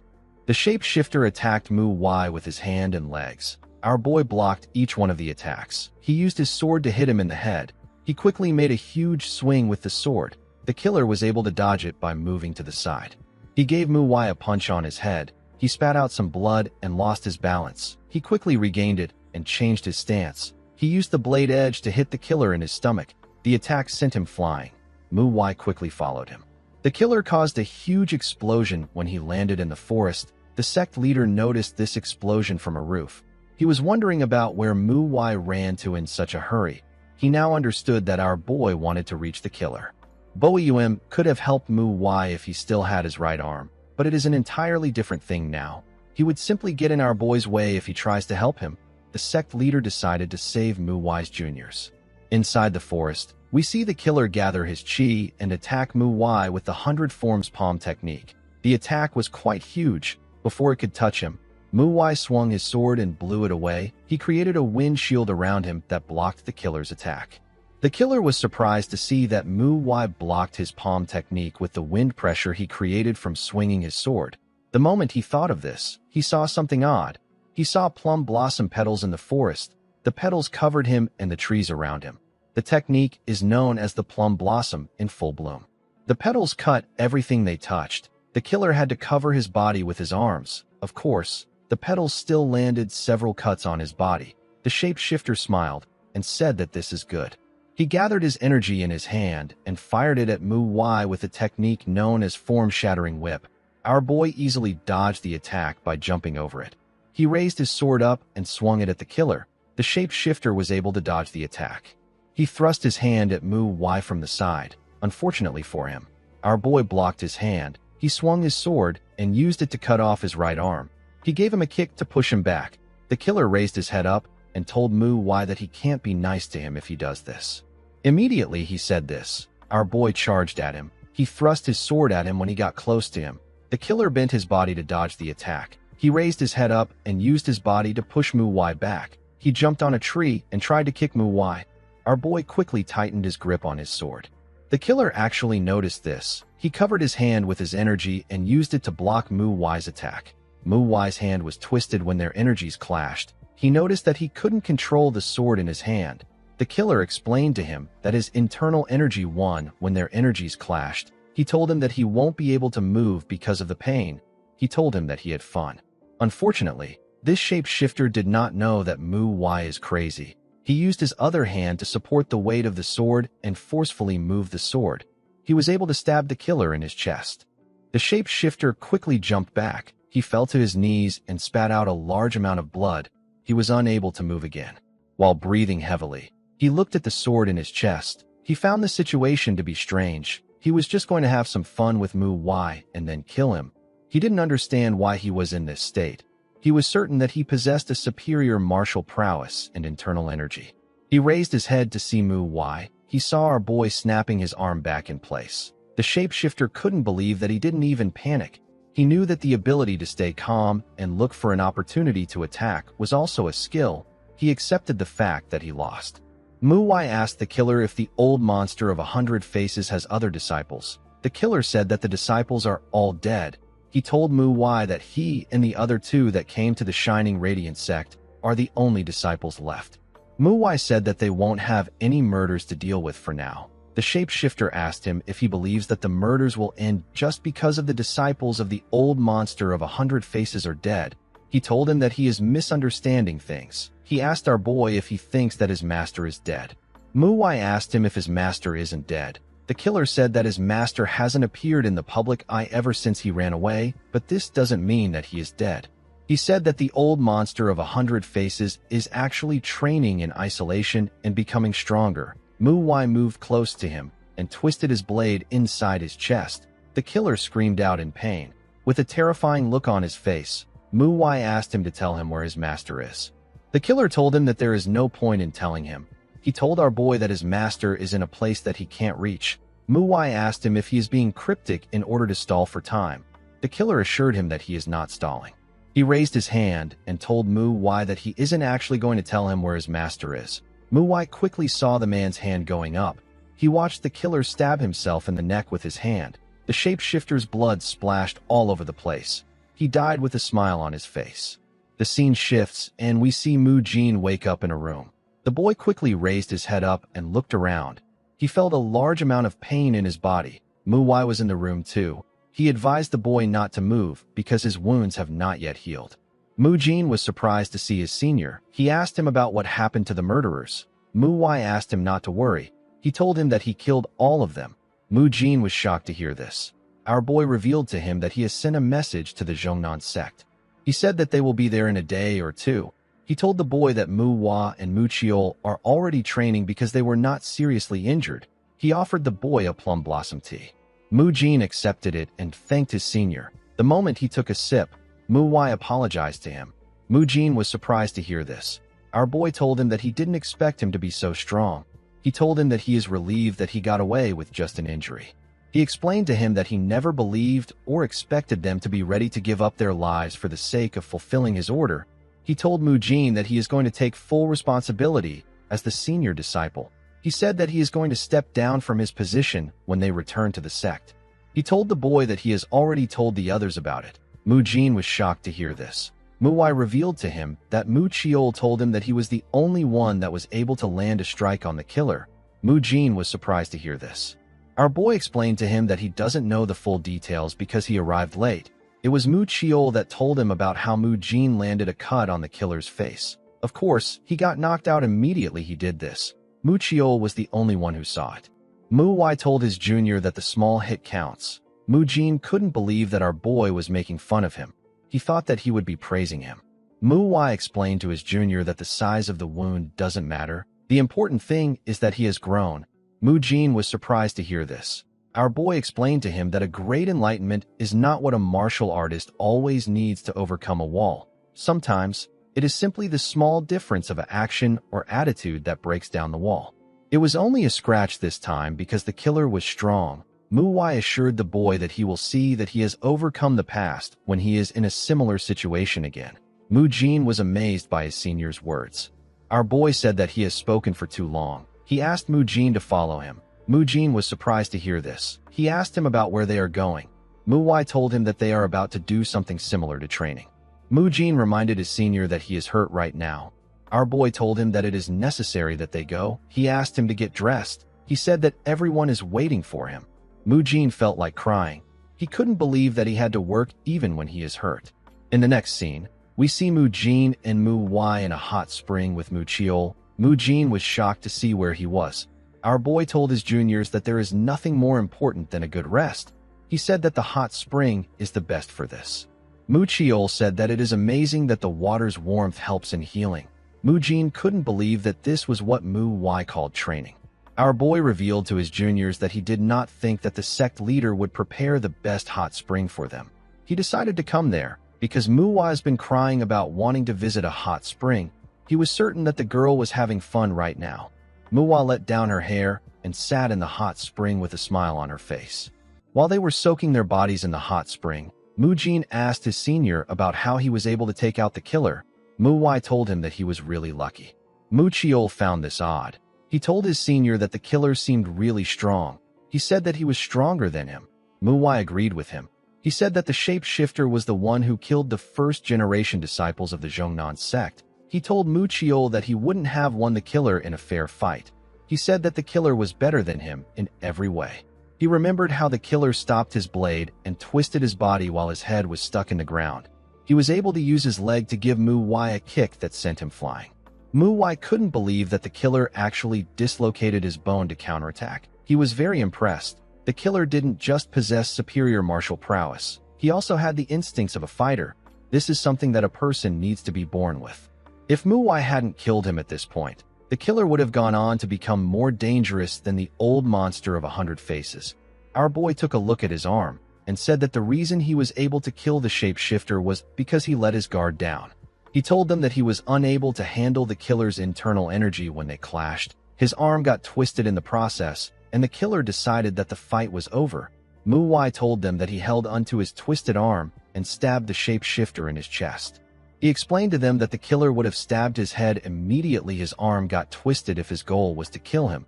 He told them that he would have also decided that the fight was over when he cut off her right arm if his goal was to win.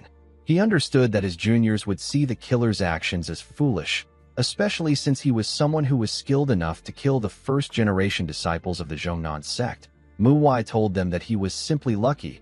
He said that he wouldn't be there right now if the killer wasn't arrogant. Mu-Jin now understood why his senior's arm was injured. Mu-Wai told the boys that they need to reflect on their attitudes. He explained to them that power means nothing if they are dead. He advised them not to forget that humans can die at any time. He asked them to be humble. The boys told him that they understand. Mu-Wai knew that he also needed to learn this lesson. He realized that his current self was far too weak. Although he didn't use his usual sword, and it was his first time using this techniques in a real fight, Mu-Wai still believed that he was weak even after taking these things into consideration.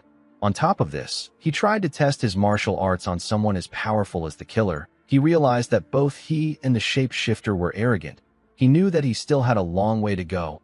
Unfortunately for him, he won't be able to train because of the injury. The moment he thought of this, Mu-Wai turned to the side. He saw something shocking. An older man and a young boy stood next to the hot spring. The older man told the boy that some people already arrived there before them. The older man had a chiseled body that was full of scars. He asked Mu-Wai if they can join them. Mu-Wai nervously told the man that he doesn't mind. He wondered about what this man was doing there. The man carefully relaxed his huge body in the hot spring. Mu-Wai stared at him in silence. He and his juniors moved to the same side to create space for the man and the boy. The old man told them that he can tell that they are Mount Hua disciples due to how their muscles look. The boys were surprised to hear this. Mu-Wai told the man that he is correct. He found it odd that the man can actually make such deductions by looking at someone's muscles. He and his fellow disciples introduced themselves to the man. The old man said that young people these days usually neglect training. He told the boys that they are quite different. The moment he said this, he realized that he had heard our boy's name before. He asked him if he is Hyunjo's disciple. He told Mu-Wai that his eyes oddly remind him of the Phantom Swordsman. Mu-Jin found it odd that this man was speaking as if he knew Hyunjo and the Phantom Swordsman. He wondered about who the man was. Mu-Wai told the man that he has gotten advice from the Phantom Swordsman on how to train. He said that he took this advice to heart. He told the man that this might be the reason. The old man was surprised to hear that our boy got an advice from his past self. He began to laugh. He recalled that the Phantom Swordsman acted like he didn't care when he taught him something. He did not think that the Phantom Swordsman cared enough to even advise others on it. He said that the Phantom Swordsman is quite egotistical. Mu-Jin still didn't understand what was going on. The old man apologized to the boys. He knew that they wouldn't understand why he was laughing. He revealed to them that he was the one who taught the Phantom Swordsman his training methods. Mu-Jin and Mu-Chiol were surprised to hear this. They couldn't believe that this man taught the best swordsman of the unorthodox Mirim his training methods. Mu-Jin realized that this man must be a famous martial master if he taught someone that skilled. Mu-Wai stood up and put his hands together. He apologized to the man for not immediately recognizing him. He bowed his head and offered his greetings to the Iron Mountain Fist King. Mu-Chiol and Mu-Jin were shocked to hear this. They couldn't believe that they were looking at the Iron Mountain Fist King. This is the man with the heaviest fist in all of the Mirim. He is the most powerful martial master when it comes to fist arts. While other martial masters meditated or swing their swords to reach enlightenment, the Iron Mountain Fist King simply focused on growing his muscles. Mu-Jin and Mu-Chiol quickly got up and offered their greetings to him. The man was honored to see that they knew his title. He introduced himself as Ma Yonho. He said that he finds it embarrassing that people call him the Iron Mountain Fist King. He told them that he didn't want to make them uncomfortable. He asked them to just enjoy themselves. He pointed at the boy next to him and introduced him as his disciple. The boy quickly got up and introduced himself as Wu Taekong. Mu-Wai did not expect Yonho to have a disciple. He could tell that Taekong was strong enough to defeat most martial masters. The Iron Mountain Fist King explained to the boys that they are traveling around for his disciples' training. He He said that Taekong doesn't have a lot of experience because he trained in the mountains. Mu Jin asked Taekong about how his journey is going.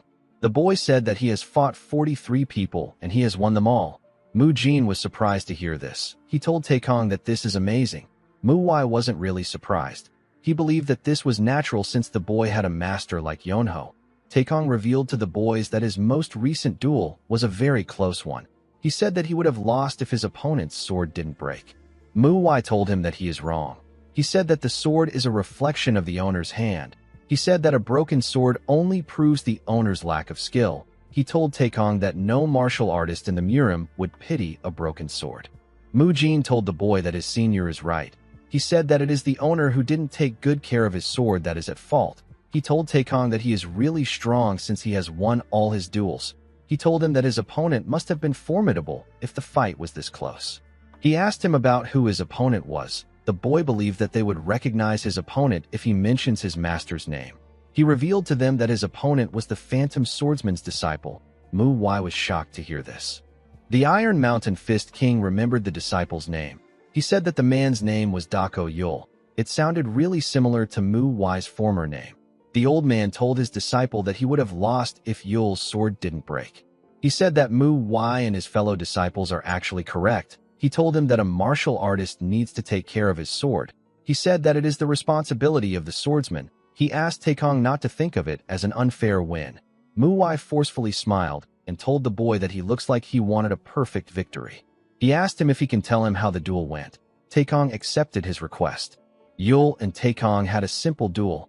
After 100 turns, Yul's sword could no longer handle Taekong's fist. It eventually broke. The fight ended when his sword broke.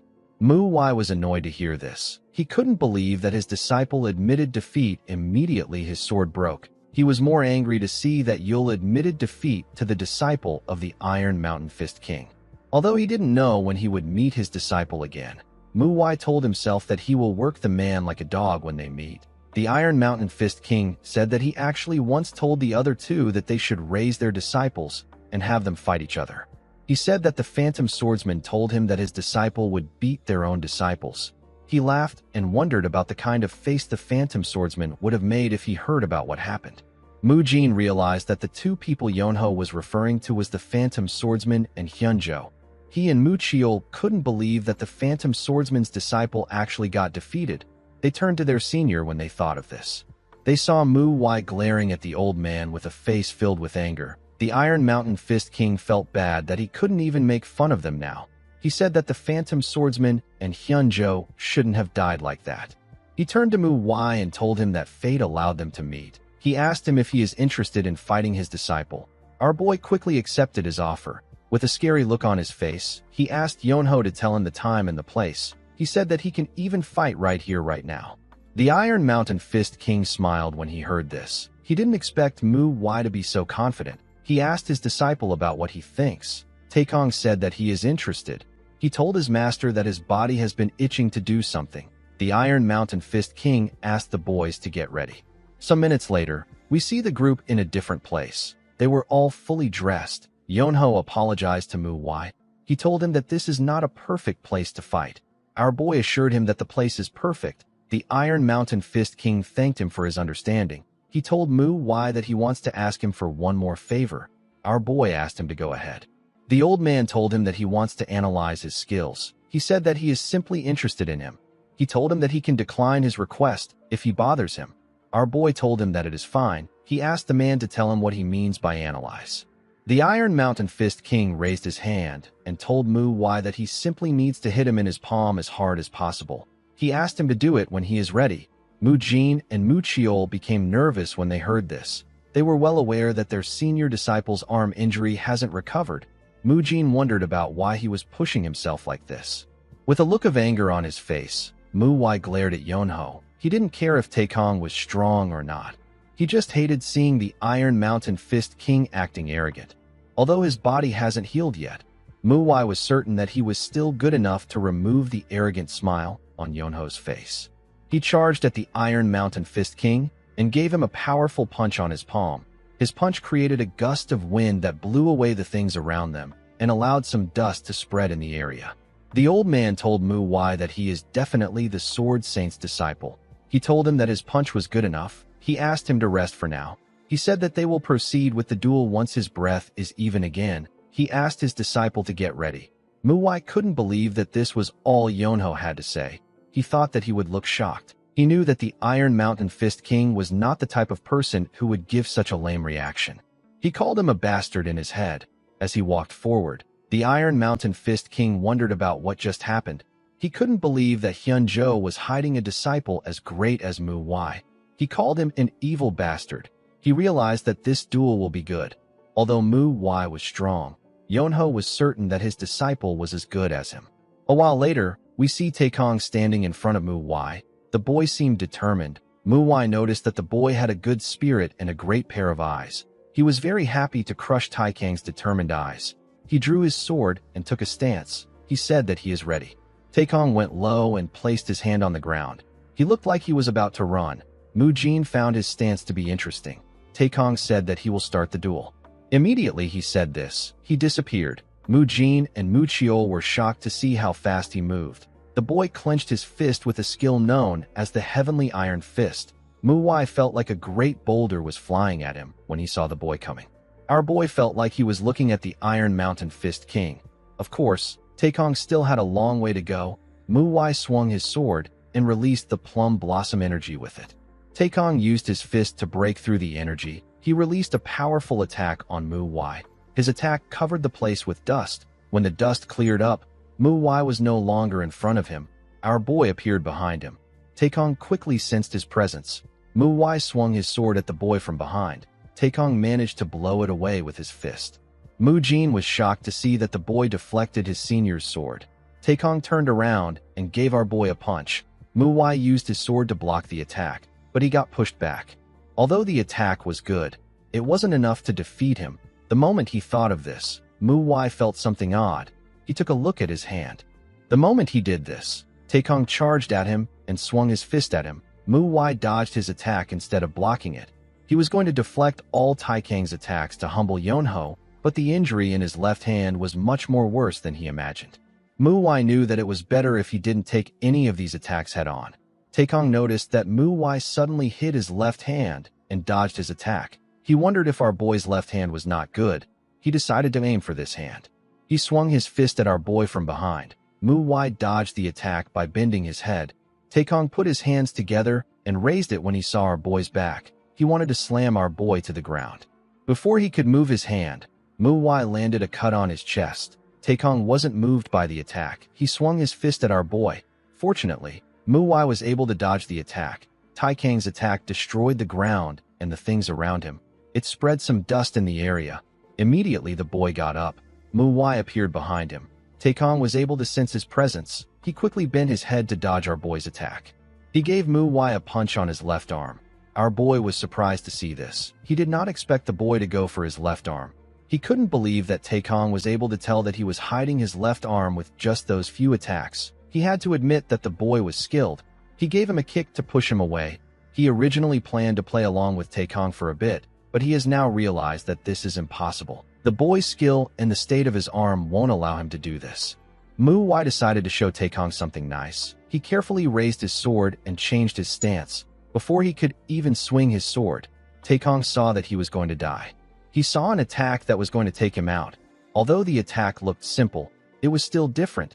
Taekong knew that there was no way to block or deflect Muwai's next attack. It was like a giant wall was coming down on him.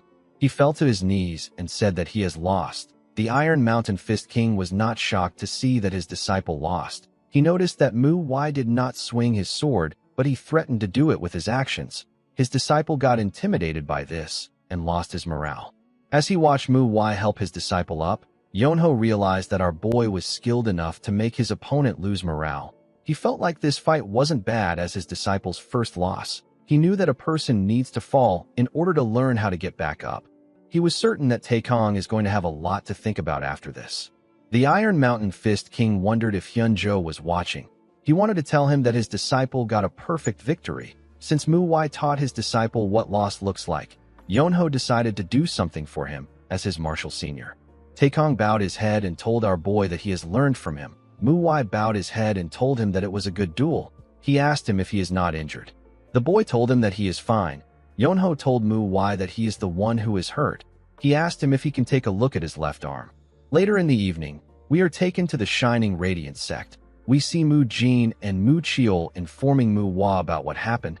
They told the girl that they watched a duel after leaving the hot spring and are now just returning to the sect. Mu Hua told them that this was 4 hours ago. She asked them about why they left her behind. Mu Chiol nervously told her that he forgot. Mu Jin told her that the duel was so fierce that he could only focus on it. The girl told them that they shouldn't have left without saying anything. She asked them if they know how worried she was. Mu Chiol apologized to her and told her that the duel was truly fierce. The girl asked him about how fierce it was. Mu Chiol revealed to her that the opponent was the Iron Mountain Fist King. He told her the story that led to the duel. While he was talking, we see Taekong doing a handstand with his thumb. He was doing it on a roof in the sect. The scene shifts, and we are taken to a room. We see the Iron Mountain Fist King talking to Mu Wai.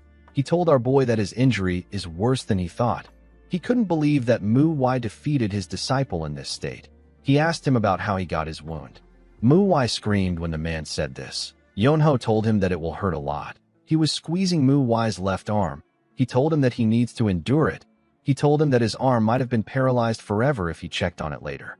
He told Mu Wai that he should be grateful that he can feel pain. He asked him about what happened to him. He knew that it would be difficult for our boy to find someone who can do something like this to him. Mu Wai told him that he met a serial killer. The Iron Mountain Fist King was surprised to hear this. He asked Mu Wai if he is referring to the old monster of 100 faces. Our boy told him that it was the old monster's disciples. Yonho didn't expect to hear this. He thought that the old monster was dead. He couldn't believe that the old monster managed to hide from those chasing him, and he even raised some disciples. He asked Mu Wai if the disciples were strong. Our boy revealed to him that one of them was strong enough to kill first-generation disciples of the Zhongnan sect. The Iron Mountain Fist King was shocked to hear this. He asked Mu Wai if he is strong enough to kill someone who killed first-generation disciples of the Zhongnan sect. Mu Wai grit his teeth and said that he was just lucky. He said that he was only able to get the killer because he let his guard down. Yonho told him that he was able to do this because he was skilled. He told him that he is lucky to have gotten away with an injury like this. Since Mu Wai agreed to duel his disciple even though he was injured, the Iron Mountain Fist King told him that he wants to return the favor. He asked our boy if he would like to learn something from him. Mu Wai was shocked to hear this. A person cannot get far in martial arts with just knowledge alone. One needs to keep training until the knowledge is engraved in both their body and mind, and they need to amass experience. When it comes to experience, the most efficient type of experience is a near-death experience. The scene shifts, and we are taken outside. We see Mu Wai looking at his sword.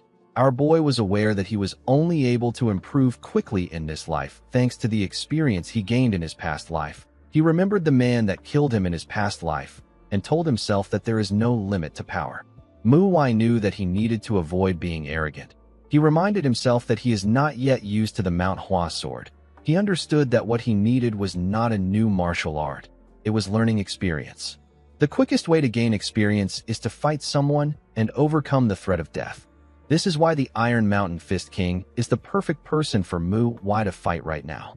Yonho asked our boy if he is certain. He revealed to him that the Phantom Swordsman also asked for this type of training, but he passed out after one round. He told Mu Wai that he is throwing away a good opportunity. Mu Wai assured him that it is fine. Yonho knew that our boy believed that he is going to learn a lot from a duel than an actual lesson. He told him that he won't question him any further if this is what he wants. The Iron Mountain Fist King took a stance and told Mu Wai that he will only use the martial arts of his level. He asked our boy to come at him. Mu Wai charged at Yonho when he heard this. He swung his sword at the man's arm. His sword was unable to cut Yonho's skin. The Iron Mountain Fist King grabbed our boy's hand. He raised Mu Wai and slammed his body to the ground. He clenched his fist and swung it at our boy. Mu Wai was able to push himself up and dodge the attack. He jumped back to create some distance between himself and Yonho. Before he could attack, the Iron Mountain Fist King appeared in front of him with his fist close to his face. Before Yonho could destroy his face, Mu Wai gathered his energy in his palm and used it to block Yonho's attack. He wasn't able to completely stop the Iron Mountain Fist King's attack, but he was able to change the trajectory of his fist. Yonho was shocked to see this. He couldn't believe that Mu Wai actually twisted the trajectory of his fist. Our boy thrust his sword at the man's head. Yonho was able to dodge the attack. He moved to the side and gave Mu Wai a kick. Our boy was able to block the kick with his sword, but the attack pushed him back. His hand was shaking from taking the man's kick. Mu Wai put himself together and created 3 afterimages of himself. The Iron Mountain Fist King charged at him and used his huge body to destroy the afterimages. He sent Mu Wai flying. Mu Wai grit his teeth to endure the pain. He remembered that Yonho said that he will control his strength. He didn't understand why the man charged at him like a bull. The scene shifts, and we see Mu Wai wake up in a room. He was wearing some white clothes. Our boy was shocked to see himself in the room. He quickly raised his head up and looked outside. He saw that it was already morning. He looked around and found a letter next to his leg. The letter was written by the Iron Mountain Fist King. The old man apologized to Mu Wai. He explained to him that he used more internal energy than he expected because he hadn't felt so excited to fight in a while. He asked Mu Wai to forgive him for his mistake. He told him that he treated his internal wounds to make up for his mistake. He explained to our boy that he wanted to stay until he woke up, but he had to leave to find another duel opponent for his disciple. He asked Mu Wai to understand him.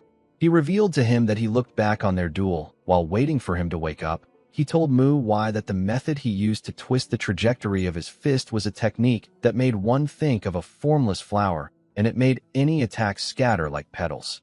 The Iron Mountain Fist King said that he doesn't know the name of the technique, but it should belong to the Mount Hua.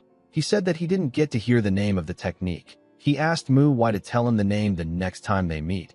He told him that the technique had its flaws even though it was excellent. The Iron Mountain Fist King assured our boy that he will tell him about the flaws of the technique and what he thinks about it. He said that he will also give him a new training method that he just came up with. Mu Wai saw that Yonho only used 1 page to discuss the flaws and used 9 pages to write about the training method. He found the old man's thoughts on the flaws to be quite interesting. He gently smiled. He realized that Yonho must have really liked him. The Iron Mountain Fist King isn't the type of person who would shy away from teaching those younger than him, but he was also not the type of person who would give out this much advice. Mu Wai realized that Yonho is doing all of this because he saw his talents. He knew that the old man was a difficult person to see because no one ever knows where he might be. He believed that he was fated to meet Yonho by coincidence and receive this much help from him. He kept the letter in his clothes. He decided to throw out the man's training method. The moment he thought of this, Mu Wai entered his room. The girl was surprised to see him awake. She asked him about when he woke up. Mu Wai told her that he just woke up. Mu Wai revealed to him that she wanted to wake him up. Mu Wai was surprised to hear this. He asked her if something is wrong. Mu Wai revealed to him that some people from the Zhongnan sect are currently in the sect. Our boy realized that it must be about the killers. He told her that he will join them soon.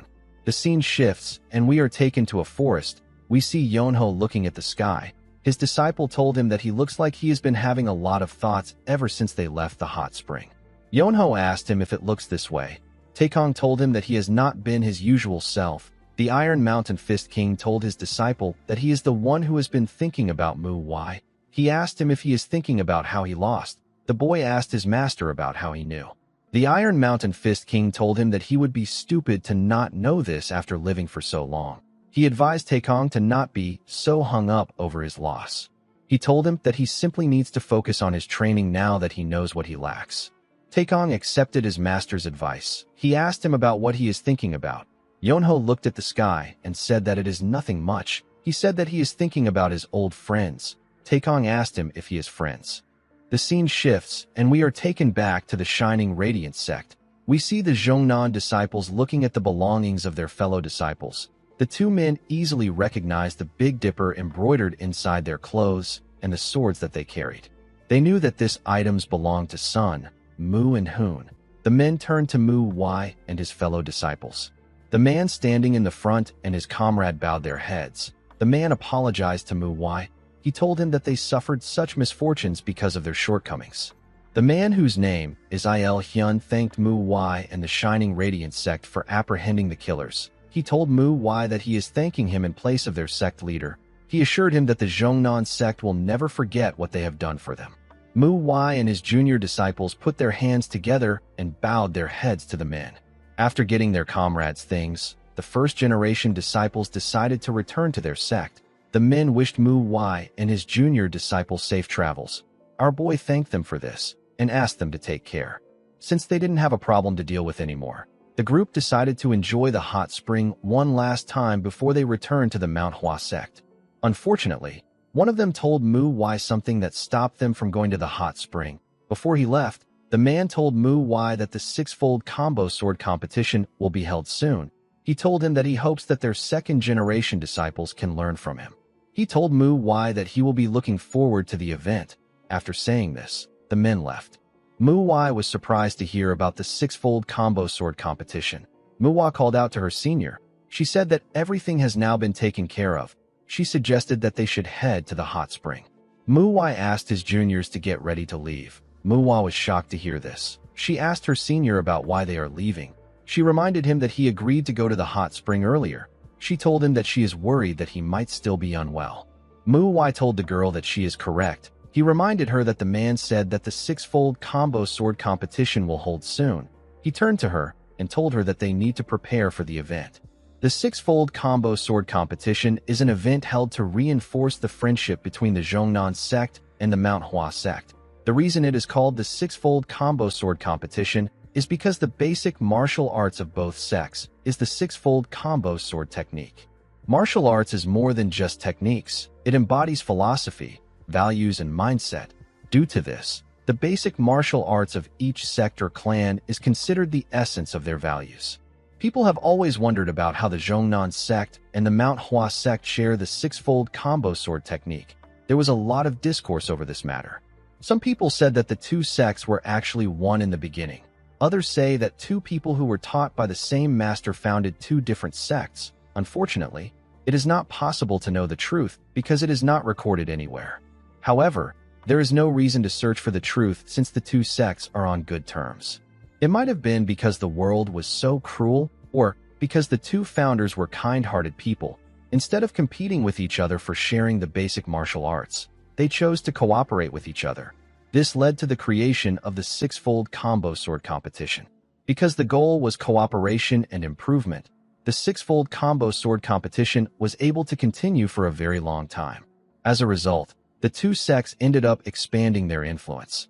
Naturally, the two sects do not care about who wins or loses. As they walked through the forest, Mu Wai asked her senior to tell her why he is doing this. She asked him to tell her why he is trying to prepare for the competition. She told him that they have a hot spring waiting for them. Mu Chiol and Mu Jin couldn't believe that the girl was still complaining. Mu Wai turned to her and told her that he is doing this because he likes to win. Mu Wai was surprised to hear this. She said that she no longer has anything to say. She walked forward with the group. Later in the evening, Mu Wai revealed to the boys that she heard the disciples of the Shining Radiance sect talking. She said that there is a nickname for them. Mu Jin asked her about what it is. The girl said that they called them the Mount Hua Four Flowers. This means that there are 4 Mount Hua disciples in the Jianghu. Mu Wai said that it is quite nice to already have a nickname when it is just their first outing. Mu Jin advised her not to get too excited. He explained to her that the nickname means that they have attracted more attention. The moment he said this, he and his fellow juniors saw something odd. They saw that Mu Wai stopped walking. Mu Chiol called out to his senior as if he wanted to know why he stopped. Mu Wai carefully looked around. He found it odd that there was a path in front of them. He already knew that they would have a lot of eyes on them because of everything that has happened. This was why Mu Wai chose a secluded route. However, this route has been far too convenient for a while. It was almost as if they were being lured somewhere. Mu Wai wondered about how long they had been on the path. He carefully looked around again. He noticed that he couldn't feel any presence. There are countless ways to manipulate others. However, at the core of all this is the logic of limited options. This means that when a human has no choice, they are bound to follow a given route. There are 2 possibilities in this situation. The first is that Mu Wai is just being oversensitive, and the second is that the person after them has poor skills. Our boy recalled that everyone almost died to the killer because they were not cautious. He decided to be careful. Since he felt that something was off, he decided to be cautious. He walked past his juniors and told them that they are turning around. The juniors were shocked to hear this. Mu Wai told him that he just said that they need to get back as soon as possible. She asked him about what is wrong. She asked him if he is feeling unwell. Mu Wai told her that he is fine. Mu Chiol walked forward and told his senior that there isn't a lot of time left till sunset. He said that they need to hurry if they are turning back. Muwai agreed with him. Muwai asked Muwa to follow them. He told her that there is nothing she can do about it. Muwa knew that he was correct. Our boy told her that it will be better for him if she gives in easily. The girl quickly ran after them. Later in the night, we see the group sleeping around a fire. Muwai suddenly opened his eyes. He turned to the side and placed his hand on his sword. He saw a boar in front of him. The boar glared at him. Muwai didn't expect to see a boar in this forest. While he was looking at the boar, we see an assassin wearing a hood above him. The person seemed ready to take Muwai out.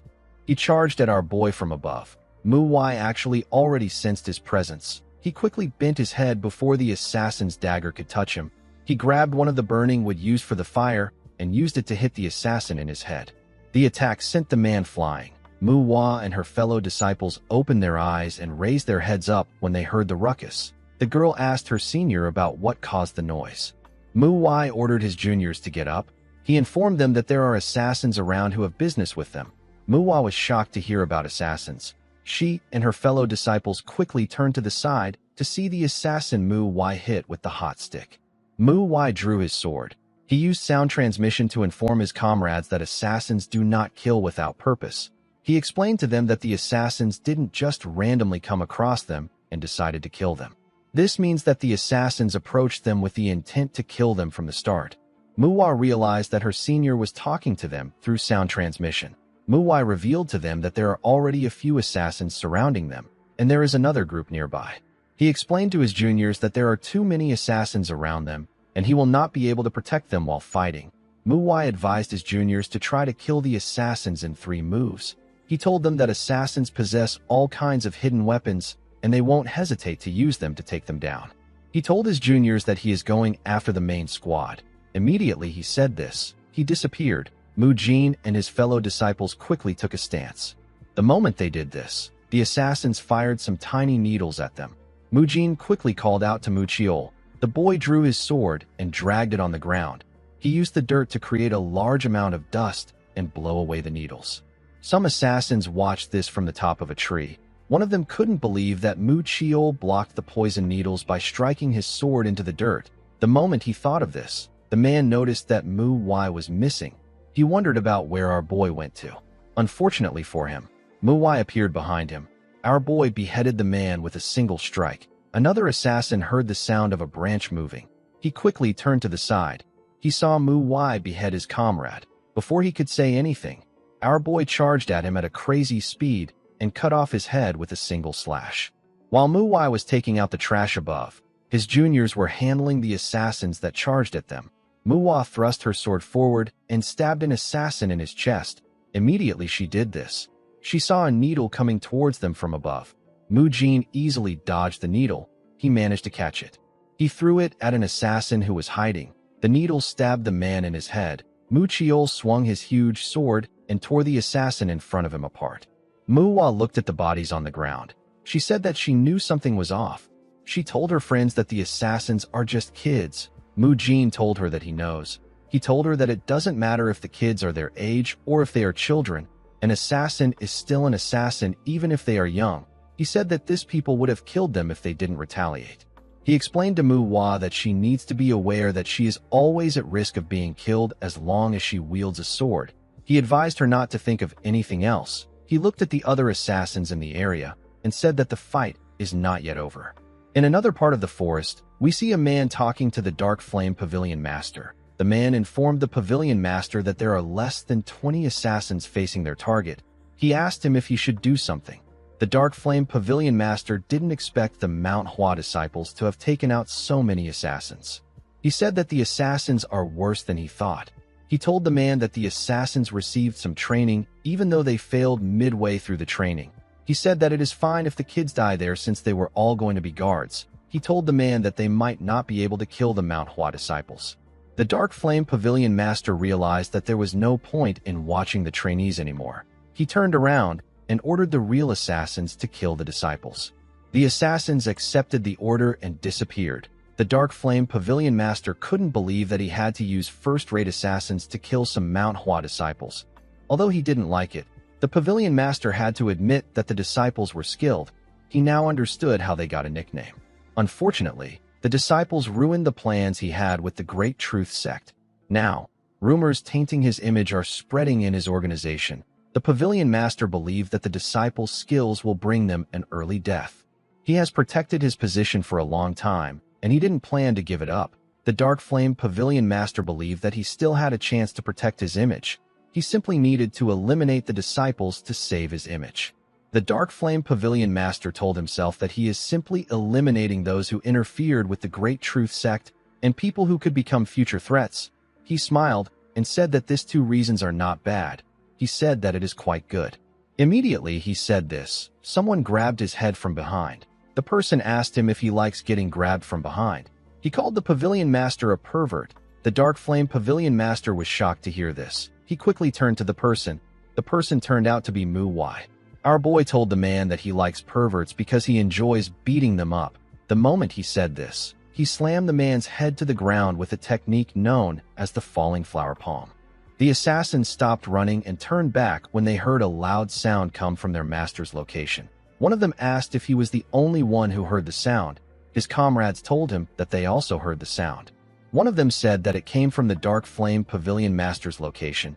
He said that he is certain nothing is wrong with the Pavilion Master, but it won't be bad if they check on him. Another assassin suggested that some of them check on their Pavilion Master and the others take out the disciples. He told his comrades that they will join them after checking on the Pavilion Master. One of them asked him not to bother coming to them. He said that they are just taking out a bunch of kids. After creating the plan, the assassins decided to split up and go their separate ways. The ones going after the Pavilion Master assured their comrades that they won't take long. Pressure points art is a technique where one puts pressure on certain points in the human body to inflict different kinds of effects. Mu Wai hit the Dark Flame Pavilion Master in his paralysis point at the back of his neck. He raised the man and hit his mute point in his throat. This was to render the Pavilion Master speechless. He let go of him after he was done. He noticed something in the Pavilion Master's sleeve when he let go of him. He quickly took out the plaque in the man's sleeve. The plaque belonged to the Overlord Fortress. Mu Wai saw that the man was the Dark Flame Pavilion Master. He told the Dark Flame Pavilion Master that he was always wondering about who the Great Truth sect leader depended on for him to act so arrogantly. He didn't think that he would be working for the Overlord Fortress. Our boy told the Pavilion Master that he now understands everything. He stood up and looked in front of him. He counted the number of assassins that ran back after hearing the ruckus. He noticed that half of them were coming towards him. Mu Wai said that this is a shame because they are not enough to take him. He told the Dark Flame Pavilion Master that he should have at least brought the Dark Emperor. The man was shocked to hear this. Mu Wai assured him that he will kill him after he takes care of his minions. He asked the Dark Flame Pavilion Master to just wait there.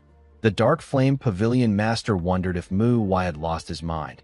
He couldn't believe that our boy wanted him to bring the Dark Emperor, the only assassin in the Jianghu to be equal to the martial masters who possessed the Emperor title.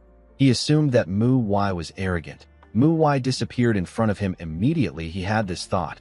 The Dark Flame Pavilion Master couldn't believe that our boy managed to get his pressure points. He told himself that this disgrace is temporary. He said that it is better than giving up his position. He told himself that he will return to his fortress once Mu Wai is dead.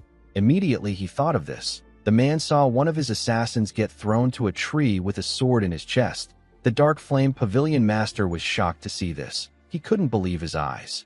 He recalled that Mu Wai just left him. He wondered about how a first-rate assassin got skewered onto a tree. The moment he thought of this, the Pavilion Master realized that he could only hear the screams of his assassins. He wondered if they were really getting killed by Mu Wai. Some minutes later, everywhere became quiet. The Dark Flame Pavilion Master could only hear the sound of Mu Wai's footsteps. Our boy walked up to him and raised his sword. He stabbed the man in the head. On the other side of the forest, we see Mu Jin putting his sword away. He and his friends were done taking care of the assassins. While they were looking around, Mu Wai arrived to their side of the forest.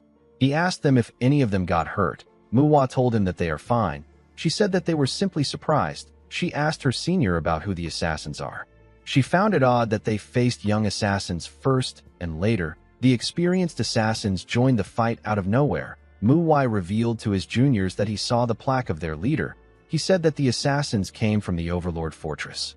Mu Wai and her friends were shocked to hear this. A prestigious sect usually refers to sects or clans with great influence. These organizations are sitting on a long history of traditions and excellent martial arts. They value justice and unity. The renowned sects of Sichuan are the Sichuan Tang clan, the Amei sect, and the Qingqing sect. These three were the most powerful in Sichuan until the Overlord Fortress came into the picture. Those who refused to take the side of either the orthodox or unorthodox factions and dreamed of unifying the Murim belonged to this organization. The organization surpassed the renowned sects of Sichuan and became the Overlord Fortress. The prestigious sects of Sichuan allied together to stop the fortress. This led to the creation of the Sichuan Alliance. Currently, the Sichuan Alliance and the Overlord Fortress are competing with one another for power. Mu Jin told his senior that he believed the Sichuan Alliance was stopping the Overlord Fortress. Our boy explained to him that the Alliance is simply keeping the fortress in check. He said that there must be a change in the situation between the two forces. This is why the Overlord Fortress turned their attention to Shanxi.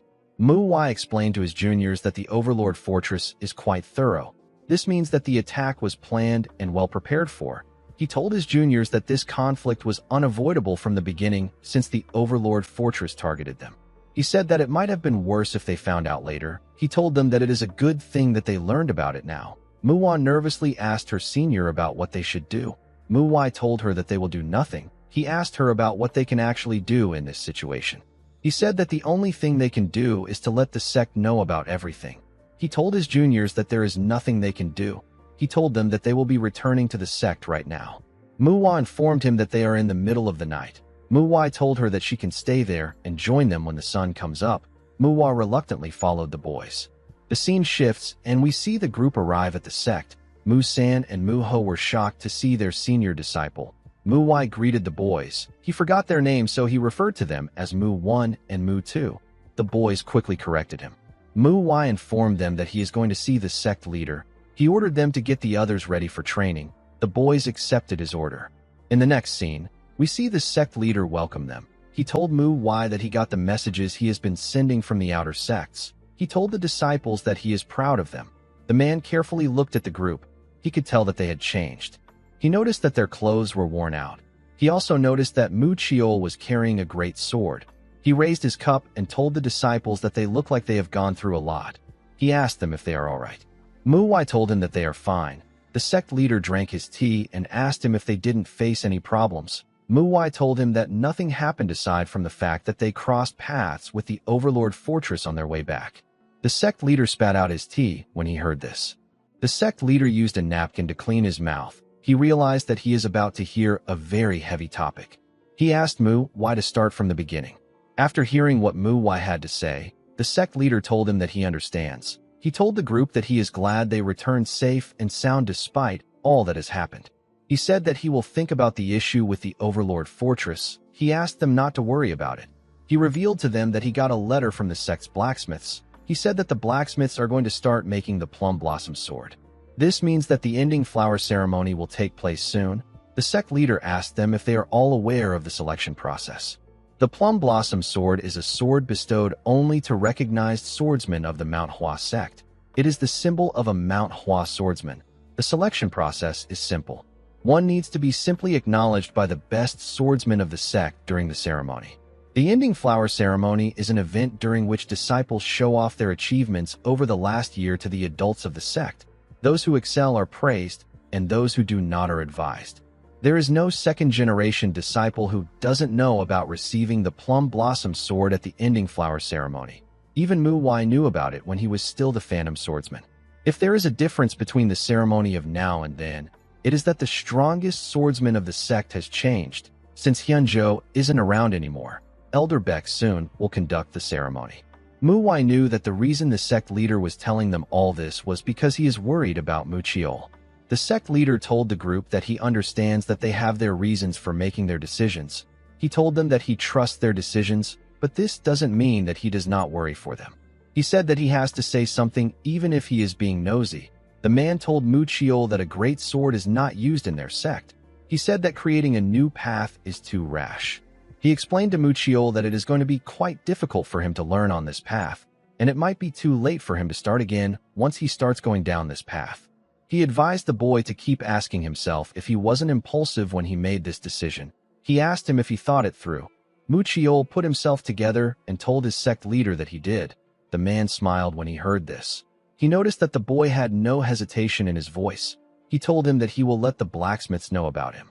The sect leader understood that the disciples were tired from their journey. He told them that he still has something he must say. He revealed to them that the popular topic within Shangxi is the Mount Hua's 4 flowers and the Mount Hua itself. The disciples smiled when they heard this. The sect leader revealed to them that there are several kids who have visited their sect in hopes of joining. He told them that they already met some of the kids. He said that they have also been receiving gifts from different people. He explained to them that there were other clans who wanted to send their children to be disciples of the outer sects to create a new connection with the main sect. The sect leader thanked the group for this change. He told them that he is really proud of them. The man knew that he had spoken for too long. He asked the group to go take a rest. As they stepped outside, Muwa ran forward. She said that Yang must also be there. Muwa asked her about who she is referring to. Muwa said that she is talking about the little girl that told her that she wanted to become a swordsman. Muwa remembered who she was talking about. He told her that he doesn't care. He asked her to go on her own. Muwa told him that he is so cold. Muwa didn't know what this meant. He had never even met the girl before. He said that he is going to think about training. Mu Jin called out to him and told him that he is going to rest for today. Our boy asked him to go ahead. Since they were unable to go to the hot spring, Mu Wai believed that his juniors needed to get some rest. Mu Jin thanked his senior. Mu Chiol noticed that Mu Jin turned around. He knew that their dorms were not in the direction that Mu Jin was walking towards. He wondered about where Mu Jin was going. The scene shifts, and we see someone asking some kids to fix their breathing and straighten their posture. He ordered them to stab. The kids thrust their swords forward. The second-generation disciples were the ones guiding the kids. The disciples told the kids that Sanha and Yang have perfect postures. They asked them to look at the two of them to see the mistakes they are making. While the kids were training, Mu Wai, Mu Hua, and Mu Chiol watched them from a roof. Mu Chiol said that Mu San and the other second-generation disciples are in charge of training the new children. Mu Wai told them that he doesn't see any second-generation disciples training when kids are trying so hard. He said that he can already guess how the disciples were training while he was gone. He said that these guys must have done some half-assed training while they were fighting for their lives. With a scary look on his face, Mu Wai told his juniors that they need to prepare for the six-fold combo sword competition and the Overlord Fortress. He said that they have no time. He asked Mu Chiol to tell the disciples that tomorrow's training is going to begin earlier than usual. Mu Chiol became nervous when he saw the look on Mu Wai's face. He hoped that no one gets hurt in tomorrow's training. The next day, we see the second-generation disciples put their hands together and offer their greetings to their senior. Our boy told them that it has been a long time. He asked them if they have been well. The disciples said that they have. Our boy revealed to them that he saw how some of them were teaching the third-generation disciples yesterday. He told them that no second-generation disciple was training while the others were teaching. He revealed to them that the sect leader said that he is planning trips to the Jianghu for the rest of them. He asked them if they know what this means. While Mu Wai was talking, Mu Jin stared at him. He remembered how he lied to Mu Wai when he said that he is going to rest. He actually went to meet the sect leader. Mu Jin was thinking about the time his senior said that he was going to step down from his position to take responsibility for what happened with the killer. When he first heard Mu Wai say this, Mu Jin became greedy. He also wanted to be the head disciple. However, no matter how much he thought about it, Mu Jin knew that only Mu Wai could guide them. He wasn't confident that he would be able to convince our boy himself, so he decided to meet with the sect leader to discuss the matter separately.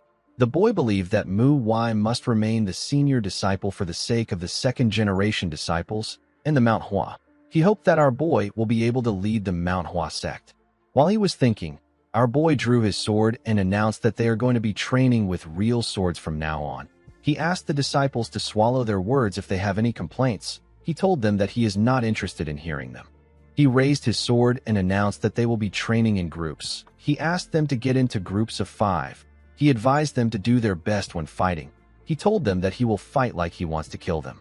He said that those who fall behind will not be taking a trip to the Jianghu.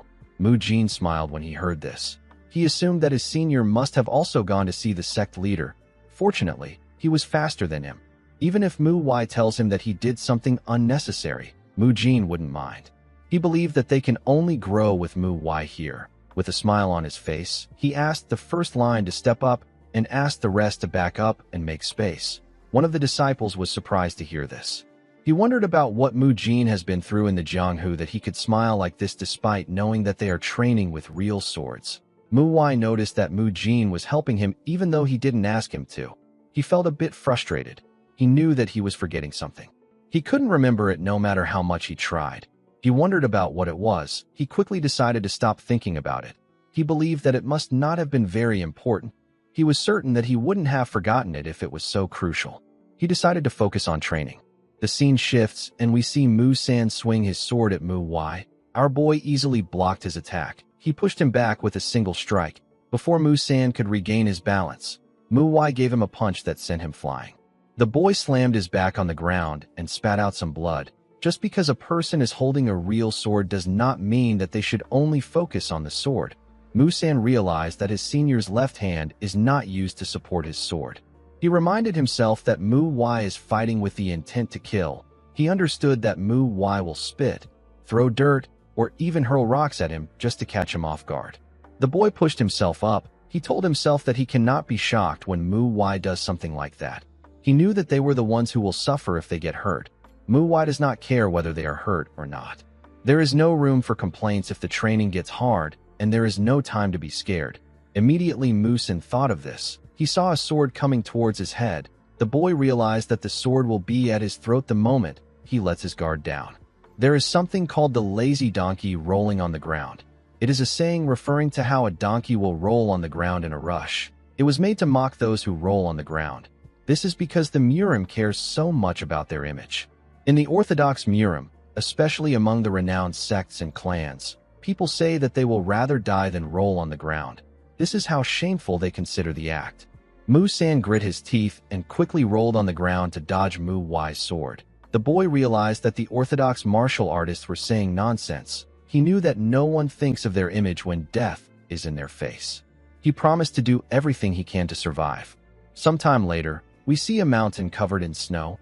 Mu San wondered about how much he has struggled at this point. The Mount Hua had finished its autumn season and entered the winter season.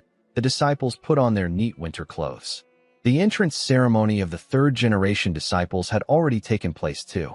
The scene shifts, and we see Mu San looking at the white silk on the mountain peaks. It made him wonder if he was doing the right thing. He was no longer as afraid of his senior's sword as before. Training also wasn't as deathly difficult as before. Of course, this didn't mean that it wasn't difficult or scary. It had simply lessened in comparison. However, Mu San has been feeling less confident lately. The boys seem to be extremely tired. It has been a while since they started training with real swords, but he was still busy trying to run away and dodge attacks. There was only one thing Mu San was really afraid of. He was scared of a reality where he wouldn't improve no matter how hard he trained. He wondered if this was really his limit.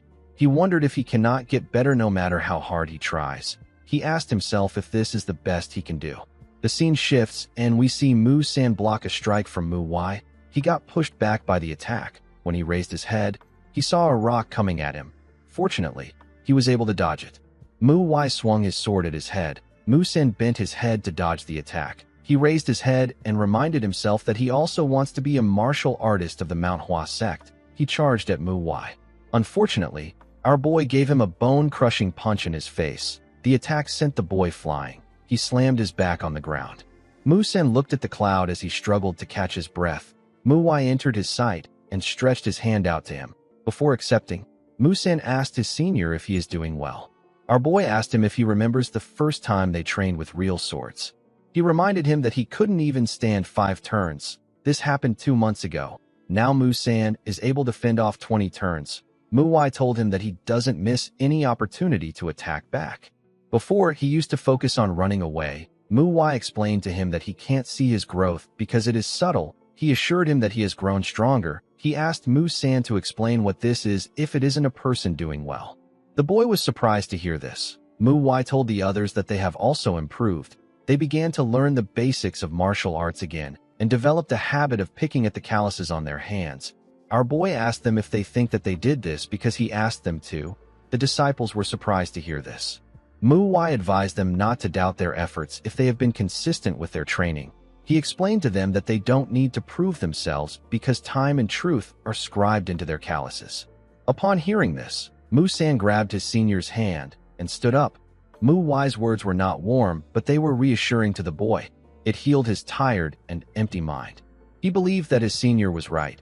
He told himself that a man of the blade does not need to think of the end. There was no need to worry about this. There was no need to be tired. Mu-san asked himself if a blacksmith worries about how long he must work. Immediately he thought of this. The boy got punched by Mu-Y. He fell to the ground. He told himself that training is natural. He said that this is what a person needs to do to become a swordsman of the Mount Hua. When he accepted this fact, the training no longer felt painful. It was still difficult, and there were still times where he had his doubts. However, now he knows that the end doesn't exist. The only thing to do is to move forward. This process is what is making the boy stronger. This was enough for him. Mu-san gathered his strength and pushed himself up. He took a deep breath and told himself that it is going to be different this time.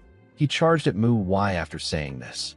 The scene shifts, and we see the sect leader saying that time passes fast. He told the second-generation disciples that he knows how hard they have been training. He asked them to show him what they have accomplished. He hoped that the disciples will become true swordsmen of the Mount Hua. He announced that the ending flower ceremony will begin now. A man sitting next to the sect leader told him that his speech was short but impactful. The sect leader said that he found it boring and plain. He revealed to the man that he actually thought about what he should say for a long time. He didn't expect it to be so bad. The man laughed when he heard this. He said that the ending flower ceremony is going to be an energetic event. The sect leader agreed with him.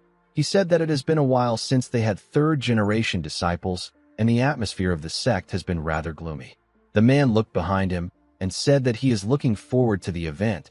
He said that it is nice to see disciples who are full of energy. He told the sect leader that he is quite curious to see who will take the plum blossom swords. The sect leader looked behind his chair and thanked the man for bringing it there. He assured him that this ceremony will be a grand one. He asked the man if he has met someone. The man said that he hasn't. He told the sect leader that he would only be a nuisance. He said that he is satisfied with watching the boy from a distance. The sect leader told him that he knows why he won't see his son, even if he doesn't say it. He reminded the man that it has been a while since he last saw his son. He told him that he is quite determined. The man laughed and said that a person cannot forge the plum blossom sword without such trait. Some minutes later, we see Young asking her fellow disciples to begin. The kids began to swing their wooden swords. Mu-Wa watched from afar. She turned to Mu-Jin and asked him if they are going on stage after the third-generation disciples performed the six-fold combo sword technique.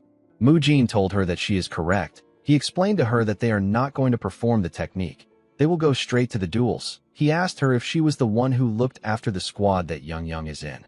Mu-Wa said that she was. She told Mu-Jin that they are doing so well thanks to her. After Young's squad was done, the second squad was asked to come to the stage. Mu-Wa informed Mu-Y that Sanha's squad is about to perform. She asked him if he is not going to watch. Mu-Y closed his eyes and said that he isn't watching. Mu-Wa told him that Sanha is going to be so upset. She said that a person shouldn't be so cold. Mu-Y opened his eyes when he heard this. Mu-Wa asked him not to mind her. She said that she was talking to Mu-Jin. She said that she can't do anything about her senior's cold nature. Mu-Y found it odd that she said this. Even without her saying anything, he has been watching the boy's performance with his energy. He saw that Sanha was observing the movements of other disciples pretty well. He was also maintaining a good posture.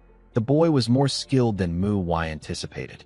Mu-Y recalled that he was eating rats or looking through the garbage when he was Sanha's age. He couldn't remember everything well, but he knew that he wasn't practicing formation techniques at that age.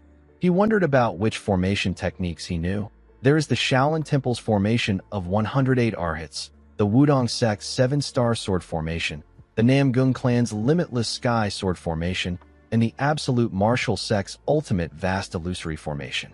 There were many other ones aside from these ones. However, Mu-Y has never tried any of them. He lived as a lone wolf in his past life, so he was never interested in them. Even now, he still didn't care, but he wondered if he should consider it.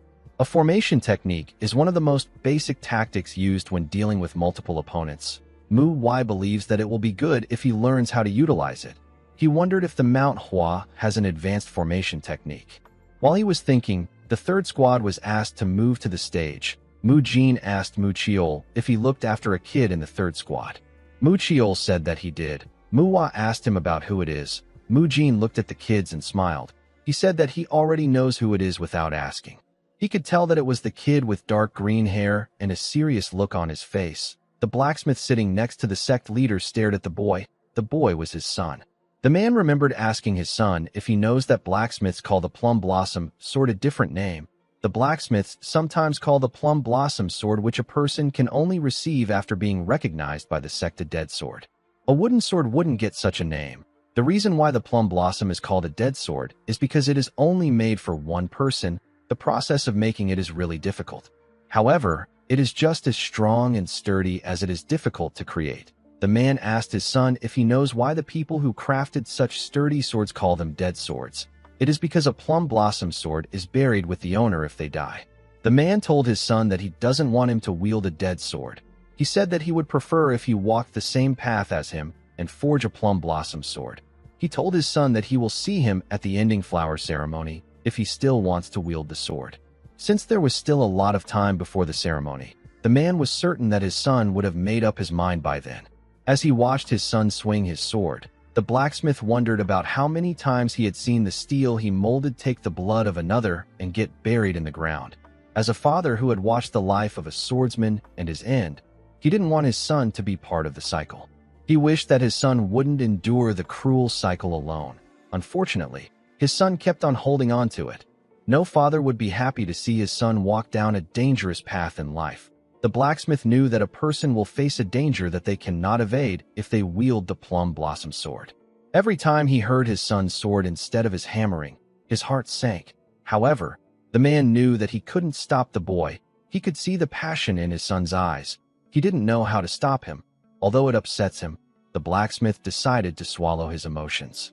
He desperately wished that the plum blossom sword his son will hold in the future will be used to carry out his will and to protect him. Immediately he thought of this. The performance of the third squad came to an end. The man clapped for his son with a smile on his face. The boy smiled when he saw the look on his father's face. The elders also clapped for the third-generation disciples. Mu Hua realized that their duel was next. She asked her senior to say something to them. Mu Hua said that he doesn't have anything to say. Mu Jin asked him to just say something. Mu Hua asked them to do well.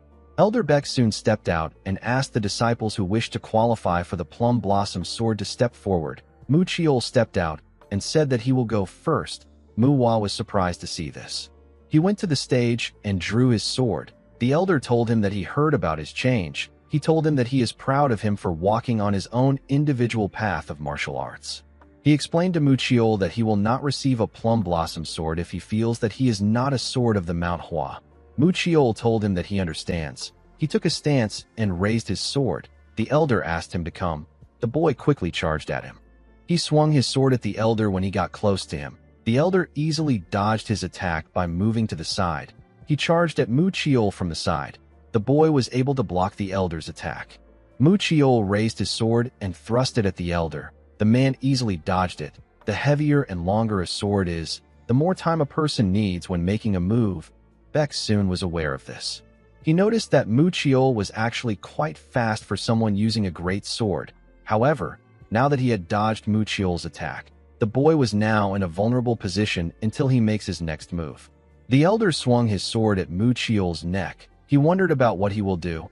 Mu Chiol bent a knee and blocked the elder's attack. Beck soon didn't expect him to lower his posture and incline his sword towards an inner angle. He realized that it was much more efficient for the boy to move his body rather than his sword. However, this was just a one-time thing. Beck soon knew that the boy won't be able to utilize the strengths of the great sword in this posture. He will also not be able to deflect his attacks continuously. The man believed that this was the limit of a weapon whose strengths are size and weight. It is difficult to create a flow with the Mount Hua techniques. While he was on his knee, Mu Chiol remembered talking to Mu Hua. Our boy asked him if he feels the same way when he sees him swinging his sword. Mu Chiol said that he doesn't. He told our boy that this is why he is asking. Mu Hua explained to him that he doesn't swing his sword like him. He asked him about why he thinks he will be able to swing his sword like him. Mu Hua hoped that the boy would be able to figure out the problem on his own. He realized that he was being too greedy. Since the boy almost died to a killer, Mu Wai decided to explain things to him. He told Mu Chiol that he has to train himself. The boy agreed to his condition. Mu Wai revealed to him that he has too much tension in his arms. He told him that his movements will be more precise if he loosens up his arms. He explained to him that there are important moments when his arms should be tense. He told Mu Chiol that he needs to know when the direction of the sword changes, when he is giving it momentum, and when he has to stop it. Mu Chiol asked his senior if he is telling him to tense his arms and let go. Our boy told him that he is. The boy asked him if he won't lose balance when he does this. Mu Wai reminded him that he simply needs to loosen his arms, not his entire body. Mu Chiol didn't really understand him. Mu Wai explained to him that he needs to use his core as his axis and use his entire body to swing the sword. He told him that his strike will become much stronger if he does this. He reminded him that he already said this before. He asked him if he forgot already. He explained to Mu Chiol that the arms simply hold the sword, other than when the direction of the sword changes, when he is giving it momentum, and when he has to stop it. Mu Chiol is expected to have no tension in his arms in order to gain flexibility for his next move. Mu Wai told the boy that he will have strength, speed, and flexibility for many movements if he is able to use the power of his body organically and utilize the weight of his sword. The arm's strength cannot surpass that of the entire body, no matter what weapon a person wields. It is necessary that they use their entire body to control it. The moment he said this, Mu Wai realized something. He asked Mu Chiol if he has been using his arms to control his weapon this entire time. Immediately he remembered this. Mu Chiol pushed himself up and made a huge swing at the elder. His attack pushed the elder's sword aside. Beck soon wondered about how Mu Chiol suddenly got this strength. He assumed that he and the boy had the same level of strength. Mu Chiol changed his stance and raised his sword. The elder was surprised to see this. Mu Wai remembered the conversation he had with Mu Chiol. He remembered the boy telling him that he ended up concentrating on the strength of his arms because of his great sword. He didn't know that Mu Chiol was this strong. He wondered if the boy grew stronger or if he was hiding his strength.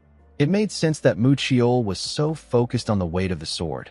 Our boy couldn't believe that the boy was training the illusionary sword when he has a strength like this. He knew that Mu Chiol must have been really frustrated. Mu Chiol grit his teeth and raised his sword with a large amount of strength. The elder quickly took a defensive stance. He blocked Mu Chiol's attack, but he got pushed down. His knee almost touched the ground. Mu Jin and Mu Hua were shocked to see this. Mu Hua said that she has never seen Mu Chiol make such a wide swing. The elder realized that Mu Chiol was wielding the great sword with the strength of his body to gain speed and power. He told the boy that he really amplified the positives of a great sword. He smiled and told him that this isn't enough to make him pass the test. He asked Mu Chiol to show him the reason why he is walking down this new path. He swung his sword and pushed Mu Chiol back. He took a stance and gathered his energy. A large amount of plum blossoms gathered at the tip of his blade. This technique is called the falling plum blossom returning ring. He placed his fingers on his blade. He twisted it at an incredible speed and used a technique known as falling petals to fire 2 petals at Mu Chiol. Mu Wai noticed that the elder used the plum blossom in full bloom to restrict his range of movement, and then he used the falling petals, which is hard to deflect. Our boy realized that the man was trying to see how Mu Chiol will handle this situation. The plum blossom in full bloom is a beautiful sight to behold. However, they bloom amidst the cruelest of winters. A plum blossom bloomed through the sturdiness of steel has a deeper scent than plum blossoms of a warm spring day. Mu Chiol raised his sword and gathered his energy. His goal was not to bloom as many plum blossoms as possible. His goal is to bloom a single plum blossom that will not die when it falls, a blossom that will not break.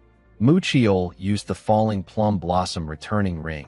He swung his sword around him and covered himself with his energy. When the 2 petals touched his energy, they created a beautiful flower. The elder noticed that the boy swung his great sword, which was imbued with layers of internal energy, in all directions flexibly.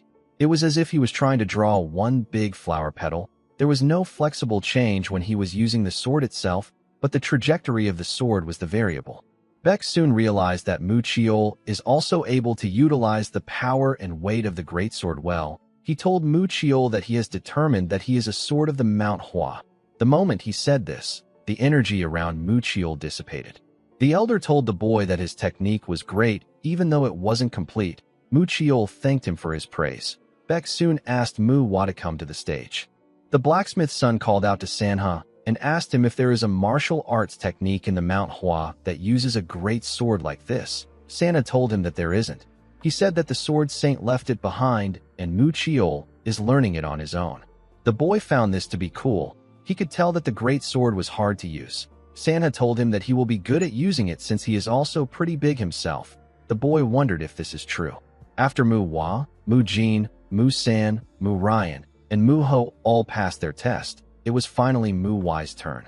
This is the duel that everyone has been looking forward to, a fight against the largest contributor towards the Mount Hua Four Flowers title and the most skilled second-generation disciple. The other second-generation disciples already knew how strong Mu Wai was through the training they had with him. However, none of them had actually ever seen him fight properly. This was the same for the elder. Beck soon wondered about how much of his strength he should hold back.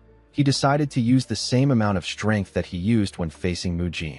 Our boy informed him that he is thinking of showing a new martial art through this duel. The elder did not expect to hear this. Mu Wai told him that the technique is known as the plum blossom scattering hands.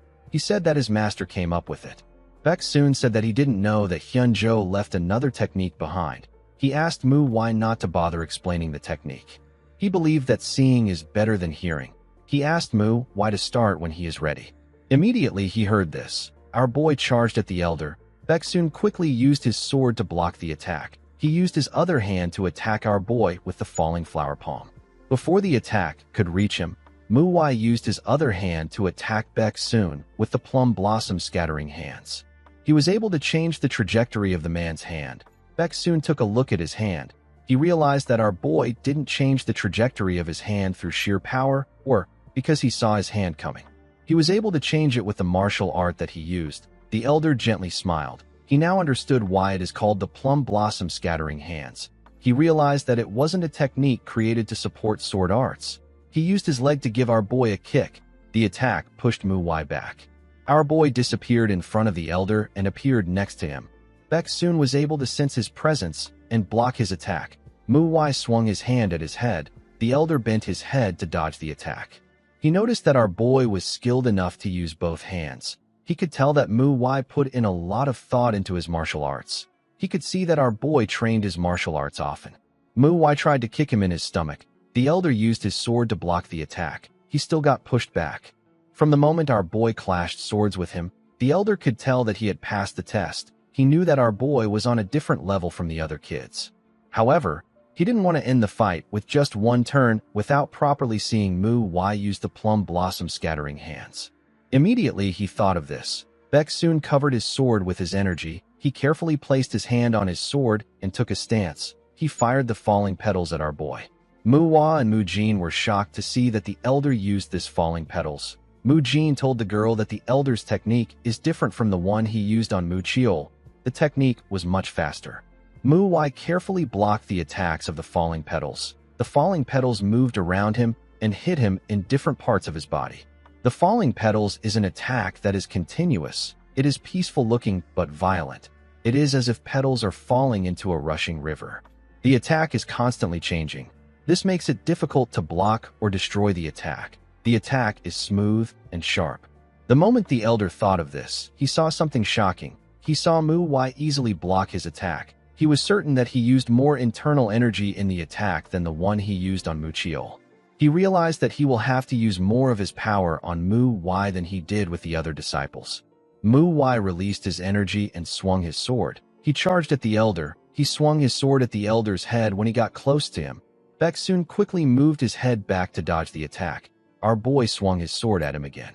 Beck soon had to jump back to dodge the attack. Before he could even catch his breath, Mu Wai charged at him with an explosive amount of energy. The elder quickly raised his sword to block the attack. He got pushed down by the attack.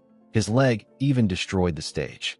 The elder was scared for his life. He quickly told Mu Wai that he has witnessed that he is truly a sword of the Mount Hua. He told him that he is like an entirely different person. Mu Wai took away his sword and thanked the elder. He asked him to think of his change as a form of growth. Beck soon got up when he heard this. He watched Mu Wai walk away. He wondered about the kind of growth a person has to go through for them to turn into a monster like this. Later in the day, we see the sect leader standing in front of the second-generation disciples. He told them that he is very proud of this ending flower ceremony. He told the disciples that their juniors seem to be listening to them well. He said that all the second-generation disciples have grown stronger despite the fact that they have not been able to pay much attention to them. He told the disciples that not all of them will receive a plum blossom sword, even though he enjoyed watching all of their fights. He assured them that they will receive it at the next ending flower ceremony. The second-generation disciples were shocked to hear this. They were certain that Elder Beck soon told them that they were all swords of the Mount Hua. The sect leader announced that 4 people will receive the plum blossom sword. He asked Mu Wai, Mu Jin, Mu Hua, and Mu Chiol to step out. He picked up the swords and told them that they have all trained diligently and have shown great results. He explained to them that it is good to grow fast, but they need to be careful not to trip in their paths. He told the group that he is not worried because he knows that they will all do well. After giving them their swords, the sect leader asked them to unsheath them. The group did as they were told. The sect leader informed them that they are now official swordsmen of the Mount Hua. He said that he looks forward to the day that their plum blossoms fill the mountains. Mu Wai and the other disciples thanked the sect leader for the swords. The other second-generation disciples nervously clapped for their colleagues. They said that they now have people in their generation with plum blossom swords.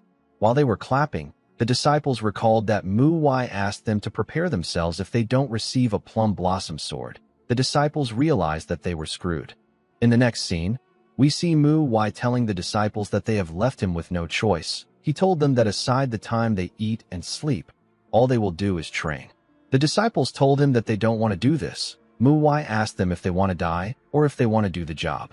Fortunately, Mu Wai hasn't said any of these things. This was just the imagination of the disciples. They all nervously sat in the dining hall. They were all looking at Mu Wai. Even Mu Jin and Mu Chiol were scared for them. Only Mu Hua focused on eating. The disciples wondered why our boy was so quiet. They wondered if he was going to kill them after they were done eating. They knew that Mu Wai was not the type of person who would forgive them just because he is in a good mood. They hoped that he would just forget about the issue. While everyone was staring at our boy, Mu Hua told him that she has a question. She asked Mu Wai about why Elder Beck soon said that he saw everyone as the sword of the Mount Hua and only gave 4 of them the plum blossom swords. The disciples were shocked to hear this question. They couldn't believe that Mu Hua would ask this kind of question. Mu Wai agreed that the elder told them that they were all the swords of the Mount Hua. He said that Elder Beck soon said it with the intention of giving everyone a plum blossom sword. He told Mu Hua that he doesn't know why everyone didn't get a plum blossom sword. Mu Wai actually knew the reason why everyone didn't receive a sword. He accidentally overheard the elder tell the sect leader that he passed everyone. The blacksmith informed the sect leader that he only made 4 swords. The reason only the Mount Hua 4 flowers received the plum blossom swords isn't because the other second-generation disciples were unskilled. It was because they didn't prepare enough swords. Mu Wai told the disciples that he knows that they are worried and scared about what he is going to do to all of them. He asked them not to worry. He told them that they all passed by his standards. The disciples were shocked to hear this. They wondered if this was really the senior disciple that they knew. Some of them actually felt more anxious than before. Mu Wai realized that it was time for him to change his training method. He knew that he couldn't be dueling the disciples all the time. He knew that it was also time for him to raise his own skill level. He realized that he didn't have a lot of time. He had this realization when he heard the conversation between the sect leader and the monk from the Shaolin. The conversation was bothering him. After the ceremony ended, a disciple walked up to Mu Wai and told him that he was amazing. Our boy asked him about why he is acting as if this is their first time meeting. The boy wanted to put Mu Wai in a good mood in order to secure his survival. Mu Wai asked him to stop wasting his time. He told him that he did great. He asked him to rest until the evening banquet. The moment he gave the order, our boy saw something shocking. He saw a Shaolin monk following a disciple. He wondered about what the monk was doing there. The scene shifts, and we are taken to the sect leader's office. We see the sect leader and the monk drinking tea at the same table. The sect leader told the man that it is hard to come to the Mount Hua because the mountains in the area are rough. He told the monk that he must have had a long journey. He asked him about why he came all the way there. The monk thanked him for the welcome. He revealed to him that he came there because of the Orthodox Path Assembly. The sect leader did not expect to hear this. The Orthodox Path Assembly is a gathering held every 5 years. The gathering is held by the 10 great sects and the 3 great clans, as well as some orthodox groups.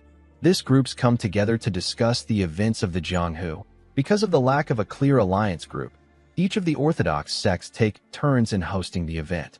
The Mount Hua sect is the next host of the event. The sect leader told the monk that his sect still has more than 2 years before they host. The monk put his hand into his robe and informed the sect leader that the Bakley clan has raised an objection. He brought out a letter and placed it on the table. He told the sect leader that it is from the Bakley patriarch. The sect leader quickly opened it. The monk informed him that the clan is worried that the Mount Hua will not be able to host properly due to the losses they suffered at the Shanxi massacre. The Bakley clan is suggesting that the Mount Hua switch positions with them since they are set to host the event after them. The sect leader told the monk that the Bakley clan would have come there themselves if things were so simple. He told him that he must have come here on their behalf for another reason. The sect leader knew that the Orthodox Path Assembly was just an excuse. He said that the Sword King of the Bakley clan must still be in denial about the fact that he lost to the Mount Hua Sword Saint after his clan challenged the Mount Hua's position as one of the Murim's 3 greatest sword sects. The sect leader knew that the Bakley clan wanted to get them now that they are weakened by the Shanxi massacre. However, the clan will be insulted if they simply raise their swords against the Mount Hua for no reason. This is why they want to use the Orthodox Path Assembly to achieve their goal. The sect leader told the monk that they will be insulting the forefathers of the Mount Hua if they switched the order of the hosting. He said that the Mount Hua will not give in to such demands. He told him that they will not back down. The monk informed him that the abbot disagreed with the Bakley clan when he first heard their demand. He said that the abbot sent him there to mediate when the Bakley clan kept telling him that they would come to the sect by themselves. The sect leader told the monk that the Shaolin has done nothing wrong. He said that he appreciates the fact that the abbot was so considerate. He told the man that he will send a letter to the Bakley clan by himself. He asked him not to step in. The man told him that he can't do this. He explained to the sect leader that reading a letter and hearing a person are 2 different things. He told him that the abbot has made it his responsibility to mediate. He explained to him that the Shaolin doesn't want any conflict in the Orthodox Murim, especially since the Jianghu is in chaos. He begged him to remind himself of the reason the Orthodox Murim exists. The sect leader let out a sigh and told the monk that the Mount Hua is indebted to the Shaolin. The monk stood up and said that he will excuse himself. After the man left the room, the sect leader turned to the letter. While he was focused on the letter, someone was looking around his office with his energy. The person turned out to be Mu Wai. Our boy was standing at the gate of the sect leader's building. He recalled that the sect has to face the Overlord Fortress. He couldn't believe that they now have to deal with the Bakley clan. The good thing was that this issue wasn't an immediate problem. Mu Wai told himself that he will simply grow as fast as he can. When he stood up from his chair, Mu Wai asked him about where he is going. Our boy informed her that he is going to rest. The scene shifts, and we see Mu Wai in a library. He carried different books and placed them around himself. Now that he had a plum blossom sword, he was given access to more advanced martial texts. He went through a manual known as the Heavenly Casket Cultivation Technique. It is an advanced cultivation technique. Mu Wai had to fix some minor things in the technique. However, after decreasing the time he spent training the other disciples and increasing the time spent on meditation, our boy was able to create a balance between the cultivation technique that he already knew and the new one he learned. His internal energy increased in amount and purity. After settling the Heavenly Casket Cultivation Technique in his dantian, Mu Wai also inspected his sword techniques. After acquiring the energy of the Heavenly Casket Cultivation Technique, his sword carried a scent. The 6-fold combo sword technique is the root of the Mount Hua. The Concentrated Wind Sword, the Falling Plum Blossom Sword, and the 1,000-Scent Sword are the trunk. The Plum Blossom Sword secrets are the branches of the Mount Hua. The Plum Blossom Chi is a sword chi of both red and white plum blossom. The Plum Blossom sword chi spreads through the branches, and it blossoms into flowers like the trees do. After seeing this, Mu Wai understood why the sword of the Mount Hua is the plum blossom. The first thing Mu Wai noticed about the sword of the Mount Hua was that there was a constant change. Just like how flower petals fly through the air, the sword has no restraint. It cuts through the 3 realms and penetrates the 6 different directions. The second thing our boy noticed was the sharpness of the sword. The petals of the plum flower are sharp at the ends, It possesses a blade within its beauty. There is nothing that it cannot slice through. The last thing Mu Wai noticed was the myriad of scents. The scent of the plum blossoms spreads through the air. Wherever its scent touches, the energy of the Mount Hua is there.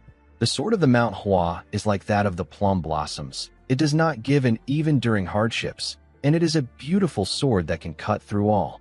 Its energy spreads in every direction.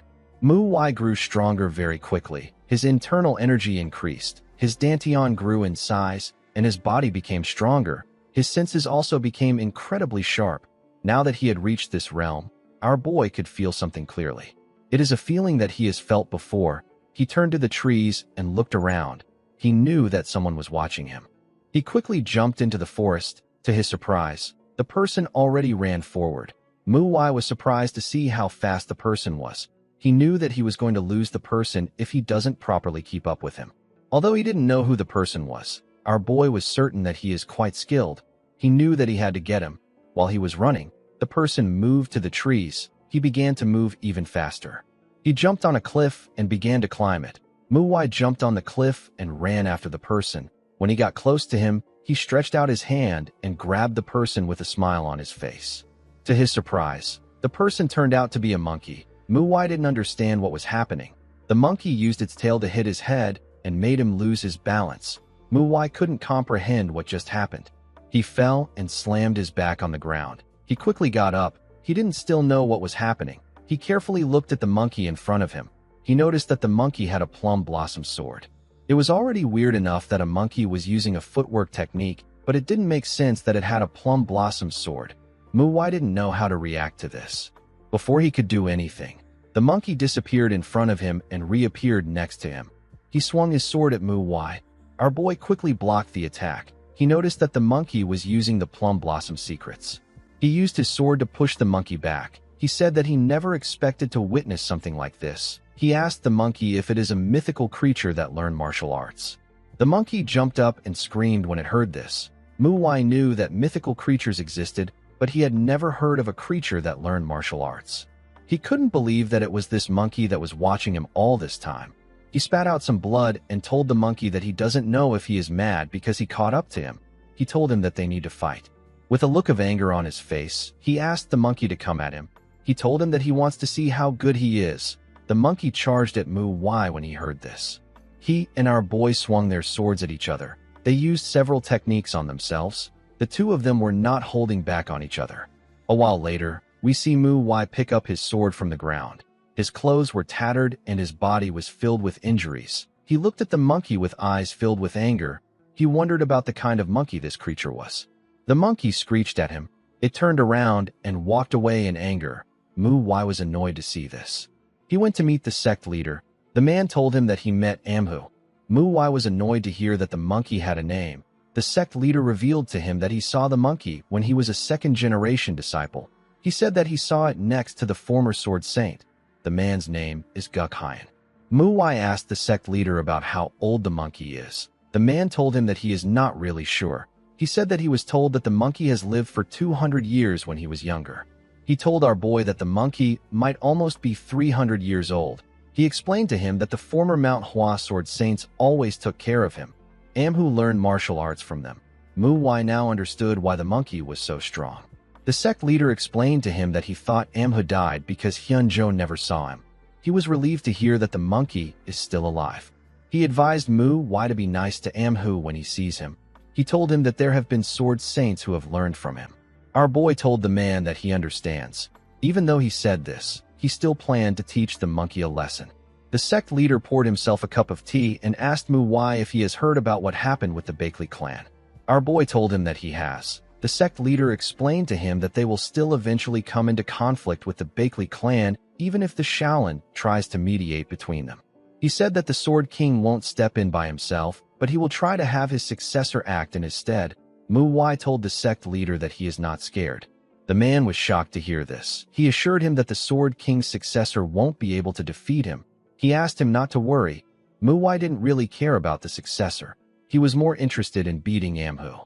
He told the sect leader that he heard that they have not decided on who will move first. He suggested that they ask the Bakley clan to come to the Mount Hua. The sect leader was surprised to hear this. Muwai reminded him that the clan said that they wanted a host because they didn't trust the capabilities of the Mount Hua. He said that if the Bakley clan wants to see the beautiful scenery in the mountains, they need to climb up there by themselves instead of trying to move the mountains. The sect leader smiled when he heard this. He told Muwai that he is right. He assured him that he will remember what he said. He asked him if he is focusing on the six-fold combo sword competition. He asked him to prepare for the competition well.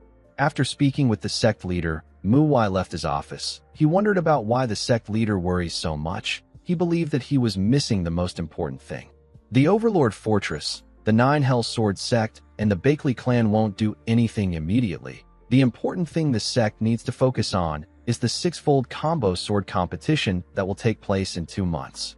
Although the Mount Hua might have gotten weaker, they are still not a small sect. Their enemies will need to prepare accordingly before they strike.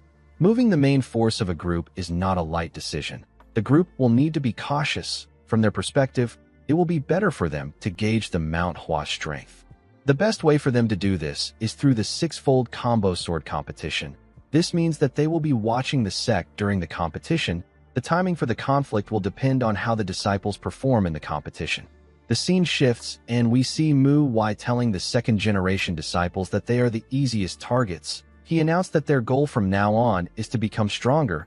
He told them that they will start walking towards their goal from tomorrow morning.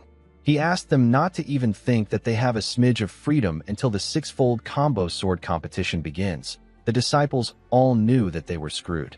The scene shifts, and we see someone standing at the top of a cliff. The disciple had a huge rock tied to his back. He was standing on the cliff with one leg. He balanced the huge rock on his back. It wasn't just this disciple that stood at the top. The other second-generation disciples were there with him. They were also doing the same training as him. They all stood at the top of a cliff on one foot. They maintained balance and weight all on this foot. They were doing this to push their bodies and minds to the extreme. This will allow them to become stronger. Muwai believed that it was an excellent form of external art. Perhaps it was because the disciples' bodies haven't forgotten their experience of death. They were not struggling like last time. Instead, their eyes were filled with murderous intent and rage. Their wrinkled forehead was filled with determination. While this training method might seem aggressive to onlookers, it was actually quite dependable. It was certain that the second-generation disciples would become stronger. While everyone was focused on maintaining a perfect position, Muwai stood at the top of his own cliff with one hand. He did a handstand and used his leg to carry 2 huge boulders. He made things for himself more difficult even though he was training with the disciples. He would sweat alongside his juniors during the day, and at night, he would sit alone to study formation techniques and organize sword techniques. The formation techniques were difficult for him to understand. He decided to mark the ground with charcoal and imagine how the formation would play out. Even though he did this, he was still like a blind man trying to find his way in the dark. He wondered if the techniques were difficult for him to learn because he never had any interest in them before. He had such a long way to go in learning the techniques. He also had to look after Mu Chiol and guide him in his Iron Plum Blossom sword technique. Muwai's days were too short and his nights weren't long enough. Every time he returned to his room at night, he would see Amhu waiting for him. This reminded him of how he spent his youth in his past life. He remembered the days when he always had someone to fight. The only difference is that this being isn't human. It is a violent monkey. After fighting him once, Muwai saw how fast and how skilled he was. The monkey's footwork was so strange that our boy had to rely on his instincts to fight him. After this fight, Muwai felt Amhu's eyes watching him from afar. Although he wanted to cross swords with the monkey again, the monkey would always run away once he noticed that our boy has sensed his presence. Muwai promised himself that he would grab the monkey's tail and spin him around the next time they fight. Muwai recalled that a lot of things has happened in his time at the Mount Hua. He almost died to the disciple of the old monster of 100 faces. He had a duel with the disciple of the Iron Mountain Fist King. He drank all night with members of the Beggar sect, and he played tag in the middle of the night with members of the Overlord Fortress. Our boy had experienced several ups and downs. He believed that the downs were more prominent than the ups. However, he also believed that he didn't need to worry too much. He told himself that all he has to concern himself with are the responsibilities of the true owner of this body. He looked at the bottle of liquor in front of him and said that he gets angry when he thinks about how a particular person would laugh about this situation. He said that he is working his ass off like a dog. He poured himself some liquor and asked the person to keep watching over him. He said that he will make it through. After saying this, he drank the liquor and placed the cup down. He told the person that he wrote everything he knew as his thoughts flowed because he doesn't have a knack for writing. He said that he won't do this next time since it isn't really his style. He told the person that he has something to say. He told him that he will not be able to come back there for a while because he is going to be busy. He said that he is going to put down his brush now. After saying this, Mu Wai stood up. He walked away from a headstone. The headstone was for Hyunjo. It was the place his body was buried in. Mu Wai went there to share his thoughts with his dear friend. 2 months later, we see someone hold the sect leader's hand and greet him. Baekyu asked the man whose name is Hong Xian if he has been well. He told him that he came there in a hurry when he heard the news about him joining the six-fold combo sword competition. He told Hong Xian that people like them garner attention with the smallest things. Hong Xian laughed and apologized to the sect leader. He said that he simply wanted to see the Mount Hua Four Flowers by himself. He told Baekyu that his disciples are indebted to them. He wanted to thank them himself. The sect leader looked down and asked him about what he thinks now that he is there. The man looked at Mu Jin, Mu Hua, and Mu Chiol. He said that he can recognize who the four flowers are without anyone pointing them out to him. He told Baekyu that their eyes are like blades and their breathing is well controlled. He said that the kids have broken out of their shells. He said that all the second-generation disciples seem to have an excellent grasp over external arts. He asked Baekyu if he guided them on external arts separately. The sect leader said that he didn't do anything. He explained to Hong Xian that Mu Wai is the one responsible for their training. He said that he was also the one who guided them on their external arts training. Hong Xian said that Mu Wai's techniques are that of an experienced martial artist. He told Baekyu that our boy has the spirit of a grandmaster. The sect leader asked him about who he is looking at. Hong Xian said that he is looking at Mu Wai. The sect leader informed him that Mu Wai is not there yet. Hong Xian was surprised to hear this. Baekyu told him that he is mistaking Mu Jin for Mu Wai. Hong Xian asked him about where our boy is.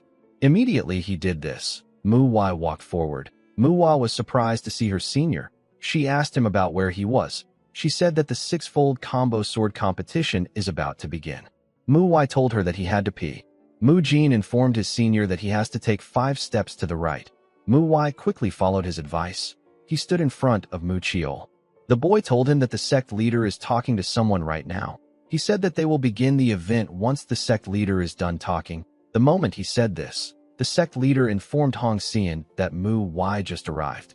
Hong Xian was shocked to hear this. He couldn't believe his eyes. He wondered about how a second-generation disciple could have such eyes. He knew that our boy would be extraordinary, but this was far beyond his expectations. Mu Wai told himself that he should have finished something if he was going to show up to the event late. He said that he will go back there again when the chance arises. Baekyu told Hong Xian that they have stalled for too long. He said that they can talk another time. He suggested that they begin the event. Hong Xian agreed with him. He decided to talk first. He announced that he has a few things to say before the event starts. He told the disciples that the six-fold combo sword competition isn't about who wins or loses. He said that it is a chance to experience the different interpretations of the six-fold combo sword technique and learn from it. Baekyu told the disciples that loss is not something to be embarrassed about. He said that a true martial artist grows through defeat.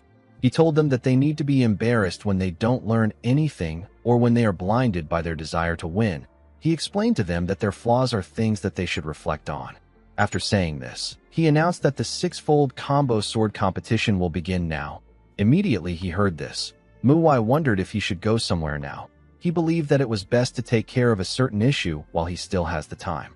The moment he thought of this, a disciple of the Zhongnan sect called out to him and asked him if he is Mu Wai. Our boy turned to see the disciple. He didn't recognize her. The girl told him that she was hoping to see him. She said that she is aware that there is a more respectable way to introduce herself. She said that she prefers to introduce herself now. She told our boy that her name is Xianju. She said that she is the older sibling in the Zhongnan's flower duo. Her sister who was next to her introduced herself as Xianmi. She said that she is the younger sibling in the Zhongnan's flower duo. The two sisters were second-generation disciples of the Zhongnan sect. With a smile on her face, Xianju apologized to Mu Wai for introducing herself to him out of the blue. She told him that she will be looking forward to his performance. After saying this, Xianju and her sister walked away. Mu Jin moved close to Mu Wai and told him that the girls are the representatives of the Zhongnan sect's second-generation disciples.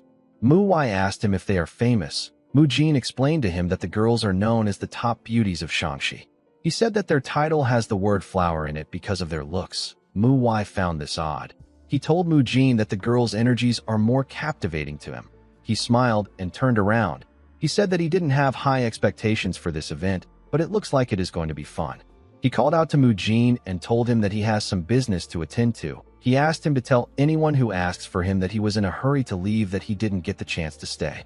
Mu Jin accepted his request. The six-fold combo sword competition is a competition where martial artists learn and see the differences of the six-fold combo sword. It is held for 2 days. On the first day, the third-generation disciples have duels. On the second day, the second-generation disciples have their own duels. For the second-day duels, the best disciples are picked out to be rewarded with miracle medicines. The miracle medicine that the Zhongnan sect prepared for the competition is the snake venom orb. It is a miracle medicine made from various serpent organs and venomous blood. Not only does it amplify a person's internal energy, it also raises their tolerance for poison. The Mount Hua sect prepared the humanoid ginseng. The ginseng has the form of a human because of the spiritual energy imbued in it. It strengthens a person's skeleton and amplifies their internal energy. As Mu Wai walked through a hallway, he thought about how the humanoid ginseng was lacking when compared to the 1,000-year humanoid ginseng. It was still a good miracle medicine. He also thought about how the snake venom orb doesn't really raise a person's internal energy, but it grants the person a high resistance to poison. He recalled that the second-generation disciples have been keeping up with his training pretty well, and they have improved a lot. He believed that it would only be right for him to eat the miracle medicine. Immediately he thought of this. He went to sit down with the disciples. Mu Wai asked him about why he keeps disappearing. Mu Wai told her that he went to the toilet. He asked her about how the duels are going. Mu Wai told him that it isn't going well. Mu Wai asked her if something happened. Mu Wai nervously said that nothing special happened. She asked him to see for himself. Mu Wai watched Sanha swing his sword at a disciple of the Zhongnan sect. The boy blocked his attack and pushed his wooden sword back. He used his sword to hit Sanha in the chest. Sanha got pushed back. He lost his balance. His opponent charged at him and swung his sword at his head. Sanha was able to dodge his sword, but his opponent was still able to catch him off guard and point his sword at his neck. The boys were asked to stop the match when this happened. The referee announced that the winner is Jinho of the Zhongnan sect. Sanha put his hands together and told the boy that he lost. Jinho said that it was a good duel. Mu Wai told Mu Wai that things like this happened. The girl didn't expect him to have this reaction. She told him that he reacts differently when they lose. Mu Wai explained to her that the third-generation disciples only learned the six-fold combo sword, so they are fighting each other with the same technique. However, the Mount Hua sect took in third-generation disciples 2 years later than the Zhongnan sect. Since they are fighting with the same technique, it only makes sense that the ones who have been learning it for a long time to win. Mu Wai nervously told her senior that she understands. Mu Wai asked her if something is wrong. The girl revealed to him that the third-generation disciples have lost all 10 duels. Mu Wai couldn't believe that something like this happened while he was in the toilet. He asked Mu Wai to come up with a better joke. Mu Wai assured him that she is serious. She asked him if he didn't just watch Sanha lose. Mu Wai couldn't believe what he was hearing. He stood up and asked her to tell him who taught the third-generation disciples. Mu Jin said that it was Mu Ho and Mu San. He told Mu Wai that the boys haven't had time to teach lately. With a scary look in his eyes, Mu Wai asked him about what the boys were doing that they didn't have the time to teach the third-generation disciples. Mu Jin reminded Mu Wai that he asked them to stop everything and focus on training. Our boy recalled that he actually said this. He quickly sat back down. He said that things like this happen when one is busy. Immediately he said this, he heard someone call out to him with sound transmission. Mu Wai quickly realized that it was the sect leader. The sect leader informed him that the schedule is progressing faster than expected. He said that they are planning on starting the second-generation disciples' duels. The sect leader asked Mu Wai if this is alright with him. Mu Wai told him that it is fine. He turned to his fellow disciples and told them that he has good news. He informed them that the sect leader is about to start their duels. He told them that they will be able to avenge the third-generation disciples. The disciples didn't know how this was good news. Mu said that there is nothing more motivating than winning from the beginning. He asked Mu to start the first duel. While the girl was standing on the stage, Mu asked her to get the first win. He said that they will continue winning to the end. Mu hated the fact that she had to go first, but she also wanted to see the results of her training. She decided to win since she was already on the stage.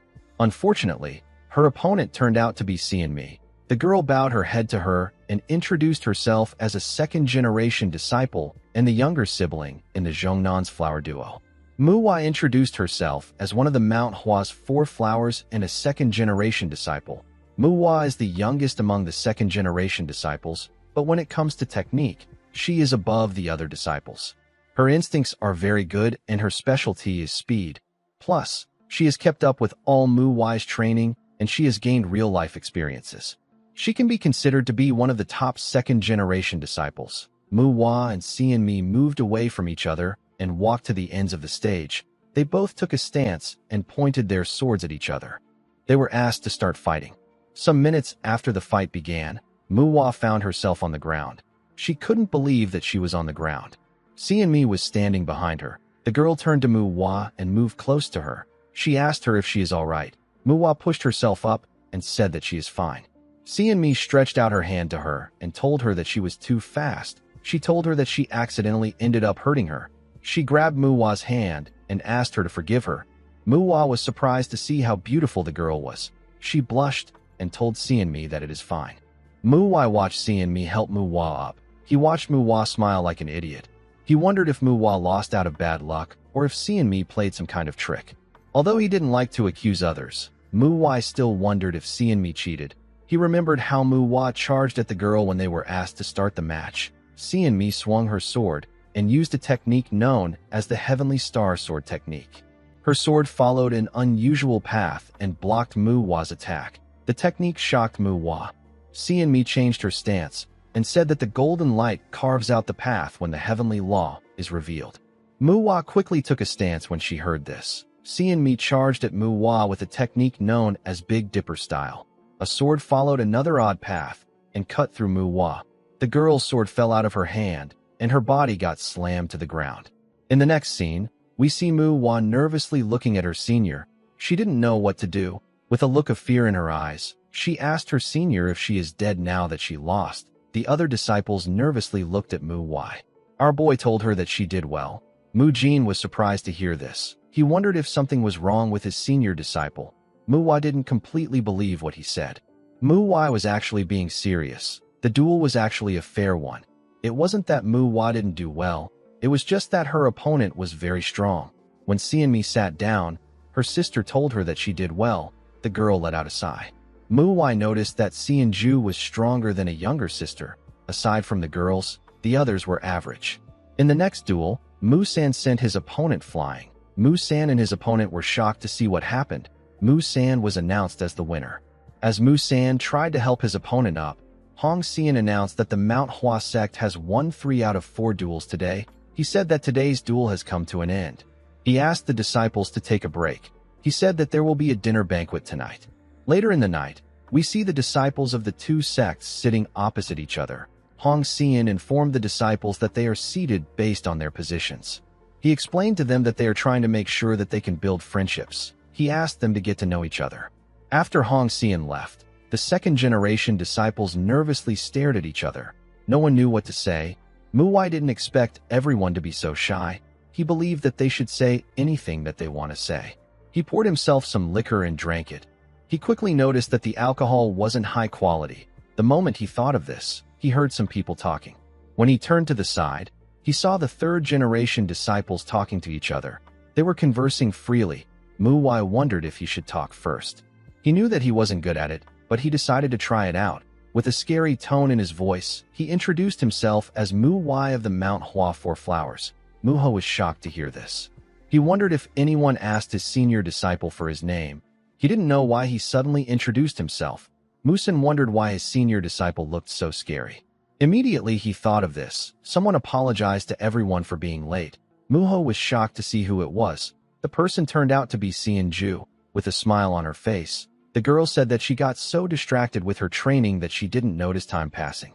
Xianju and her sister introduced themselves to the Mount Hua disciples. The boys were very happy to see pretty girls. They quickly introduced themselves to the girls. Xianju told them that it is nice to meet them. She asked them if the banquet is just starting. Mu San said that it is. Xianju turned to Mu Wai and asked him if he is already drinking. She and her sister sat in front of him. Xianju asked our boy to pour them a drink too.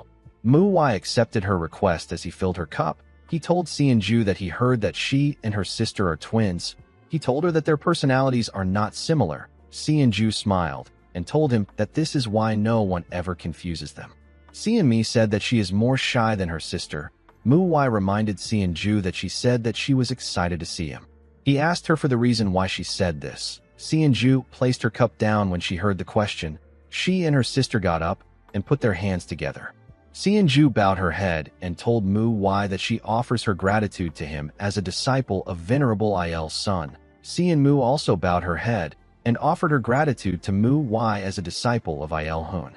Mu Wai realized that the two girls were Il's son and Il Hun's disciples. Unfortunately, he didn't remember who Il's son and Il Hun were. Xianmi told Mu Wai that they would have been out in the Jianghu trying to avenge their masters if it weren't for him.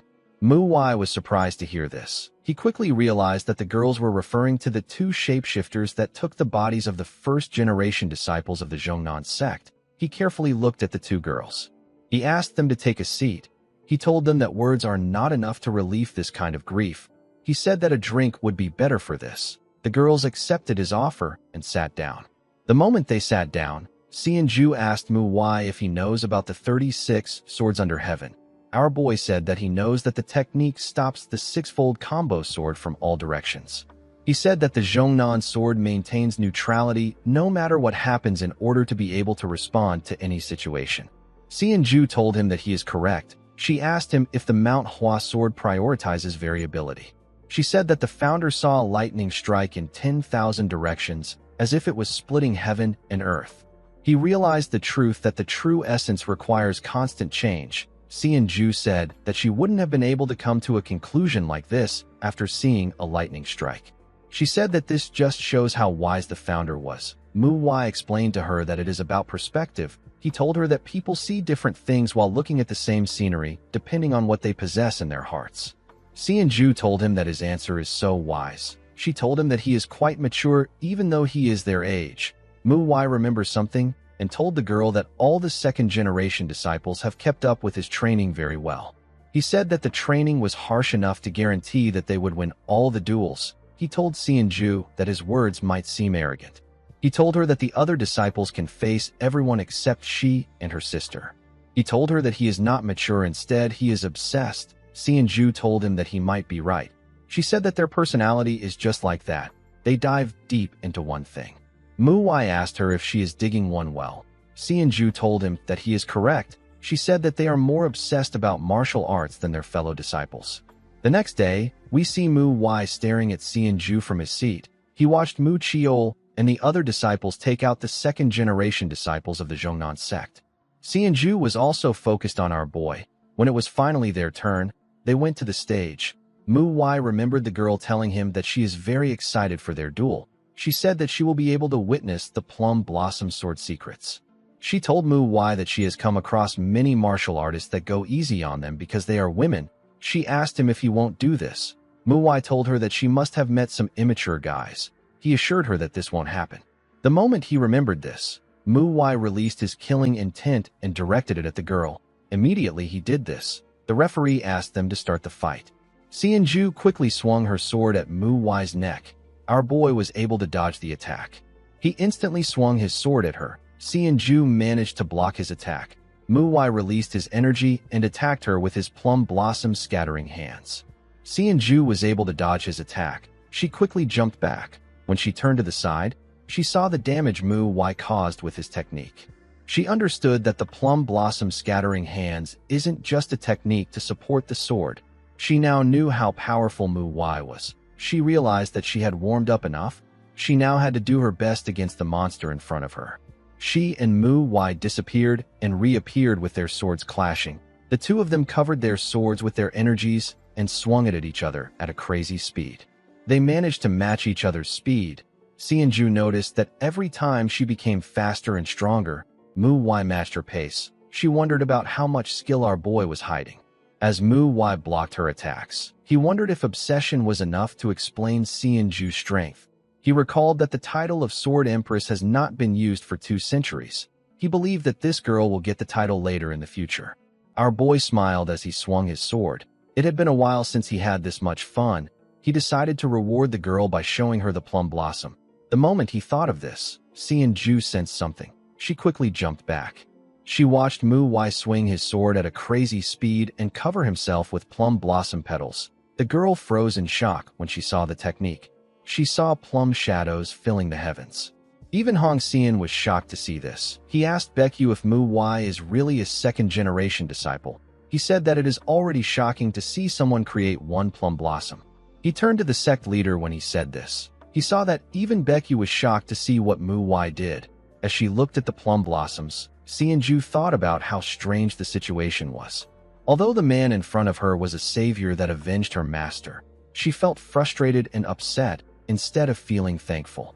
When she saw his technique, she understood why she was angry at Mu Wai. She didn't like the fact that our boy killed a murderer that even her master couldn't face. The fact that her master was avenged by someone else shook her mind. She interpreted this feeling as anger. This is why she wanted to humble Mu Wai with the excuse of a duel. Xianju realized that she might have been denying her master's death. This denial was her last shield. She was shaking behind the shield. As she watched the plum blossoms fade away, the girl realized that her blade of rage wasn't pointed at her savior. Instead, it was pointed at her powerless self. When Xianju looked down, she noticed that Mu Wai managed to avoid hitting where she was standing. While she was looking at the ground, Hong Xian announced that Mu Wai won the duel.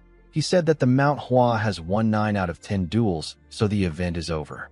Mu Wai put away his sword when he heard this. He actually thought that Xianju was going to do something else. He was a bit disappointed that the girl didn't do anything. The elders of the Mount Hua sect were shocked to see what Mu Wai did. Elder Beck soon remembered how strong Mu Wai was at the ending flower ceremony. He wondered about when our boy grew to this extent. Xianju put her hands together and thanked Mu Wai for his consideration. She told him that she learned a lot from him. Mu Wai put his hands together and told her that it was a good spar. Musin wondered about what was happening. He wondered why his senior disciple went easy on Xianju. He didn't understand why Mu Wai would do this. He wondered if it is because the girl is from the Zhongnan sect. He quickly realized that he was wrong. He and the other disciples began to wonder if their senior likes Xianju. They believed that Mu Wai didn't want to hurt her because he likes her. Some minutes later, we see Xianju and Mu Wai standing in front of their sect leaders. Hong Xian explained to the two of them that the reason they chose them out of the second-generation disciples isn't simply because their martial arts are at a very high level. He said that consideration for one's opponent, respect, and proper etiquette matters a lot. Baekyu told them that they had consideration and respect as their foundations even while displaying high-level skills. Thanks to this, no one got hurt. He told them that this is why they deserve the elixir. Mu Wai was happy to see the elixirs. He was happy to see that everything was going according to plan. Before he could do anything, Hong Son told him that he would like to express his gratitude to the Mount Hua for flowers. He asked them to step forward. Mu Wai wondered why the man asked for the Mount Hua for flowers. After his juniors joined him, Hong Xian informed them that he would like to convey his thanks. He told them that they didn't just defeat the demon that the Zhongnan sect missed. They resolved the resentment of the disciples and protected the sect's honor. Mu Wai didn't expect the man to give them a speech. He thought that Hong Xian was going to give them something. Hong Xian told them that the Shining Radiance sect must have thanked them, but this isn't a debt that can be repaid with a few words. He took out a box and said that he is only able to express his gratitude now because things were chaotic before. He asked them to accept his gift. He opened the box and revealed some elixirs. He said that they are the small purification pills of the Zhongnan sect. Mu Wai was shocked to see the elixirs. He wondered if Hong Xian had lost his mind.